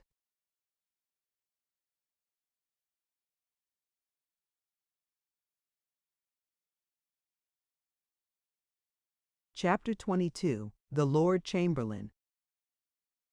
At noon the Lord Chamberlain appeared. With a long, low bow, and paper in hand, he stepped softly into the room, greeting His Majesty with every appearance of the profoundest respect, and congratulating him on the evident progress he had made. He declared himself sorry to trouble him, but there were certain papers, he said, which required his signature, and therewith drew nearer to the king, who lay looking at him doubtfully. He was a lean, long, yellow man with a small head, bald over the top and tufted at the back and about the ears. He had a very thin, prominent, hooked nose, and a quantity of loose skin under his chin and about the throat, which came craning up out of his neckcloth. His eyes were very small, sharp, and glittering, and looked black as jet. He had hardly enough of a mouth to make a smile with. His left hand held the paper, and the long, skinny fingers of his right, a pen just dipped in ink. But the king, who for weeks had scarcely known what he did, was today so much himself as to be aware that he was not quite himself, and the moment he saw the paper, he resolved that he would not sign without understanding and approving of it. He requested the Lord Chamberlain, therefore, to read it. His lordship commenced at once, but the difficulties he seemed to encounter and the fits of stammering that seized him roused the king's suspicion tenfold. He called the princess. "I trouble his lordship too much," he said to her. "You can read print well, my child. Let me hear how you can read writing. Take that paper from his lordship's hand and read it to me from beginning to end, while my lord drinks a glass of my favorite wine and watches for your blunders." "Pardon me, your majesty," said the Lord Chamberlain, with as much of a smile as he was able to extemporize, "but it were 1,000 pities to put the attainments of her Royal Highness to a test altogether too severe. Your majesty can scarcely with justice expect the very organs of her speech to prove capable of compassing words so long, and to her so unintelligible. I think much of my little princess and her capabilities," returned the king, more and more aroused. "Pray, my lord, permit her to try. Consider, your majesty, the thing would be altogether without precedent. It would be to make sport of statecraft," said the Lord Chamberlain. "Perhaps you are right, my lord," answered the king, with more meaning than he intended should be manifest, while to his growing joy he felt new life and power throbbing in heart and brain. "So this morning we shall read no further. I am indeed ill able for business of such weight. Will your majesty please sign your royal name here?" said the Lord Chamberlain, preferring the request as a matter of course, and approaching with the feather end of the pen, pointed to a spot where there was a great red seal.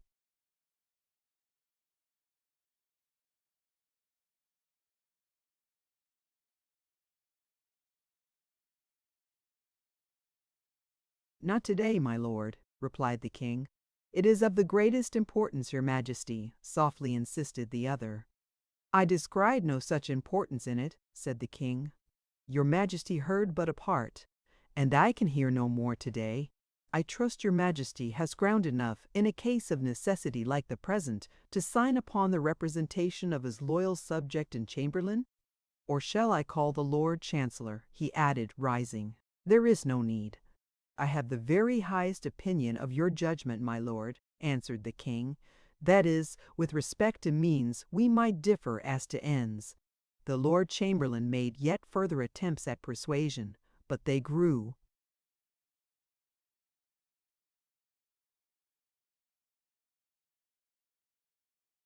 feebler and feebler, and he was at last compelled to retire without having gained his object. And well might his annoyance be keen, for that paper was the king's will, drawn up by the Attorney General, nor until they had the king's signature to it was there much use in venturing farther. But his worst sense of discomfiture arose from finding the king with so much capacity left, for the doctor had pledged himself so to weaken his brain that he should be as a child in their hands, incapable of refusing anything requested of him. His lordship began to doubt the doctor's fidelity to the conspiracy. The princess was in high delight. She had not for weeks heard so many words, not to say words of such strength and reason, from her father's lips. Day by day he had been growing weaker and more lethargic. He was so much exhausted, however, after this effort, that he asked for another piece of bread and more wine, and fell fast asleep the moment he had taken them.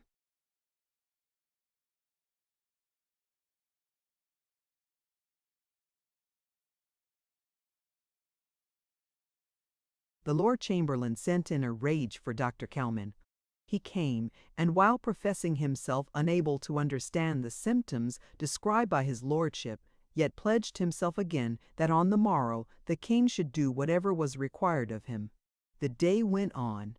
When his majesty was awake, the princess read to him one story book after another, and whatever she read, the king listened as if he had never heard anything so good before, making out in it the wisest meanings. Every now and then he asked for a piece of bread and a little wine, and every time he ate and drank he slept, and every time he woke he seemed better than the last time. The princess bearing her part, the loaf was eaten up and the flagon empty before night.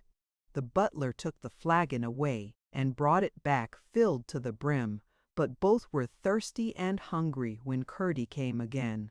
Meantime he and Lena, watching and waking alternately, had plenty of sleep. In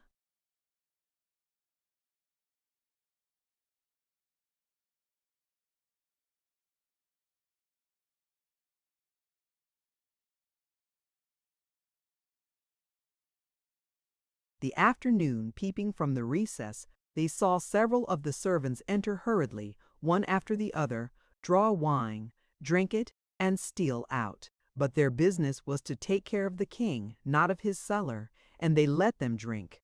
Also, when the butler came to fill the flagon, they restrained themselves, for the villain's fate was not yet ready for him. He looked terribly frightened, and had brought with him a large candle and a small terrier, which latter indeed threatened to be troublesome, for he went roving and sniffing about until he came to the recess where they were. But as soon as he showed himself, Lina opened her jaws so wide and glared at him so horribly that, without even uttering a whimper, he tucked his tail between his legs and ran to his master. He was drawing the wicked wine at the moment and did not see him, else he would doubtless have run too. When supper time approached, Curdie took his place at the door into the servants' hall, but after a long hour's vain watch, he began to fear he should get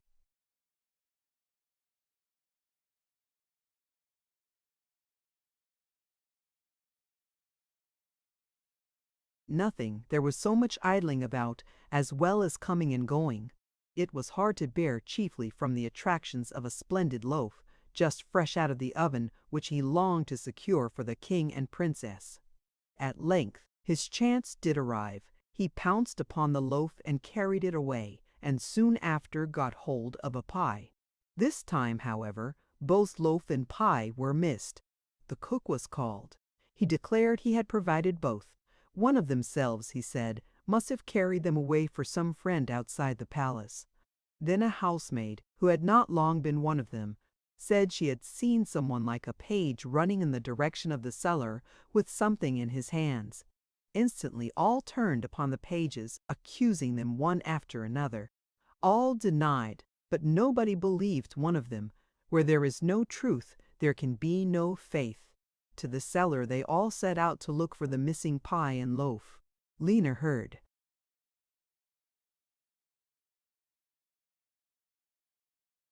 them coming, as well she might, for they were talking and quarreling loud, and gave her master warning. They snatched up everything and got all signs of their presence out at the back door before the servants entered. When they found nothing, they all turned on the chambermaid and accused her, not only of lying against the pages, but of having taken the things herself.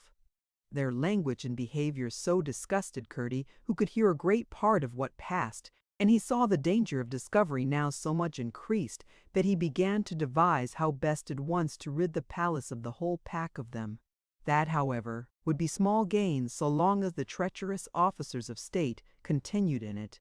They must be first dealt with. A thought came to him, and the longer he looked at it, the better he liked it. As soon as the servants were gone, quarreling and accusing all the way, they returned and finished their supper. Then Curdie, who had long been satisfied that Lena understood almost every word he said, communicated his plan to her.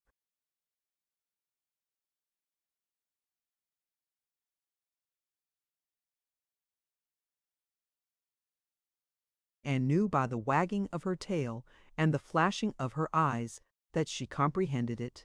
Until they had the king safe through the worst part of the night, however, nothing could be done. They had now merely to go on waiting where they were till the household should be asleep. This waiting and waiting was much the hardest thing Curdie had to do in the whole affair. He took his mattock, and, going again into the long passage, lighted a candle end, and proceeded to examine the rock on all sides. But this was not merely to pass the time. He had a reason for it. When he broke the stone in the street over which the baker fell, its appearance led him to pocket a fragment for further examination, and since then he had satisfied himself that it was the kind of stone in which gold is found, and that the yellow particles in it were pure metal. If such stone existed here in any plenty, he could soon make the king rich and independent of his ill-conditioned subjects. He was therefore now bent on an examination of the rock, nor had he been at it long before he was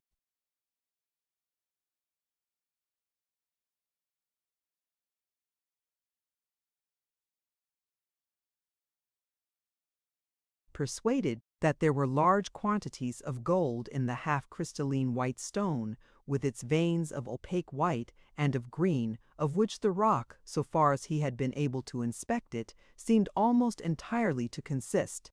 Every piece he broke was spotted with particles and little lumps of a lovely greenish yellow, and that was gold. Hitherto he had worked only in silver, but he had read and heard talk and knew, therefore, about gold. As soon as he had got the king free of rogues and villains, he would have all the best and most honest miners, with his father at the head of them, to work this rock for the king. It was a great delight to him to use his mattock once more. The time went quickly, and when he left the passage to go to the king's chamber, he had already a good heap of fragments behind the broken door.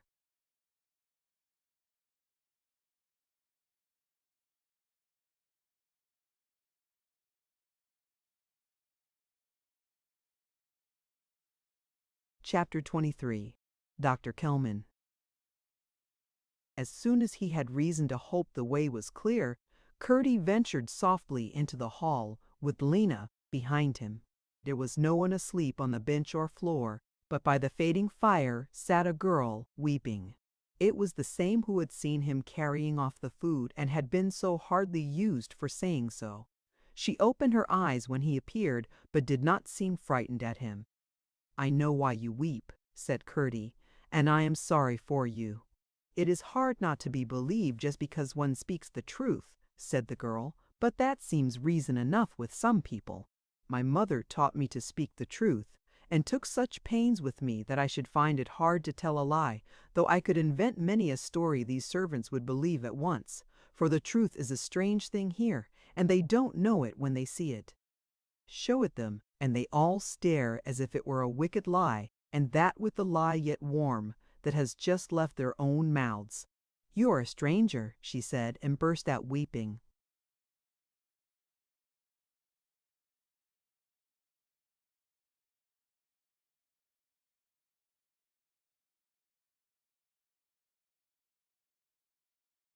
Afresh. "But the stranger you are to such a place and such people, the better." "I am the person," said Curdie, "whom you saw carrying the things from the supper table." He showed her the loaf. "If you can trust as well as speak the truth, I will trust you." "Can you trust me?" She looked at him steadily for a moment. "I can," she answered. "One thing more," said Curdie. "Have you courage as well as truth? I think so. Look my dog in the face and don't cry out. Come here, Lena." Lena obeyed. The girl looked at her and laid her hand on Lena's head. "Now I know you are a true woman," said Curdie. "I am come to set things right in this house. Not one of the servants knows I am here. Will you tell them tomorrow morning that if they do not alter their ways and give over drinking and lying and stealing and unkindness, they shall every one of them be driven from the palace? They will not believe me." "Most likely, but will you give them the chance?" "I will. Then I will be your friend. Wait here till I come again." She looked him once more in the face and sat down.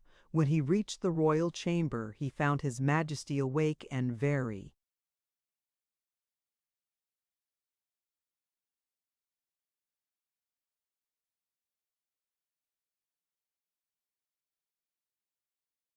anxiously expecting him. He received him with the utmost kindness, and at once, as it were, put himself in his hands by telling him all he knew concerning the state he was in. His voice was feeble, but his eye was clear, although now and then his words and thoughts seemed to wander. Curdie could not be certain that the cause of their not being intelligible to him did not lie in himself. The king told him that for some years, ever since his queen's death, he had been losing heart over the wickedness of his people.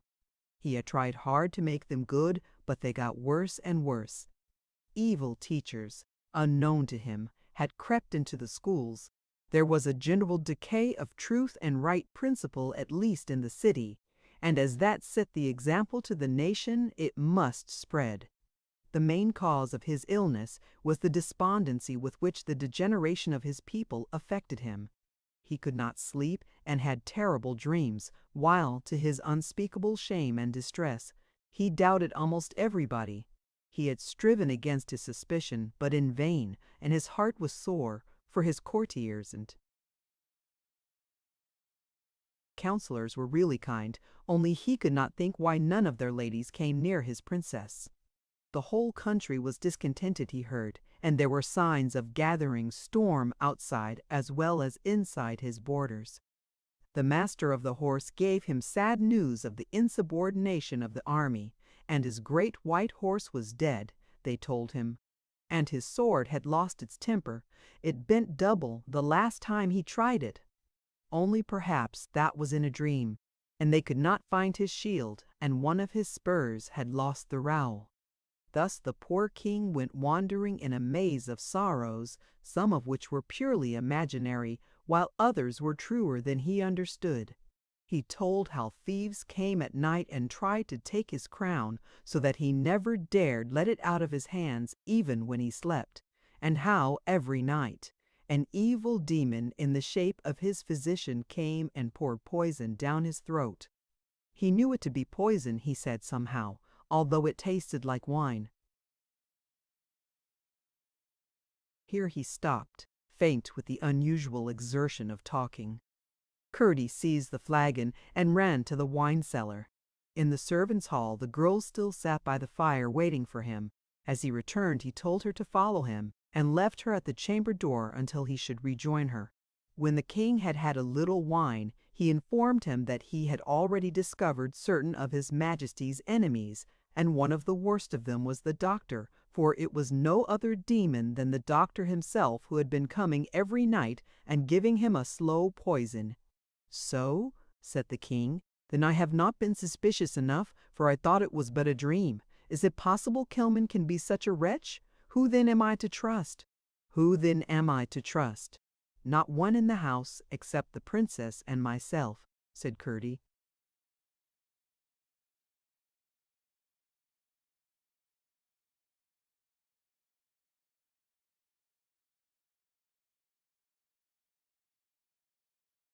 "I will not go to sleep," said the king. "That would be as bad as taking the poison," said Curdie. "No, no, sire, you must show your confidence by leaving all the watching to me and doing all the sleeping your majesty can." The king smiled a contented smile, turned on his side, and was presently fast asleep. Then Curdie persuaded the princess also to go to sleep, and telling Lena to watch, went to the housemaid. He asked her if she could inform him which of the council slept in the palace and show him their rooms. She knew every one of them, she said, and took him the round of all their doors, telling him which slept in each room. He then dismissed her, and returning to the king's chamber, seated himself behind a curtain at the head of the bed on the side farthest from the king. He told Lina to get under the bed and make no noise. About 1 o'clock the doctor came stealing in. He looked round for the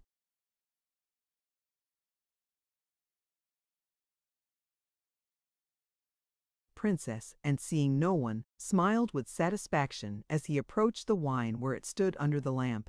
Having partly filled a glass, he took from his pocket a small phial and filled up the glass from it.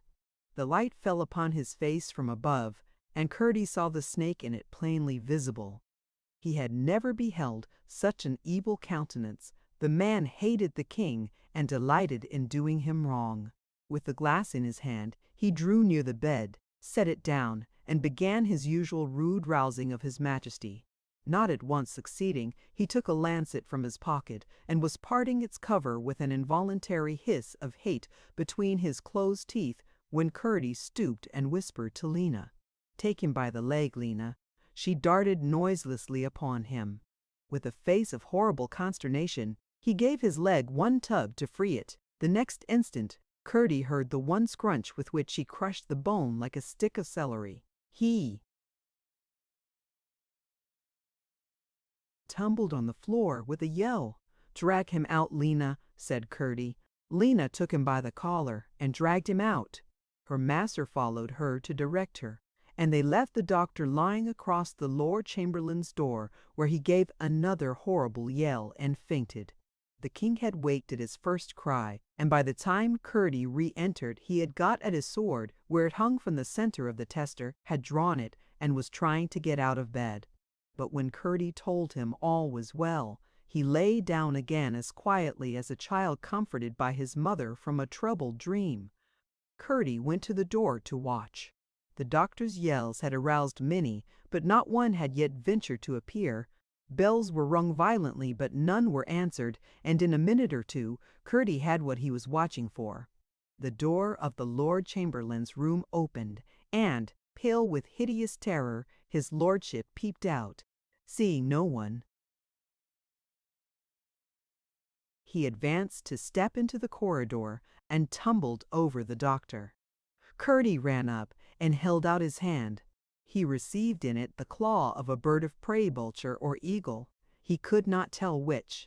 His lordship, as soon as he was on his legs, taking him for one of the pages, abused him heartily for not coming sooner, and threatened him with dismissal from the king's service for cowardice and neglect.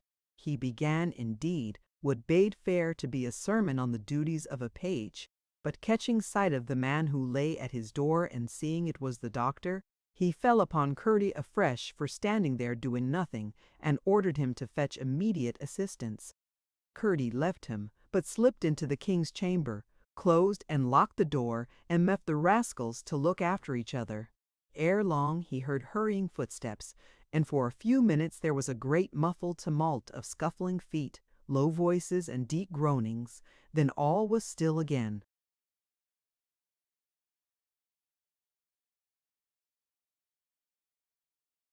Irene slept through the whole, so confidently did she rest, knowing Curdie was in her father's room watching over him. Chapter 24. The Prophecy. Curdie sat and watched every motion of the sleeping king. All the night, to his ear, the palace lay as quiet as a nursery of healthful children. At sunrise he called the princess. "How has His Majesty slept?" were her first words as she entered the room. "Quite quietly," answered Curdie. "That is, since the doctor was got rid of." "How did you manage that?" inquired Irene, and Curdie had to tell all about it. "How terrible!" she said. "Did it not startle the king dreadfully?" "It did rather. I found him getting out of bed, sword in hand." "The brave old man!" cried the princess. "Not so old," said Curdie, "as you will soon see. He went off again in a minute or so, but for a little while he was restless, and once when he looked at his hand it came.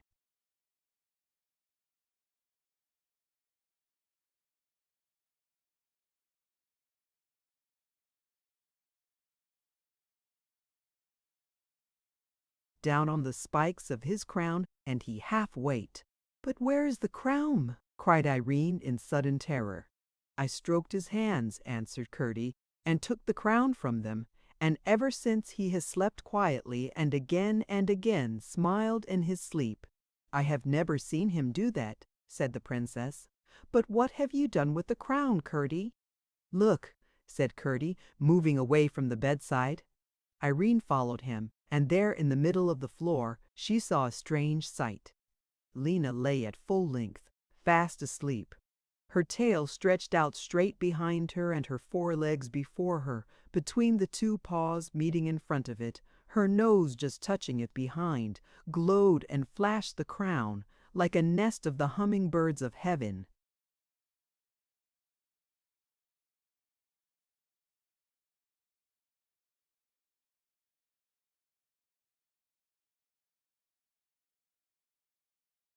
Irene gazed, and looked up with a smile. "But what if the thief were to come, and she not to wake?" she said.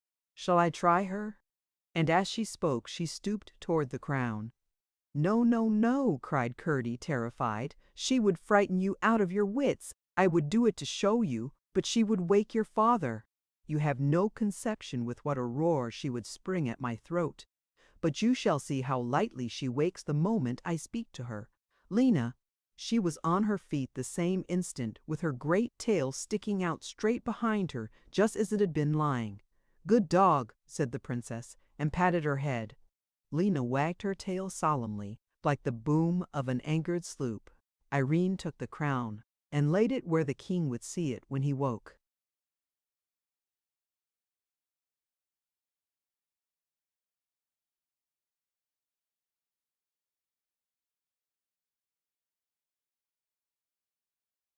"Now, princess," said Curdie, "I must leave you for a few minutes. You must bolt the door, please, and not open it to anyone." Away to the cellar he went with Lena, taking care, as they passed through the servants' hall, to get her a good breakfast. In about 1 minute she had eaten what he gave her, and looked up in his face. It was not more she wanted, but work. So out of the cellar they went through the passage, and Curdie into the dungeon, where he pulled up Lena, opened the door, let her out, and shut it again behind her. As he reached the door of the king's chamber, Lena was flying out of the gate of Gwinty-storm as fast as her mighty legs could carry her. "What's come to the wench?" growled the men-servants one to another when the chambermaid appeared among them the next morning. There was something in her face which they could not understand, and did not like. "Are we all dirt?" they said.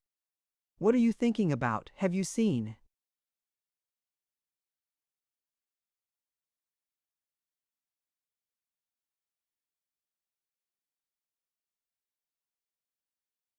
"Yourself in the glass this morning, miss?" She made no answer. "Do you want to be treated as you deserve, or will you speak, you hussy?" said the first woman cook. "I would fain know what right you have to put on a face like that." "You won't believe me," said the girl. "Of course not. What is it?" "I must tell you whether you believe me or not," she said. "Of course you must. It is this then: if you do not repent of your bad ways, you are all going to be punished, all turned out of the palace together."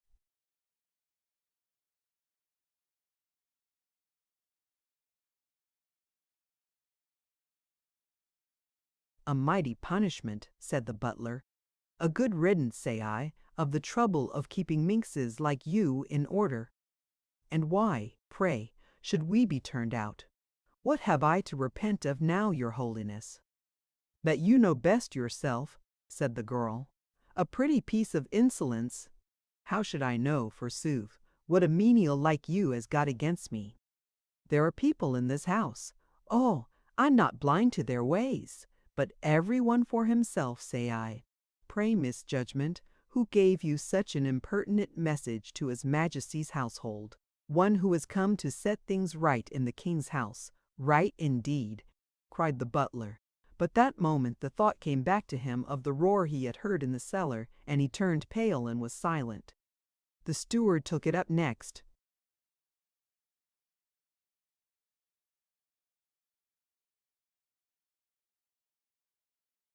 "And pray, pretty prophetess," he said, attempting to chuck her under the chin, "what have I got to repent of?"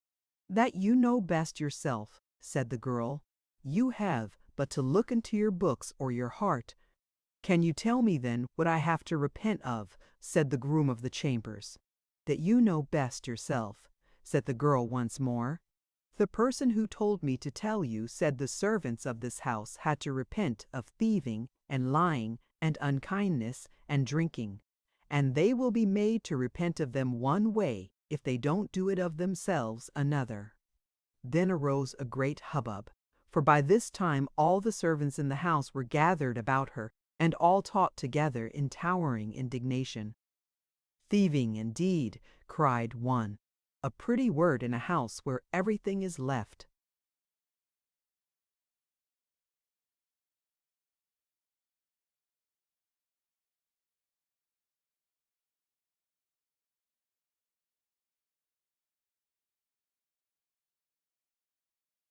lying about in a shameless way, tempting poor innocent girls, a house where nobody cares for anything or has the least respect to the value of property. I suppose you envy me this brooch of mine, said another. There was just a half-sheet of notepaper about it, not a scrap more, in a drawer that's always open in the writing table in the study. What sort of a place is that for a jewel? Can you call it stealing to take a thing from such a place as that? Nobody cared a straw about it. It might as well have been in the dust hole.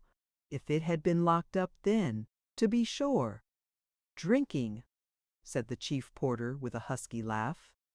And who wouldn't drink when he had a chance? Or who would repent it, except that the drink was gone? Tell me that, Miss Innocence. Lying, said a great coarse footman. I suppose you mean when I told you yesterday you were a pretty girl when you didn't pout. Lying indeed. Tell us.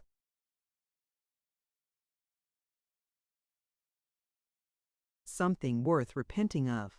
Lying is the way of Gwinty Storm. You should have heard Jabez lying to the cook last night. He wanted a sweetbread for his pup, and pretended it was for the princess. Ha, ha, ha, unkindness! I wonder who's unkind. Going and listening to any stranger against her fellow servants, and then bringing back his wicked words to trouble them, said the oldest and worst of the housemaids. One of ourselves, too. Come, you hypocrite, this is all an invention of yours and your young man's, to take your revenge of us, because we found you out in a lie last night. Tell true now, wasn't it the same that stole the loaf and the pie that sent you with the impudent message? As she said this, she stepped up to the housemaid and gave her, instead of time to answer, a box on the ear that almost threw her down, and whoever could get at her began to push and bustle and pinch and punch her. You invite your fate, she said quietly. They fell furiously upon her, drove her from the hall with kicks and blows, hustled her along the passage, and threw her down the stair to the wine cellar, then locked the door at the top of it and went back to their breakfast. In the meantime, the king and the princess had had their bread and wine, and the princess, with Curdie's help, had made the room as tidy as she could. They were terribly neglected by the servants. And now Curdie set himself to interest and amuse the king, and prevent him from thinking too much, in order that he might the sooner think the better. Presently, at his Majesty's request, he began from the beginning, and told everything he could recall of his life. About his father and mother and their cottage on the mountain, of the inside of the mountain and the work there, about the goblins and his adventures with them. When he came to finding the princess and her nurse overtaken by the twilight,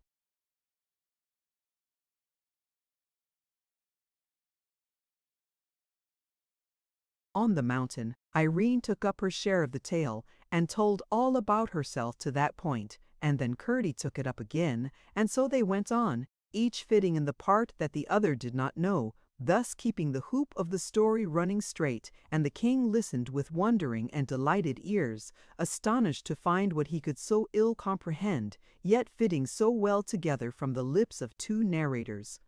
At last, with the mission given him by the wonderful princess and his consequent adventures, Curdie brought up the whole tale to the present moment.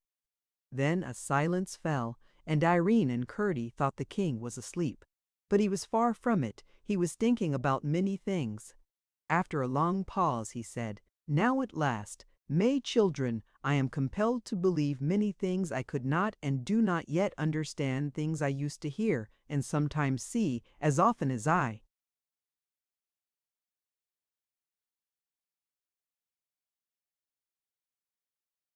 visited my mother's home.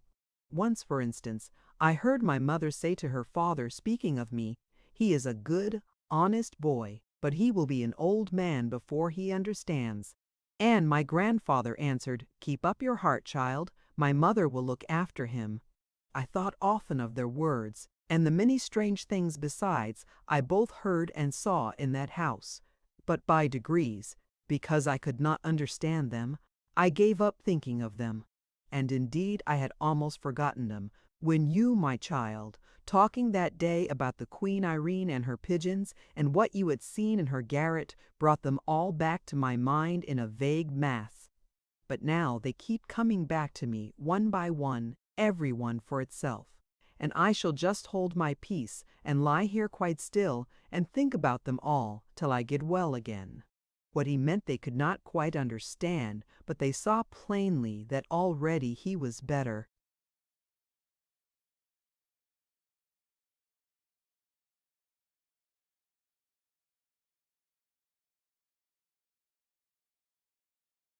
"Put away my crown," he said. "I am tired of seeing it and have no more any fear of its safety." They put it away together, withdrew from the bedside, and left him in peace.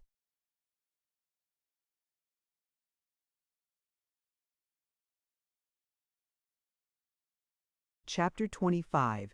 The Avengers. There was nothing now to be dreaded from Dr. Kelman, but it made Curdie anxious, as the evening drew near, to think that not a soul belonging to the court had been to visit the king or ask how he did that day. He feared, in some shape or other, a more determined assault. He had provided himself a place in the room to which he might retreat upon approach, and whence he could watch, but not once had he had to betake himself to it. Towards night the king fell asleep. Curdie thought more and more uneasily of the moment when he must again leave them for a little while. Deeper and deeper fell the shadows. No one came to light the lamp. The princess drew her chair close to Curdie. She would rather it were not so dark, she said. She was afraid of something. She could not tell what, nor could she give any reason for her fear, but that all was so dreadfully still. When it had been dark about an hour, Curdie thought Lena might have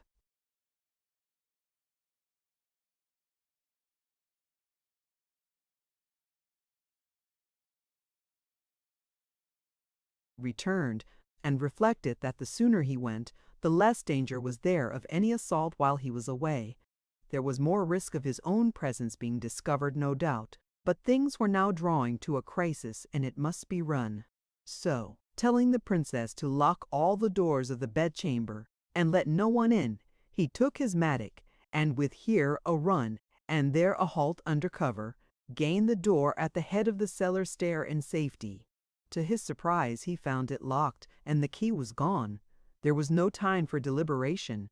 He felt where the lock was, and dealt it a tremendous blow with his mattock. It needed but a second to dash the door open. Someone laid a hand on his arm. "Who is it?" said Curdie. "I told you they wouldn't believe me, sir," said the housemaid. "I have been here all day." He took her hand and said, "You are a good, brave girl. Now come with me, lest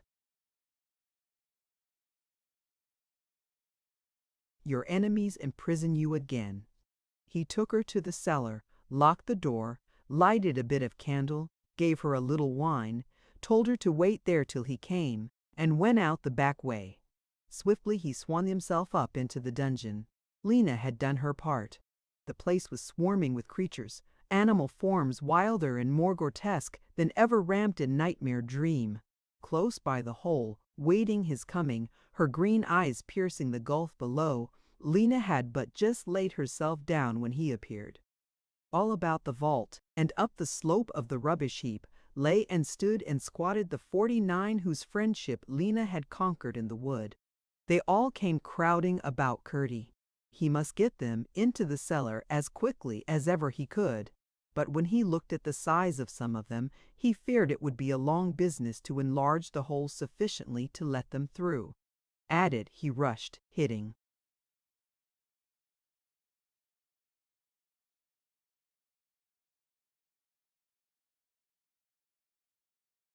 vigorously at the edge with his mattock. At the very first blow came a splash from the water beneath, but ere he could heave a third, a creature like a tapir, only that the grasping point of its proboscis was hard as the steel of Curdie's hammer, pushed him gently aside, making room for another creature with a head like a great club, which it began banging upon the floor with terrible force and noise. After about a minute of this battery, the tapir came up again, shoved Clubhead aside, and putting its own head into the hole began gnawing at the sides of it with the finger of its nose. in such a fashion that the fragments fell in a continuous gravelly shower into the water. In a few minutes the opening was large enough for the biggest creature among them to get through it. Next came the difficulty of letting them down. Some were quite light, but the half of them were too heavy for the rope, not to say for his arms. The creatures themselves seemed to be puzzling where or how they were to go. One after another of them came up, looked down through the hole, and drew back. Curdie.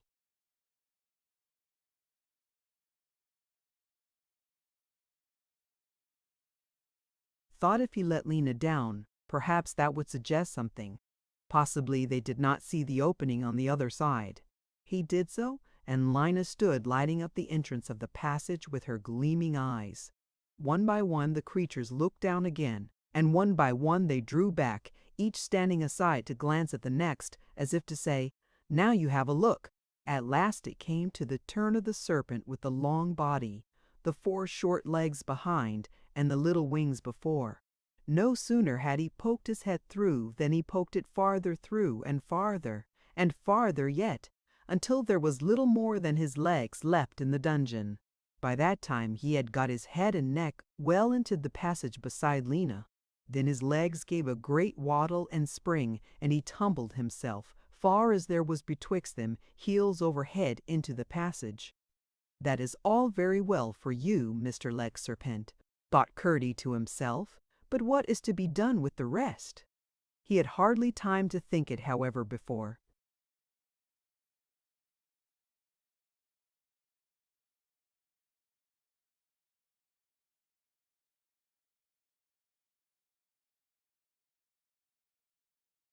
the creature's head appeared again through the floor. He caught hold of the bar of iron to which Curdie's rope was tied, and settling it securely across the narrowest part of the irregular opening, held fast to it with his teeth. It was plain to Curdie, from the universal hardness among them, that they must all, at one time or another, have been creatures of the mines. He saw at once what this one was after. The beast had planted his feet firmly upon the floor of the passage, and stretched his long body up and across the chasm to serve as a bridge for the rest. Curdie mounted instantly upon his neck, threw his arms round him as far as they would go, and slid down in ease and safety, the bridge just bending a little as his weight glided over it. But he thought some of the creatures would try the Leg Serpent's teeth. One by one the oddities followed, and slid down in safety. When they seemed to be all landed, he counted them. There were but 48. Up the rope again he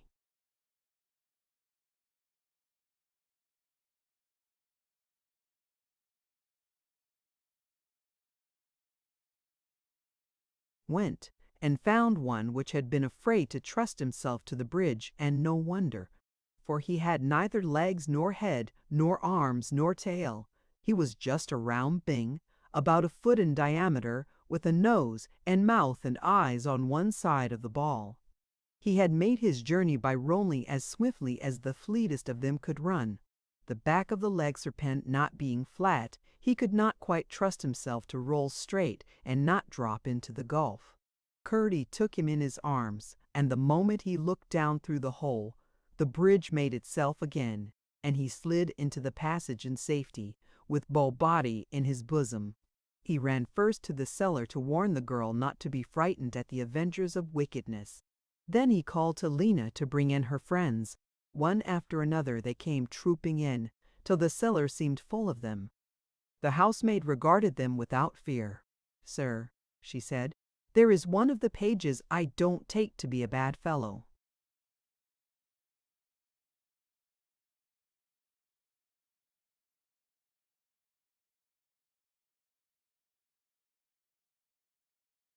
"Then keep him near you," said Curdie. "And now can you show me a way to the king's chamber, not through the servants' hall?"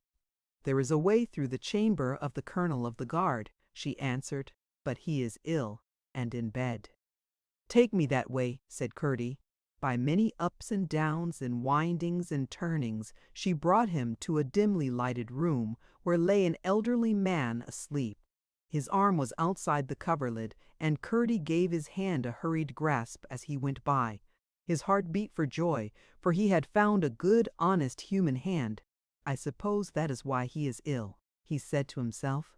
It was now close upon supper time, and when the girl stopped at the door of the king's chamber, he told her to go and give the servants one warning more.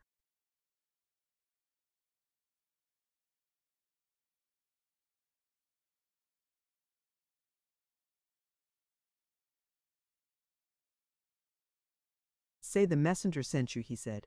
"I will be with you very soon." The king was still asleep. Curdie talked to the princess for a few minutes, told her not to be frightened, whatever noises she heard, only to keep her door locked till he came, and left her.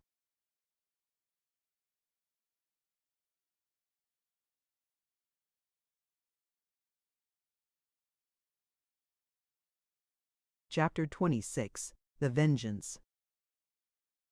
By the time the girl reached the servants' hall, they were seated at supper. A loud, confused exclamation arose when she entered. No one made room for her, all stared with unfriendly eyes. A page, who entered the next minute by another door, came to her side. "Where do you come from, hussy?" shouted the butler, and knocked his fist on the table with a loud clang. He had gone to fetch wine, had found the stair door broken open and the cellar door locked, and had turned and fled. Among his fellows, however, he had now regained what courage could be called his. "From the cellar," she replied. "The messenger broke open the door and sent me to you again." "The messenger? Pooh! What messenger?"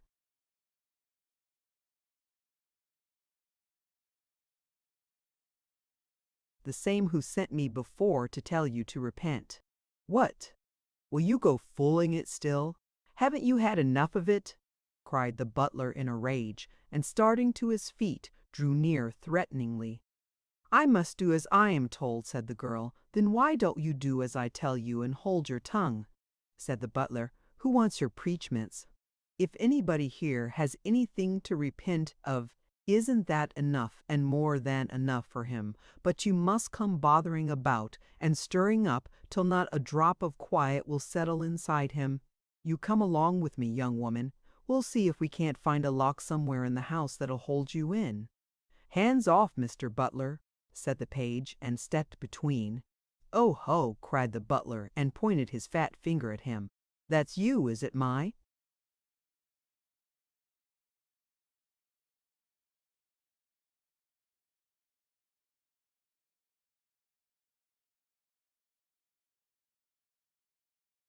"Fine fellow? So it's you that's up to her tricks, is it?" The youth did not answer, only stood with flashing eyes fixed on him, until, growing angrier and angrier, but not daring a step nearer, he burst out with a rude but quavering authority. "Leave the house, both of you. Be off, or I'll have Mr. Stewart to talk to you. Threaten your masters, indeed. Out of the house with you, and show us the way you tell us of." Two or three of the footmen got up and ranged themselves behind the butler. "Don't say I threaten you, Mr. Butler," expostulated the girl from behind the page. "The messenger said I was to tell you again, and give you one chance more." "Did the messenger mention me in particular?" asked the butler, looking the page unsteadily in the face.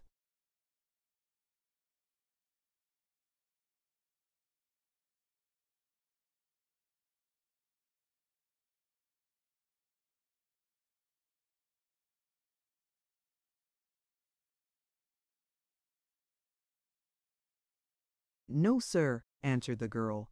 "I thought not. I should like to hear him."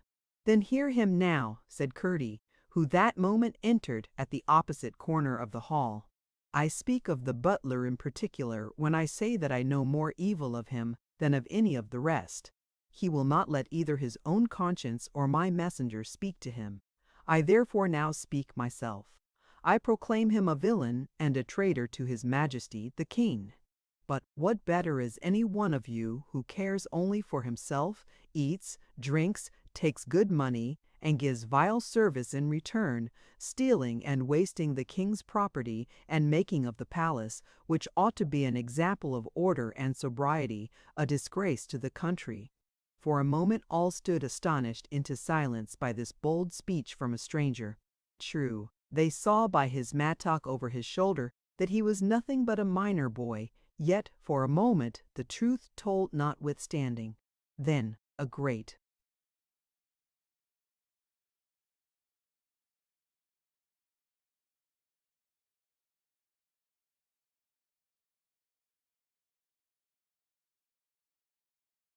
roaring laugh burst from the biggest of the footmen as he came shouldering his way through the crowd toward Curdie.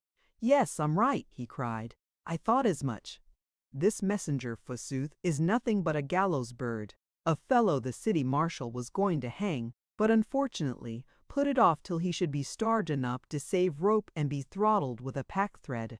He broke prison, and here he is preaching." As he spoke, he stretched out his great hand to lay hold of him. Curdie caught it in his left hand and heaved his mattock with the other.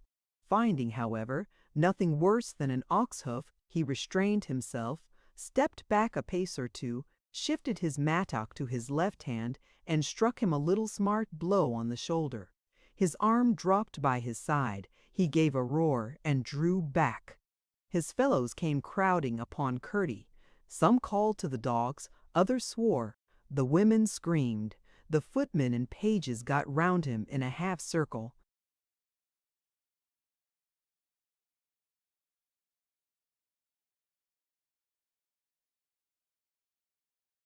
which he kept from closing by swinging his mattock, and here and there threatening a blow. "Whoever confesses to having done anything wrong in this house, however small, however great, and means to do better, let him come to this corner of the room," he cried. None moved but the page, who went toward him skirting the wall. When they caught sight of him, the crowd broke into a hiss of derision. "There, see, look at the sinner. He confesses, actually confesses. Come, what is it you stole, the bare-faced hypocrite? There's your sort to set up for reproving other people. Where's the other now?" But the maid had left the room, and they let the page pass, for he looked dangerous to stop.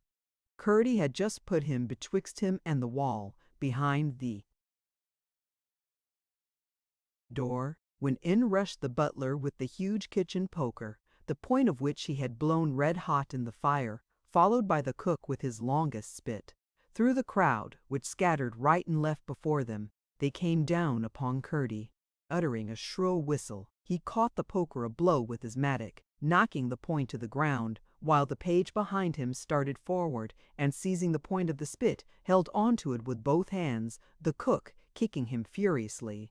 Ere the butler could raise the poker again, or the cook recover the spit, with a roar to terrify the dead, Lena dashed into the room, her eyes flaming like candles.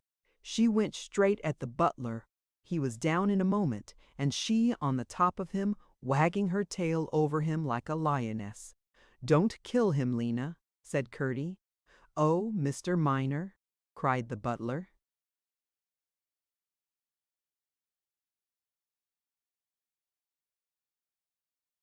"Put your foot on his mouth, Lena," said Curdie.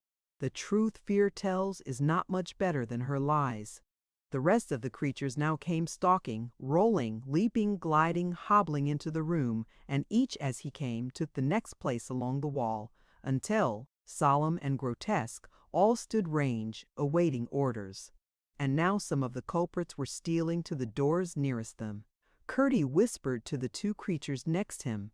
Off went Ballbody, rolling and bounding through the crowd like a spent cannon shot, and when the foremost reached the door to the corridor, there he lay at the foot of it grinning. To the other door scuttled a scorpion, as big as a huge crab. The rest stood so still that some began to think they were only boys dressed up to look awful. They persuaded themselves they were only another part of the housemaids' and pages' vengeful contrivance, and their evil spirits began to rise again. Meantime Curdie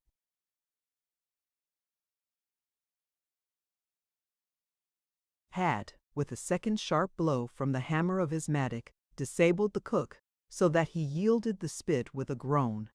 He now turned to the avengers. "Go at them," he said.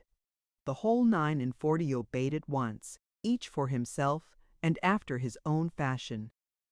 A scene of confusion and terror followed. The crowd scattered like a dance of flies. The creatures had been instructed not to hurt much, but to hunt incessantly, until everyone had rushed from the house. The women shrieked and ran hither and thither through the hall, pursued each by her own horror, and snapped it by every other in passing. If one threw herself down in hysterical despair, she was instantly poked or clawed or nibbled up again. Though they were quite as frightened at first, the men did not run so fast, and by some of them, finding they were only glared at and followed and pushed, began to summon up courage once more, and with courage came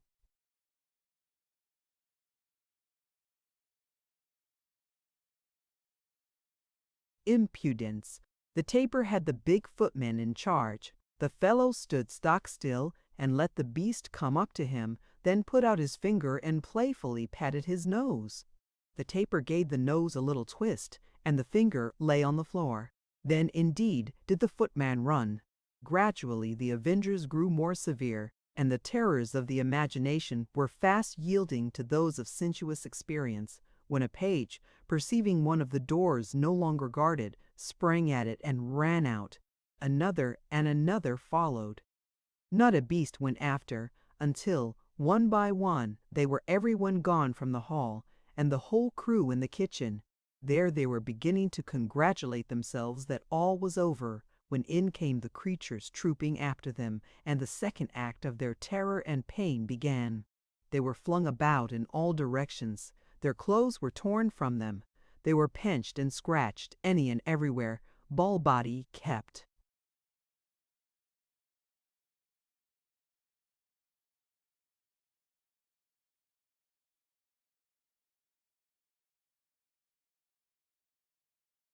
Rolling up them and over them, confining his attentions to no one in particular.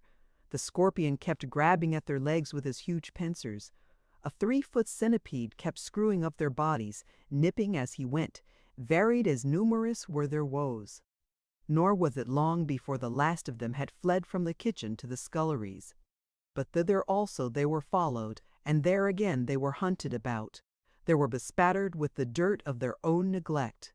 They were soused in the stinking water that had boiled greens. They were smeared with rancid dripping. Their faces were rubbed in maggots. I dare not tell all that was done to them. At last they got the door into a backyard open and rushed out. Then first they knew that the wind was howling and the rain falling in sheets. But there was no rest for them even there. Thither also were they followed by the inexorable avengers, and the only door here was a door out of the palace. Out every soul of them was driven and left, some standing, some lying, some crawling, to the driven.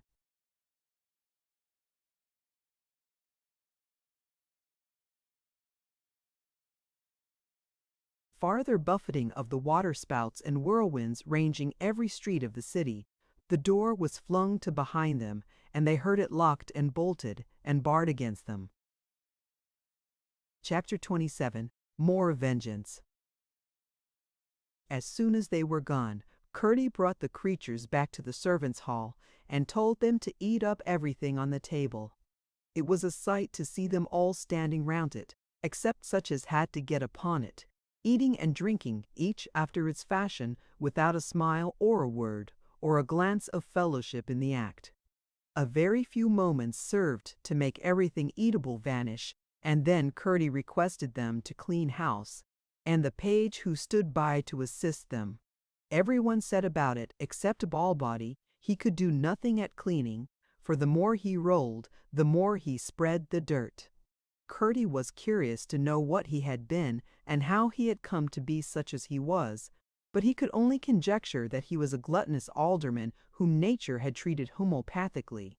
And now there was such a cleaning and clearing out of neglected places, such a burying and burning of refuse, such a rinsing of jugs, such a swilling of sinks, and such a flushing of drains as would have delighted the eyes of all true housekeepers and lovers of cleanliness generally.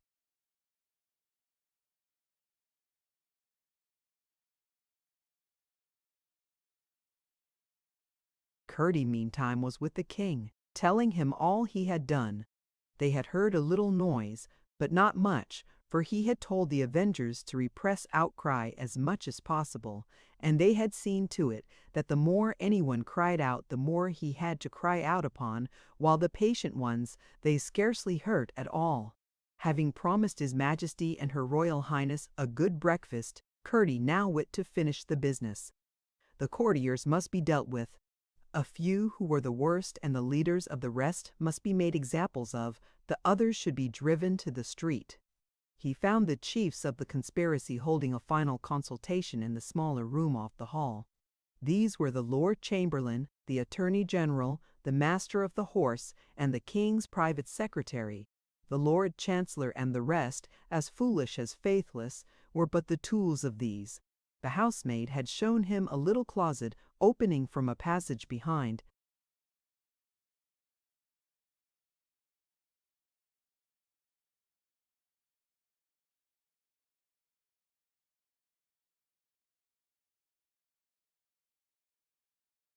Pertriva, already discroof, in the verbans, awen wosen wanians, the biles. Make away with the king, secure the princess, announce the sudden death of His Majesty, read as is the will they had drawn up, and proceed to govern the country at their ease, and with results they would at once levy severer taxes, and pick a quarrel with the most powerful de neighbors, evite, if results, et beseperturdi allowed them to para the mate to settle that a turbet First he called Lena, and opened the door of the room where the secretary sat. She crept in, and laid herself down against it. When the secretary, rising to stretch his legs, caught sight of her eyes, he stood frozen with terror. She made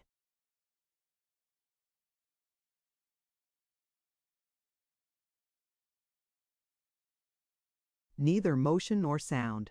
Gathering courage and taking the thing for a spectral illusion, he made a step forward. She showed her other teeth with a growl neither more than audible nor less than horrible. The secretary sank fainting into a chair. He was not a brave man, and besides, his conscience had gone over to the enemy and was sitting against the door by Lena. To the Lord Chamberlain's door next, Curdie conducted the Legserpent and led him in. Now his lordship had had a bedstead made for himself, sweetly fashioned of rods of silver gilt. Upon it the Legserpent found him asleep, and under it he crept. But out he came on the other side, and crept over it next, and again under it, and so over it, under it, over it 5 or 6 times, every time leaving a coil of himself behind him, until he had softly folded all his length about the Lord Chamberlain and his bed. This done, he set up his head, looking down with curved neck right.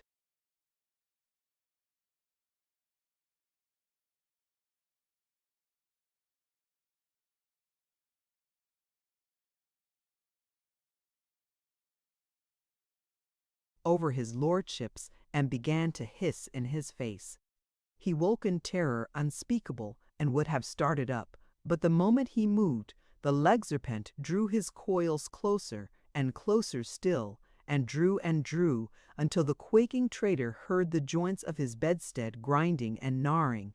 Presently he persuaded himself that it was only a horrid nightmare, and began to struggle with all his strength to throw it off.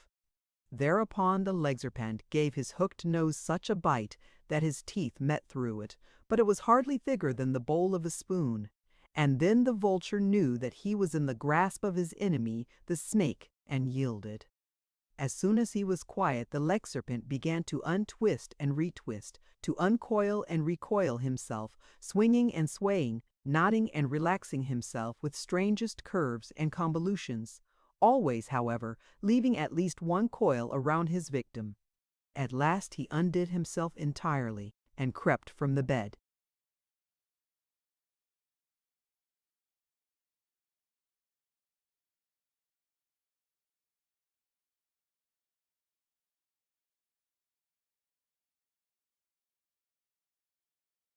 Then first the Lord Chamberlain discovered that his tormentor had bent and twisted the bedstead, legs and canopy and all, so about him that he was shut in the silver cage, out of which it was impossible for him to find a way.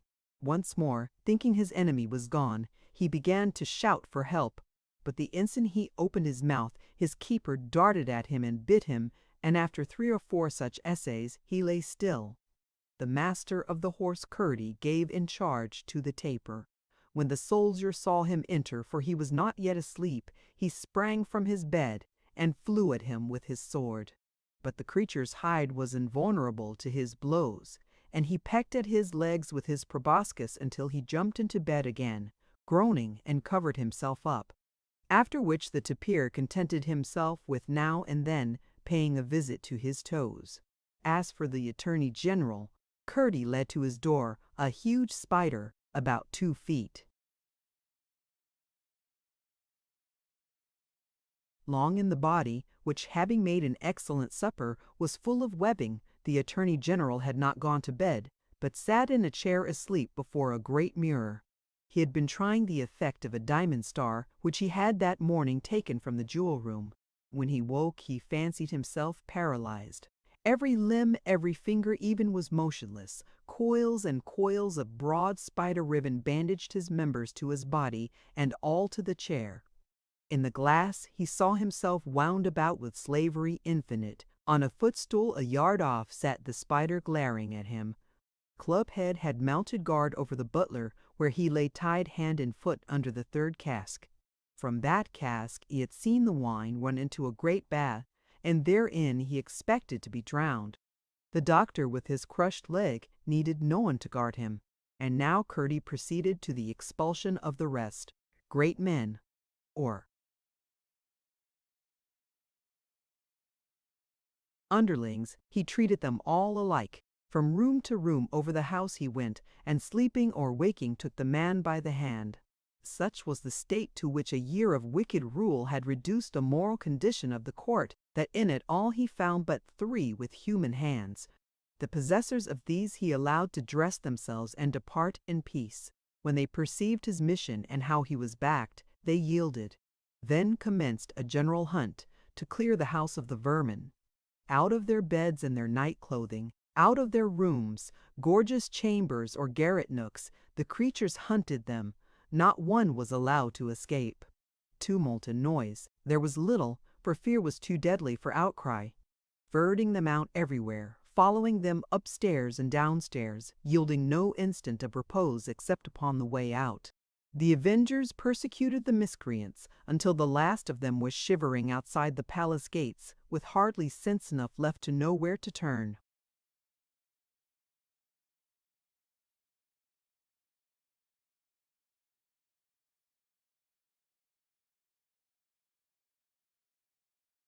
When they set out to look for shelter, they found every inn full of the servants expelled before them, and not one would yield his place to a superior suddenly leveled with himself. Most houses refused to admit them on the ground of the wickedness that must have drawn on them such a punishment, and not a few would have been left in the streets all night, had not Durba, roused by the vain entreaties at the doors on each side of her cottage, opened hers and given up everything to them. The Lord Chancellor was only too glad to share a mattress with a stable boy and steal his bare feet under his jacket. In the morning Curdie appeared, and the outcasts were in terror, thinking he had come after them again. But he took no notice of them. His object was to request Durba to go to the palace. The king required her services. She need take no trouble about her cottage, he said. The palace was henceforward her home. She was the king's chatelaine over men and maidens of his household. And this very morning she must cook his majesty a nice breakfast.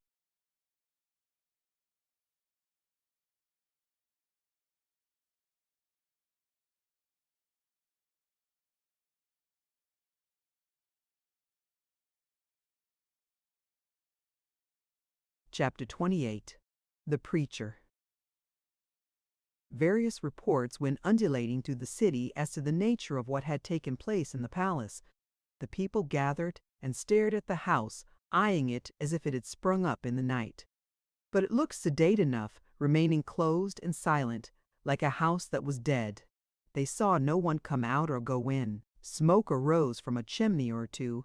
There was hardly another sign of life. It was not for some little time. Generally understood that the highest officers of the crown, as well as the lowest menials of the palace, had been dismissed in disgrace. For who was to recognize a Lord Chancellor in his nightshirt? and what Lord Chancellor would, so attired in the street, proclaim his rank and office aloud?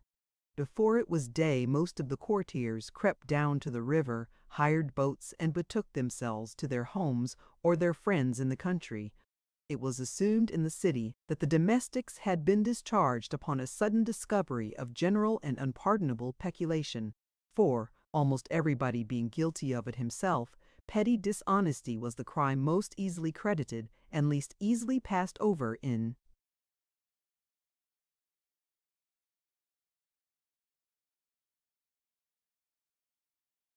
Gwynny Storm. Now that same day was Religion Day, and not a few of the clergy, always glad to seize on any passing event to give interest to the dull and monotonic grind of their intellectual machines, made this remarkable one the ground of discourse to their congregations. More especially than the rest, the first priest of the great temple where was the royal pew, judged himself, from his relation to the palace, called upon to improve the occasion. For they talked ever about an improvement at Gwynty Storm, all the time they were going downhill with a rush. The book which had of late years come to be considered the most sacred was called the Book of Nations, and consisted of proverbs and history traced through custom. From it the first priest chose his text, and his text was, "Honesty is the best policy." He was considered a very eloquent man, but I can offer only a few of the larger bones of his sermon.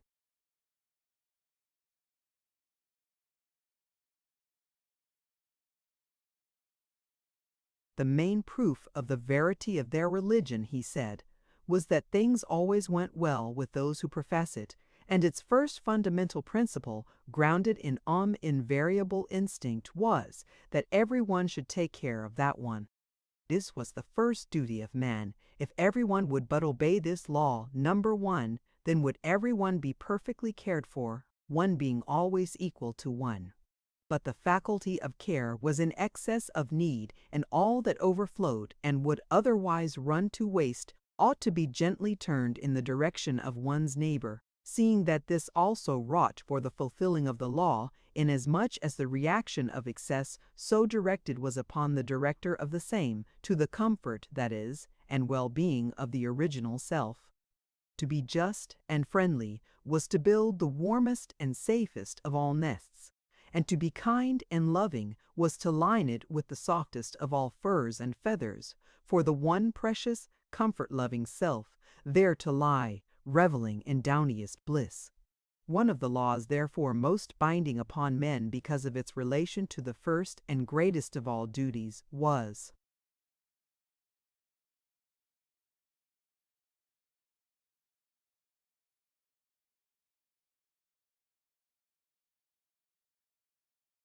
embodied in the proverb he had just read, and what stronger proof of its wisdom and truth could they desire than the sudden and complete vengeance which had fallen upon those worse than ordinary sinners who had offended against the king's majesty by forgetting that honesty is the best policy. At this point of the discourse, the head of the lexicon rose from the floor of the temple, towering above the pulpit, above the priest, then curving downward, with open mouth slowly descended upon him. Horror froze the sermon pump. He stared upward aghast. The great teeth of the animal closed upon a mouthful of the sacred vestments, and slowly he lifted the preacher from the pulpit like a handful of linen from a washtub, and on his four solemn stumps bore him out of the temple, dangling aloft from his jaws. At the back of it he dropped him into the dust hole, among the remnants of a library whose age had destroyed its value in the eyes of the chapter. They found him burrowing in it, a lunatic henceforth, whose madness presented the peculiar feature that in its paroxysms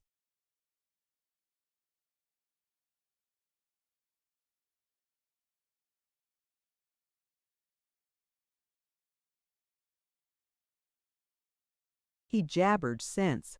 Bone-freezing horror pervaded Gwynty Storm. If their best and wisest were treated with such contempt, what might not the rest of them look for? Alas for their city, their grandly respectable city, their loftily reasonable city, where it was all to end, who could tell? But something must be done.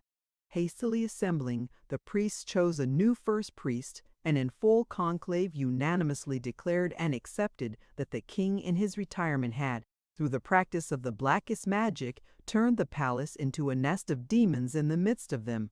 A grand exorcism was therefore indispensable. In the meantime, the fact came out that the greater part of the courtiers had been dismissed as well as the servants, and this fact swelled the hope of the party of decency, as they called themselves. Upon it, they proceeded to act and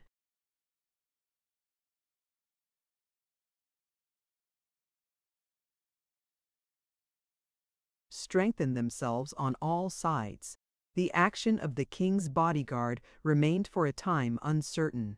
But when at length its officers were satisfied that both the master of the horse and their colonel were missing, they placed themselves under the orders of the first priest. Everyone dated the culmination of the evil from the visit of the miner and his mongrel, and the butchers vowed, if they could but get hold of them again, they would roast both of them alive. At once they formed themselves into a regiment and put their dogs in training for attack. Incessant was the talk, innumerable were the suggestions, and great was the deliberation. The general consent, however, was that as soon as the priests should have expelled the demons, they would depose the king, and attired in all his regal insignia, shut him in a cage for public show, then choose governors with the Lord Chancellor at their head, whose first duty should be to remit every possible tax.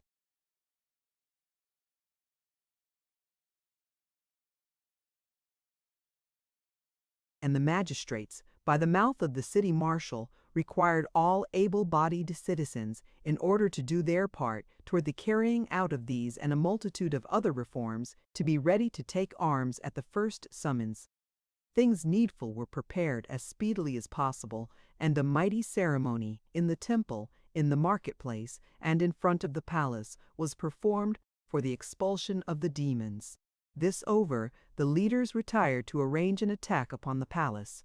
But that night events occurred which, proving the failure of their first, induced the abandonment of their second intent.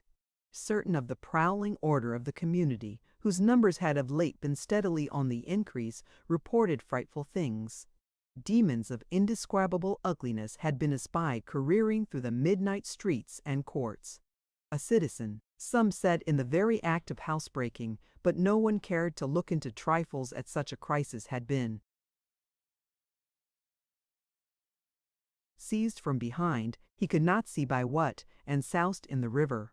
A well-known receiver of stolen goods had had his shop broken open, and when he came down in the morning had found everything in ruin on the pavement.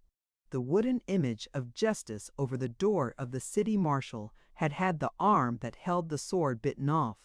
The gluttonous magistrate had been pulled from his bed in the dark by beings of which he could see nothing but the flaming eyes, and treated to a bath of the turtle soup that had been left simmering by the side of the kitchen fire. Having poured it over him, they put him again into his bed, where he soon learned how a mummy must feel in its cerements. Worst of all, in the marketplace was fixed up a paper with the king's own signature, to the effect that whoever henceforth should show inhospitality to strangers, and should be convicted of the same, should be instantly expelled the city, while a second, in the butcher's quarter, ordained that any dog which henceforth should attack a stranger should be immediately destroyed. It was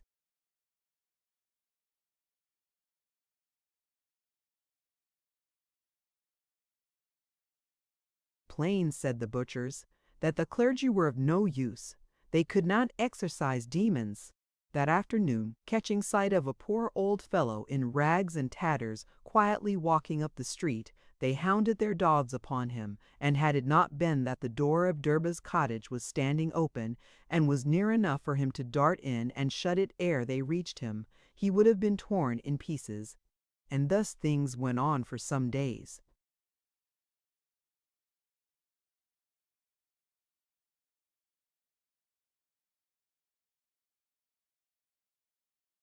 Chapter 29. Barbara. In the meantime, with Durba to minister to his wants, with Curdie to protect him, and Irene to nurse him, the king was getting rapidly stronger. Good food was what he most wanted, and of that, at least of certain kinds of it, there was plentiful store in the palace. Everywhere since the cleansing of the lower regions of it, the air was clean and sweet, and under the honest hands of the one housemaid, the king's chamber became a pleasure to his eyes. With such changes it was no wonder if his heart grew lighter as well as his brain clearer. But still evil dreams came and troubled him, the lingering result of the wicked medicines the doctor had given him. Every night, sometimes twice or thrice, he would wake up in terror, and it would be minutes ere he could come to himself. The consequence was that he was always worse in the morning, and had lost to make up during the day. While he slept, Irene or Curdie, one or the other, must still be always by his side.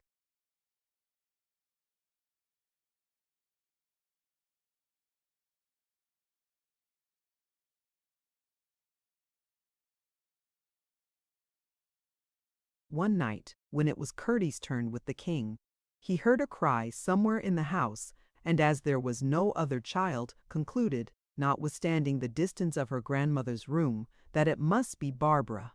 Fearing something might be wrong, and noting the king's sleep more quiet than usual, he ran to see. He found the child in the middle of the floor, weeping bitterly, and Durba slumbering peacefully in bed. The instant she saw him, the night-lost thing ceased her crying, smiled, and stretched out her arms to him. Unwilling to wake the old woman, who had been working hard all day, he took the child and carried her with him. She clung to him so, pressing her tear-wet radiant face against his, that her little arms threatened to choke him. When he re-entered the chamber, he found the king sitting up in bed, fighting the phantoms of some hideous dream. Generally upon such occasions, although he saw his watcher, he could not dissociate him from the dream and went raving on. But the moment his eyes fell upon little Barbara, whom he had never seen,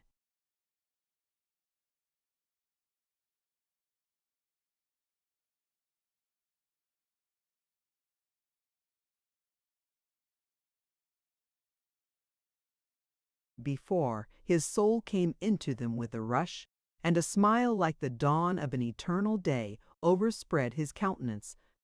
The dream was nowhere, and the child was in his heart. He stretched out his arms to her, the child stretched out hers to him, and in 5 minutes they were both asleep, each in the other's embrace. From that night Barbara had a crib in the king's chamber, and as often as he woke, Irene or Curdie, whichever was watching, took the sleeping child and laid her in his arms, upon which, invariably and instantly, the dream would vanish.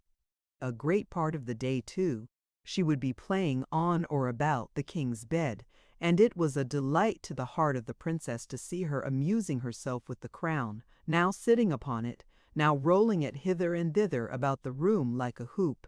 Her grandmother, entering once, while she was pretending to make porridge in it, held up her hands in horror-struck amazement, but the king would not allow her to interfere, for the king was now Barbara's playmate, and his crown their plaything.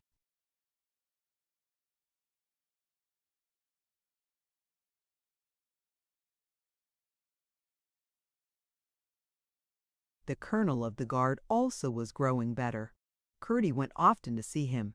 They were soon friends, for the best people understand each other the easiest, and the grim old warrior loved the miner boy as if he were at once his son and his angel.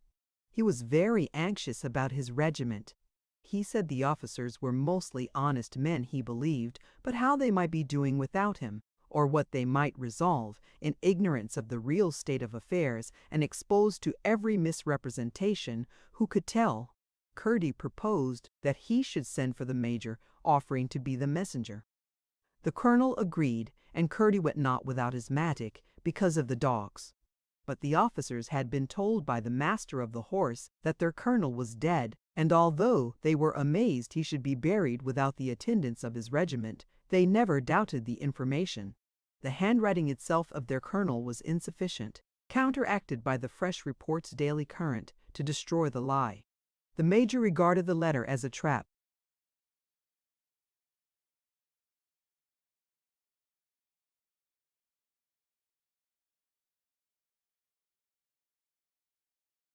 for the next officer in command and sent his orderly to arrest the messenger. But Curdie had had the wisdom not to wait for an answer.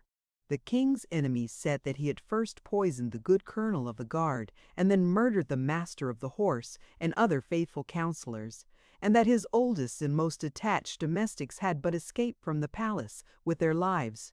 Not all of them, for the butler was missing. Mad or wicked, he was not only unfit to rule any longer, but worse than unfit to have in his power and under his influence the young princess, only hope of Gwentystorm and the kingdom. The moment the Lord Chancellor reached his house in the country and had got himself clothed, he began to devise how yet to destroy his master, and the very next morning set out for the neighboring kingdom of Borsagras to invite invasion and offer a compact with its monarch.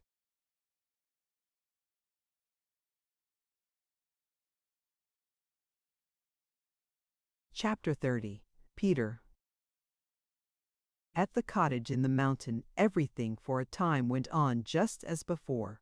It was indeed dull without Curdie, but as often as they looked at the emerald it was gloriously green, and with nothing to fear or regret, and everything to hope, they required little comforting.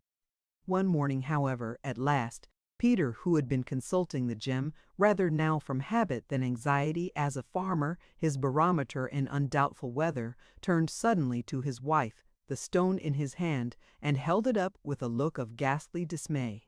"Why, that's never the emerald," said Joan. "It is," answered Peter, "but it were small blame to any one that took it for a bit of bottle glass. For, all save one spot right in the center, of intensest and most brilliant green, it looked as if the color had been burnt out of it."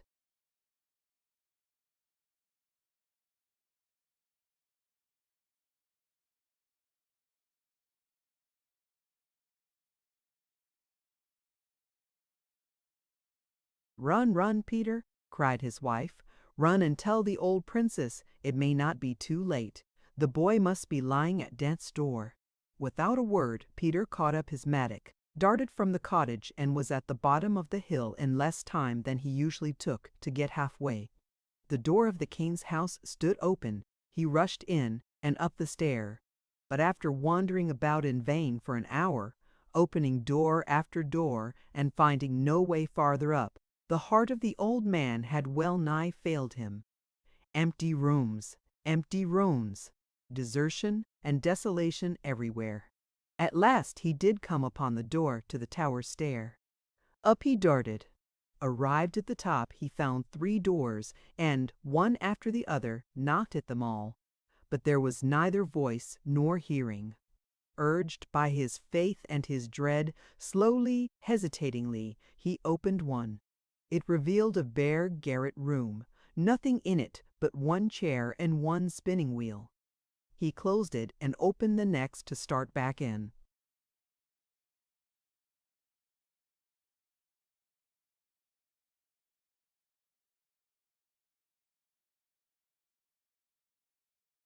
Terror, for he saw nothing but a great gulf, a moonless night full of stars, and for all the stars dark, dark, a fathomless abyss.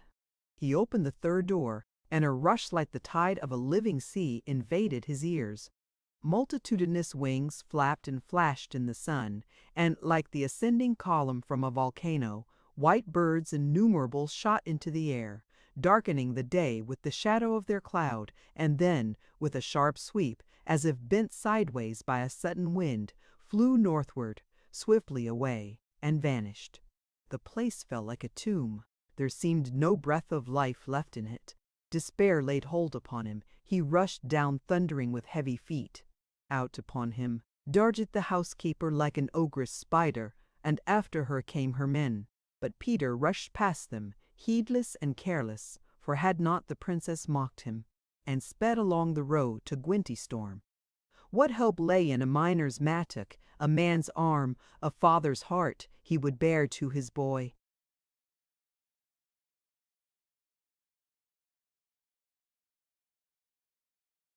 Joan sat up all night, waiting his return, hoping and hoping. The mountain was very still, and the sky was clear. But all night long the miner sped northward, and the heart of his wife was troubled.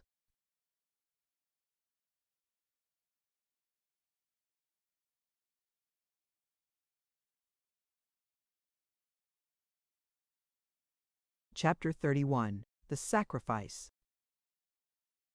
Things in the palace were in a strange condition. The king playing with a child and dreaming wise dreams, waited upon by a little princess with the heart of a queen, and a youth from the mines who went nowhere, not even into the king's chamber, without his mattock on his shoulder and a horrible animal at his heels. In a room nearby the colonel of his guard, also in bed, without a soldier to obey him. And in 6 other rooms, far apart, 6 miscreants, watched by a beast jailer men, in bentents, punishingly with name Ibrahim. None dared approach its gates, and seldom one issued from them. All the dwellers in the city were united in enmity to the palace. It swarmed with evil spirits, they said, whereas the evil spirits were in the city, unsuspected. One consequence of their presence was that, when the rumor came that a great army was on the march against Gwentystorm, instead of rushing to their defenses to make new gates, free portcullises, and drawbridges and bar the river, each band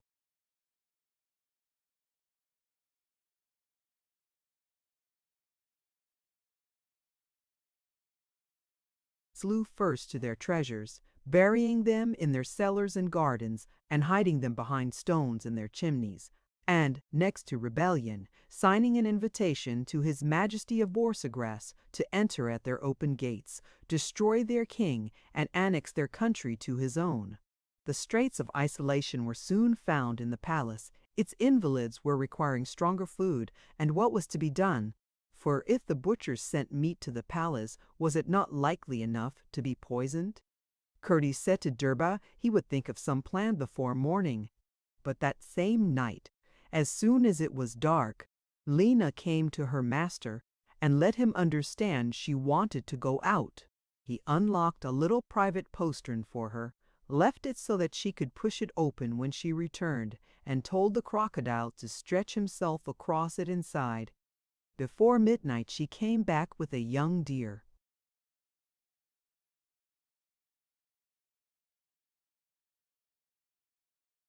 Early the next morning, the Lexberpent crept out of the wine cellar, through the broken door behind, shot into the river, and soon appeared in the kitchen with a splendid sturgeon. Every night Lena went out hunting, and every morning Lexerpent went out fishing, and both invalids and household had plenty to eat. As to news, the page in plain clothes would now and then venture out into the marketplace and gather some.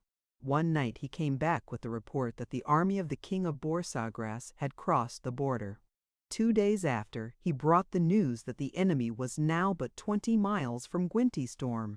The colonel of the guard rose and began furbishing his armor, but gave it over to the page and staggered across to the barracks, which were in the next street. The sentry took him for a ghost or worse, ran into the guard-room, bolted the door, and stopped his ears. The poor colonel, who was yet hardly able to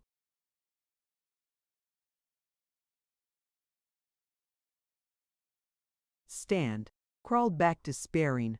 For Curdie, he had already, as soon as the first rumor reached him, resolved, if no other instructions came, and the king continued unable to give orders, to call Lena and the creatures, and march to meet the enemy.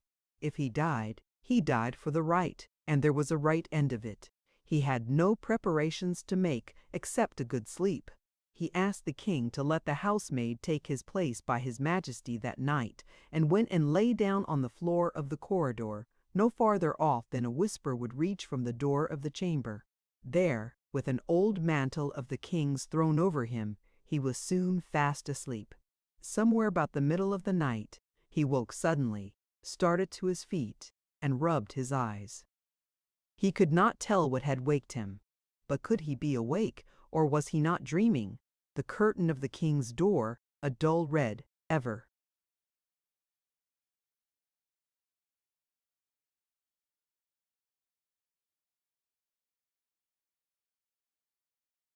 Before was glowing a gorgeous, a radiant purple, and the crown wrought upon it in silks and gems was flashing as if it burned.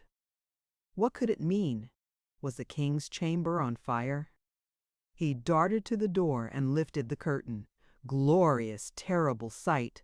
A long and broad marble table that stood at one end of the room had been drawn into the middle of it, and thereon burned a great fire, of a sort that Curdie knew, a fire of glowing, flaming roses, red and white. In the midst of the roses lay the king, moaning but motionless. Every rose that fell from the table to the floor, someone, whom Curdie could not plainly see for the brightness, lifted and laid burning upon the king's face, until at length his face too was covered with the live roses, and he lay all within the fire, moaning still, with now and then a shuddering sob. And the shape that Curdie saw and could not see wept over the king as he lay in the fire, and often she hid her face in handfuls of her shadowy hair, and from her hair the water of her weeping dropped like sunset rain in the light of the roses. At last she lifted a great armful of her hair and shook it over the fire, and the drops fell from it in showers, and they did not hiss in the flames, but there arose instead, as it were, the sound of running brooks.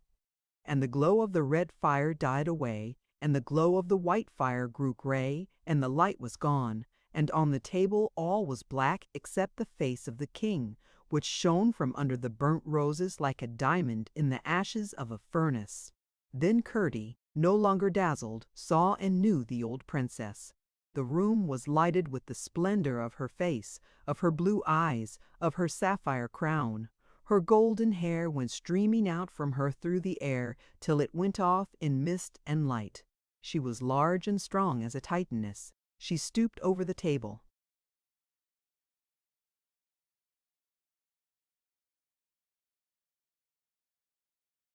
Altar, put her mighty arms under the living sacrifice, lifted the king as if he were but a little child, to her bosom walked with him up the floor, and laid him in his bed. Then darkness fell. The miner boy turned silent away, and laid himself down again in the corridor. An absolute joy filled his heart, his bosom, his head, his whole body. All was safe, all was well. With the helve of his mattock tight in his grasp, he sank into a dreamless sleep.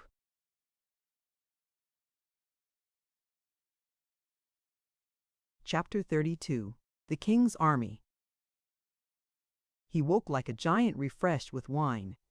When he went into the king's chamber, the housemaid sat where he had left her, and everything in the room was as it had been the night before, save that a heavenly odor of roses filled the air of it.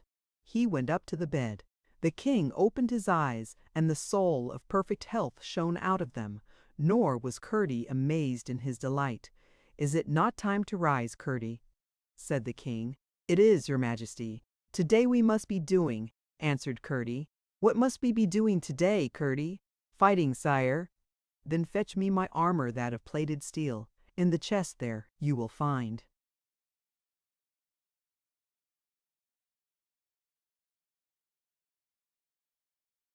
The underclothing with it. As he spoke, he reached out his hand for his sword, which hung in the bed before him, drew it, and examined the blade. "A little rusty," he said, "but the edge is there. We shall polish it ourselves today, not on the wheel. Curdie, my son, I wake from a troubled dream.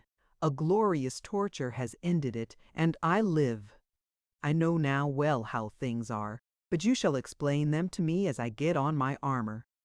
No, I need no bath. I am clean. Call the colonel of the guard." In complete steel, the old man stepped into the chamber. He knew it not, but the old princess had passed through his room in the night.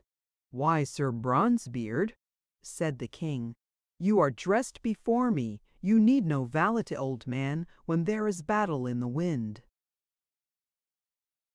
"Battle, sire," returned the colonel. "Where then are our soldiers?" "Why, there and here," answered the king, pointing to the colonel first, and then to himself. "Where else, man?" "The enemy will be upon us ere sunset, if we be not upon him ere noon." What other thing was in your brave brain when you donned your armor, friend? Your Majesty's order, sire, answered Sir Bronzebeard. The king smiled and turned to Curdie. And what was in yours, Curdie? For your first word was of battle. See, your Majesty, answered Curdie, I have polished my mattock. If your Majesty had not taken the command, I would have met the enemy at the head of my beasts, and died in comfort or done better.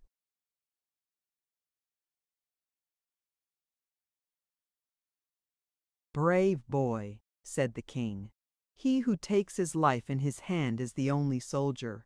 You shall head your beasts today. Sir Bronzebeard, will you die with me if need be? 7 times, my king, said the colonel. Then shall we win this battle, said the king. Curdie, go and bind securely the 6, that we lose not their guards.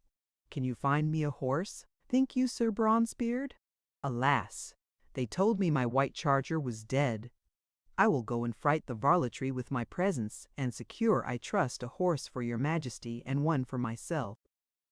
And look you, brother, said the king, bring one for my minor boy too, and a sober old charger for the princess, for she too must go to the battle and conquer with us.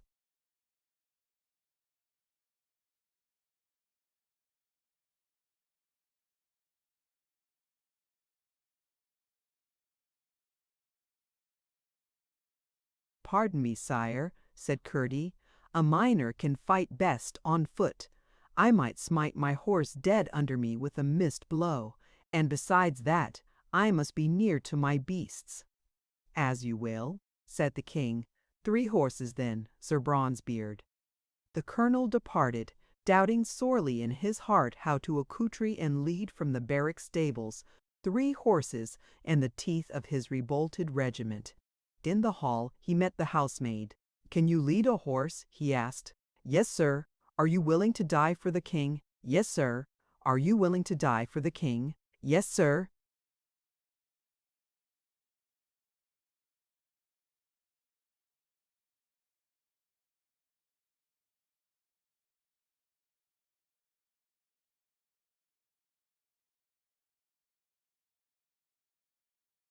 "Can you do as you are bid?" "I can keep on trying, sir." "Come then.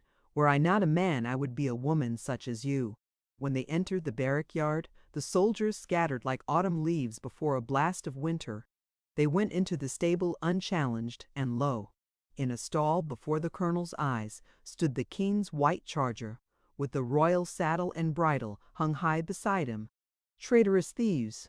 muttered the old man in his beard, and went along the stalls, looking for his own black charger. Having found him, he returned to saddle first the king's. But the maid had already the saddle upon him, and so girt that the colonel could thrust no fingertip between girth and skin. He left her to finish what she had so well begun, and went and made ready his own. He then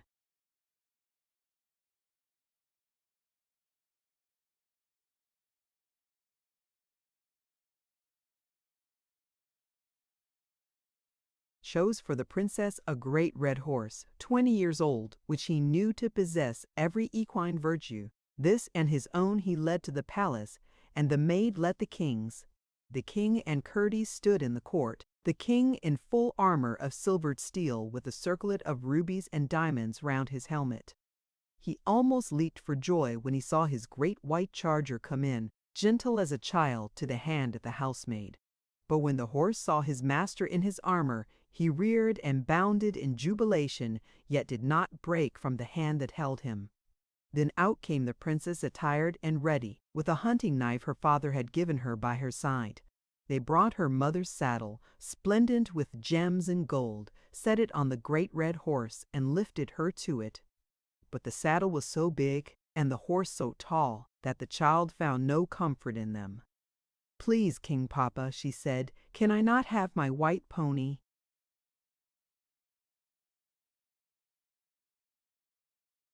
"I did not think of him, little one," said the king. "Where is he?" "In the stable," answered the maid. "I found him half starved, the only horse within the gates, the day after the servants were driven out. He has been well fed since. Go and fetch him," said the king. As the maid appeared with the pony, from a side door came Lena and the 49, following Curdie. "I will go with Curdie and the Uglies," cried the princess, and as soon as she was mounted, she got into the middle of the pack. So out they set, the strangest force that ever went against an enemy. The king in silver armor sat stately on his white steed, with the stones flashing on his helmet. Beside him the grim old colonel, armed in steel, rode his black charger. Behind the king, a little to the right, Curdie walked afoot, his mattock shining in the sun. Lena followed at his heel. Behind her came the wonderful company of Uglies. In the midst of them rode the gracious little Irene, dressed in blue and mounted on the prettiest of white ponies. Behind the colonel, a little to the left, walked the page, armed in a breastplate, headpiece, and trooper sword he had found in the palace, all much too big for him, and carrying a brass trumpet which he did at his blood. Alongside the beasts walked Derba, carrying Barbara, their refuge, the mountains, should the cause of the king be lost. As soon as they were over the river, they turned aside to ascend the cliff, and there awaited the forging of the day's history. Then first Curdie saw that the housemaid, whom they had all forgotten, was following, mounted on the great red horse, and seated in the royal saddle. Many were the eyes unfriendly of women that had stared at them from door.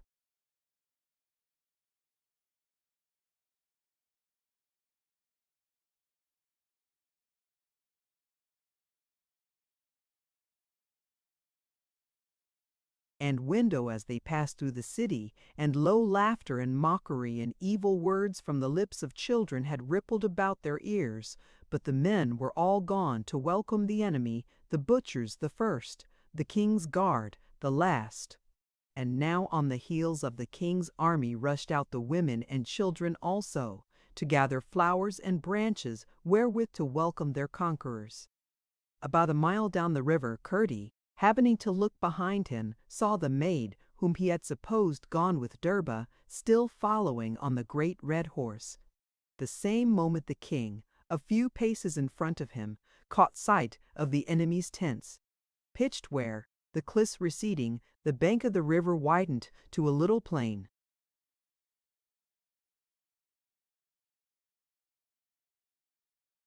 Chapter 33. The Battle.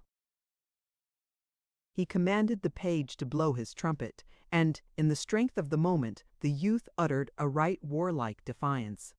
But the butchers and the guard, who had gone over armed to the enemy, thinking that the king had come to make his peace also, and that it might thereafter go hard with them, rushed at once to make short work with him, and both secure and commend themselves. The butchers came on first, for the guards had slackened their saddle girths, brandishing their knives, and talking to their dogs.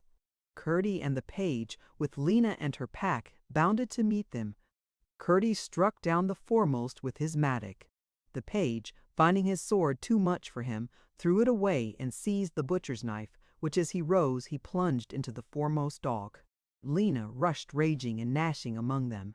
She would not look at a dog so long as there was a butcher on his legs, and she never stopped to kill a butcher, only with one grind of her jaws crushed a leg of him. When they were all down, then indeed she flashed among the dogs.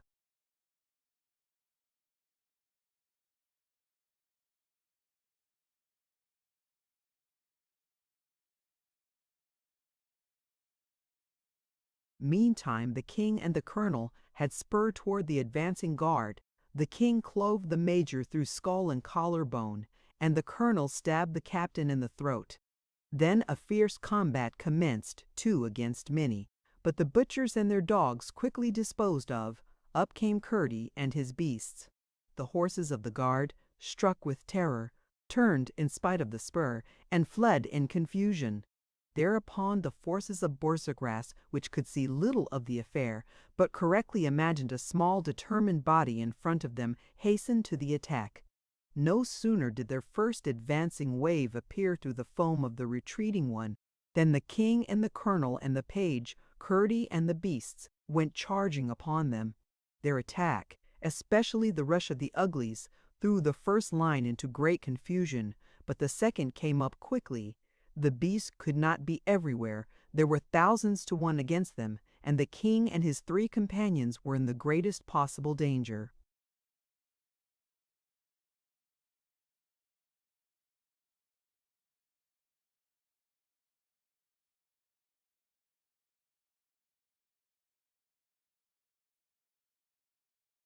A dense cloud came over the sun and sank rapidly toward the earth.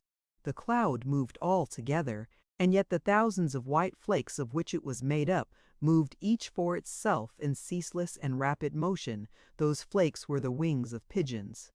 Down swooped the birds upon the invaders. Right in the face of man and horse they flew with swift beating wings, blinding eyes and confounding brain. Horses reared and plunged and wheeled. All was at once in confusion.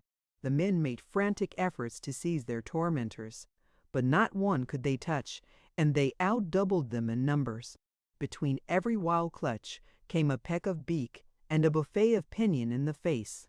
Generally, the bird would, with sharp clapping wings, dart its whole body, with the swiftness of an arrow, against its singled mark, yet so as to glance aloft the same instant, and descend skimming, much as the thin stone, shot with horizontal cast of arm, having touched and torn the surface of the lake, ascends to skim, touch, and tear again. So mingled the feathered multitude in the grim game of war. It was a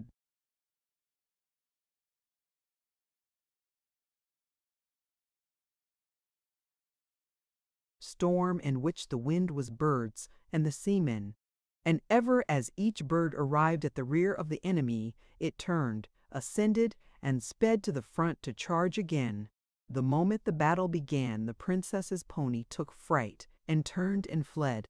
But the maid wheeled her horse across the road and stopped him, and they waited together the result of the battle.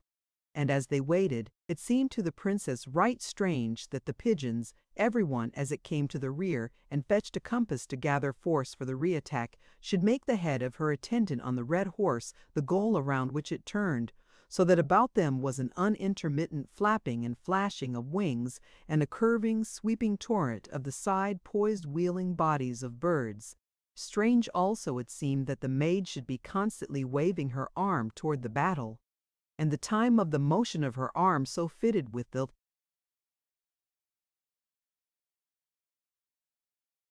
rushes of birds, that it looked as if the birds obeyed her gesture, and she was casting living javelins by the thousand against the enemy.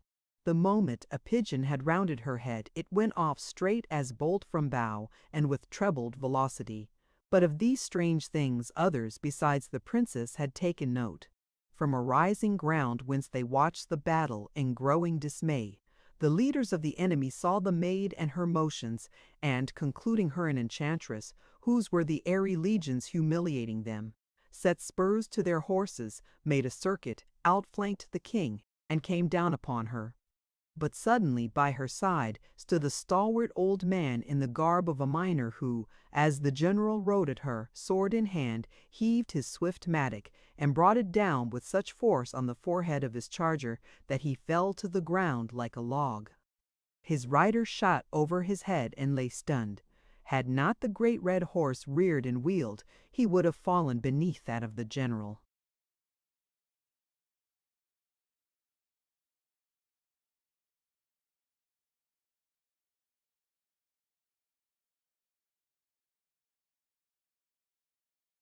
With lifted saber, one of his attendant officers rode at the miner, but a mass of pigeons darted in the faces of him and his horse, and the next moment he lay beside his commander. The rest of them turned and fled, pursued by the birds. "Ah, friend Peter," said the maid, "thou hast come as I told thee, welcome and thanks." By this time the battle was over. The rout was general. The enemy stormed back upon their own camp, with the beasts roaring in the midst of them, and the king and his army, now reinforced by one, pursuing. But presently the king drew rein. "Call off your hounds, Curdie, and let the pigeons do the rest," he shouted, and turned to see what had become of the princess. In full panic fled the invaders, sweeping down their tents, stumbling over their baggage, trampling on their dead and wounded, ceaselessly pursued and buffeted by the white-winged army of heaven. Homeward they rushed the road they had come, straight for the borders, many dropping from pure fatigue and lying where they fell. And still the pigeons were in their necks as they ran. At length, to the eyes of the king and his army, nothing was visible save a dust cloud below and a bird cloud above. Before night, the bird cloud came back, flying high over Gwentystorm. Sinking swiftly, it disappeared among the ancient roofs of the palace.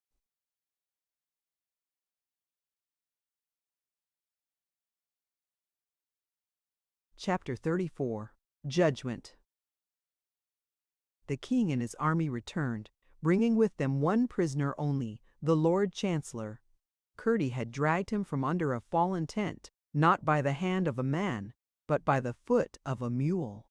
When they entered the city, it was still as the grave. The citizens had fled home. "We must submit," they cried, "or the king and his demons will destroy us." The king rode through the streets in silence, ill-pleased with his people. But he stopped his horse in the midst of the marketplace and called, in a voice loud and clear as the cry of a silver trumpet, "Go and find your own. Bury your dead and bring home your wounded." Then he turned him gloomily to the palace. Just as they reached the gates, Peter, who, as they went, had been telling his tale to Curdie, ended it with the words, "And so there I was, in the nick of time to save the two princesses." "The two princesses, father. The one on the great red horse was the housemaid," said Curdie, and ran to open the gates for the king. They found Durbar returned before them, and already busy preparing them food. The king put up his charger with his own hands, rubbed him down, and fed him. When they had washed and eaten and drunk, he called the colonel and told Curdie and the page to bring out the traders and the beasts, and attend him to the marketplace. By this time the people were crowding back into the city, bearing their dead and wounded. And there was lamentation in Gwentystorm, for no one could comfort himself, and no one had any to comfort him. The nation was victorious, but the people were conquered.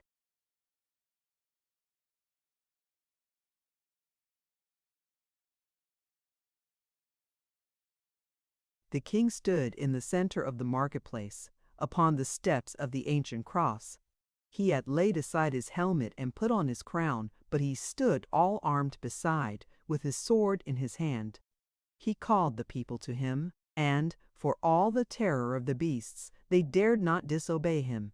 Those even who were carrying their wounded laid them down and drew near trembling. Then the king said to Curdie and the page, "Set the evil men before me." He looked upon them for a moment in mingled anger and pity, then turned to the people and said, "Behold your trust, ye slaves, behold your leaders. I would have freed you, but ye would not be free. Now shall ye be ruled with a rod of iron, that ye may learn what freedom is, and love it, and seek it. These wretches I will send where they."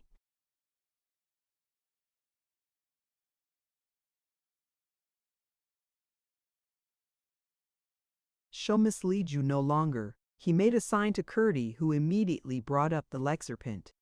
To the body of the animal they bound the Lord Chamberlain, speechless with horror. The butler began to shriek and pray, but they bound him on the back of Clubhead. One after another, upon the largest of the creatures, they bound the whole 7, each through the unveiling terror, looking the villain he was. Then said the king, "I thank you, my good beasts, and I hope to visit you ere long. Take these evil men with you and go to your place." Like a whirlwind they were in the crowd, scattering it like dust. Like hounds they rushed from the city, their burdens howling and raving. What became of them I have never heard. Then the king turned once more to the people and said, "Go to your houses." Nor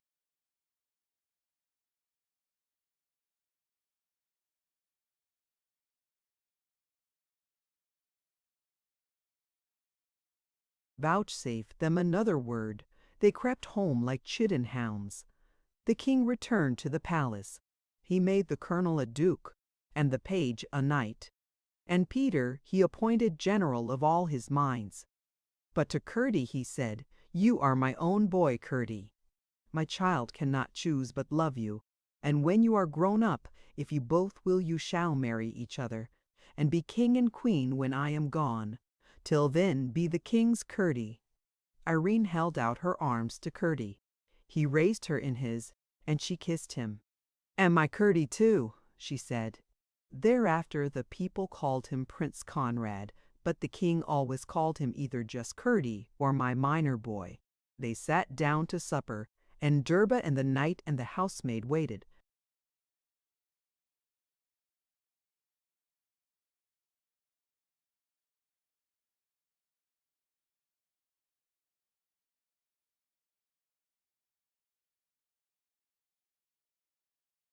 And Barbara sat at the king's left hand. The housemaid poured out the wine, and as she poured for Curdie red wine that foamed in the cup, as if glad to see the light whence it had been banished so long, she looked him in the eyes. And Curdie started, and sprang from his seat, and dropped on his knees, and burst into tears. And the maid said with a smile, such as none but one could smile, "Did I not tell you, Curdie, that it might be you would not know me when next you saw me?" Then she went from the room, and in a moment returned in royal purple, with a crown of diamonds and rubies, from under which her hair went flowing to the floor, all about her ruby-slippered feet. Her face was radiant with joy, the joy overshadowed by a faint mist as of unfulfillment. The king rose and kneeled on one knee before her. All kneeled in like homage. Then the king would have yielded her his royal chair, but she made them all sit down, and with her own.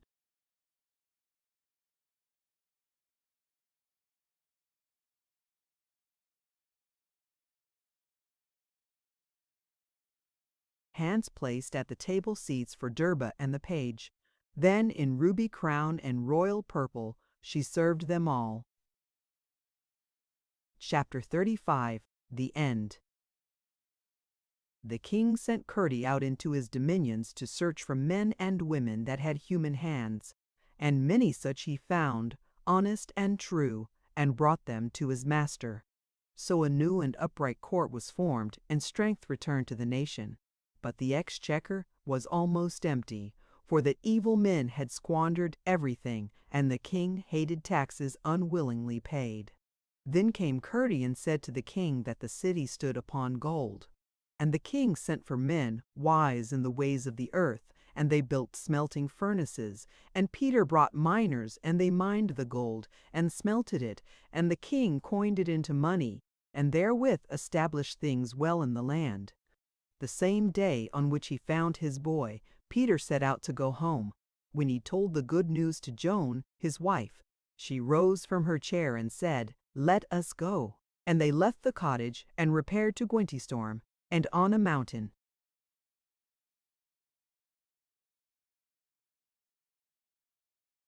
Above the city they built themselves a warm house for their old age, high in the clear air. As Peter mined one day at the back of the king's wine cellar, he broke into a cavern crusted with gems, and much wealth flowed therefrom, and the king used it wisely. Queen Irene, that was the right name of the old princess, was thereafter seldom long absent from the palace. Once or twice when she was missing, Barbara, who seemed to know of her sometimes when nobody else had a notion whither she had gone, said she was with the dear old uglies in the wood. Curdie thought that perhaps her business might be with others there as well. All the uppermost rooms in the palace were left to her use, and when anyone was in need of her help, up thither he must go. But even when she was there, he did not always succeed in finding her. She, however, always knew that such a one had been looking for her.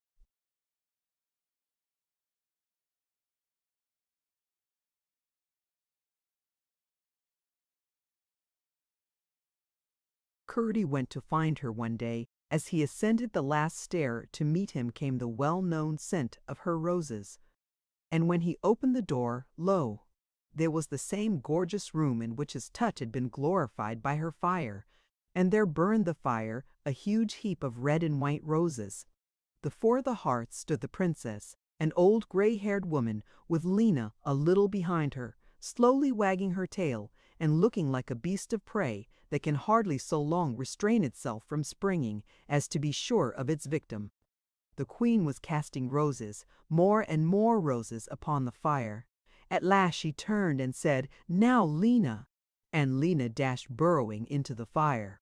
There went up a black smoke and a dust, and Lena was never more seen in the palace. Irene and Curdie were married.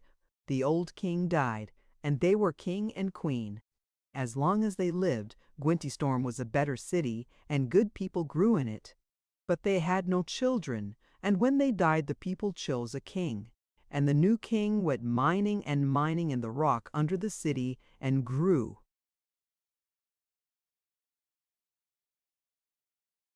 More and more eager after the gold, and paid less and less heed to his people.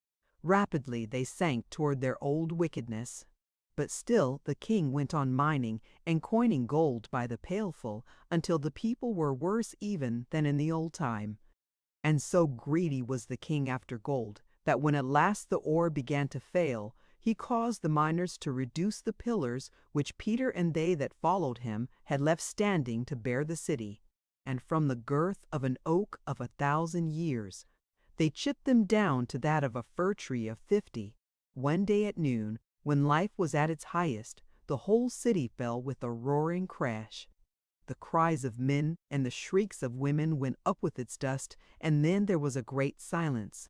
Where the mighty rock once towered, crowded with homes and crowned with a palace, now rushes and rays, a stone obstructed rapid of the river.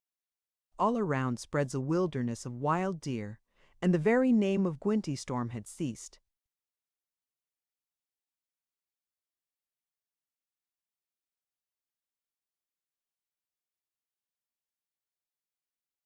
From the lips of men. The end. Thank you for listening to this story. I hope you enjoyed the journey, the characters, and the world they carried with them. If you enjoyed this audiobook, please subscribe to the channel and leave a comment below. Your support helps keep these stories alive and allows more timeless books to be shared with listeners around the world. Until next time, thank you for listening.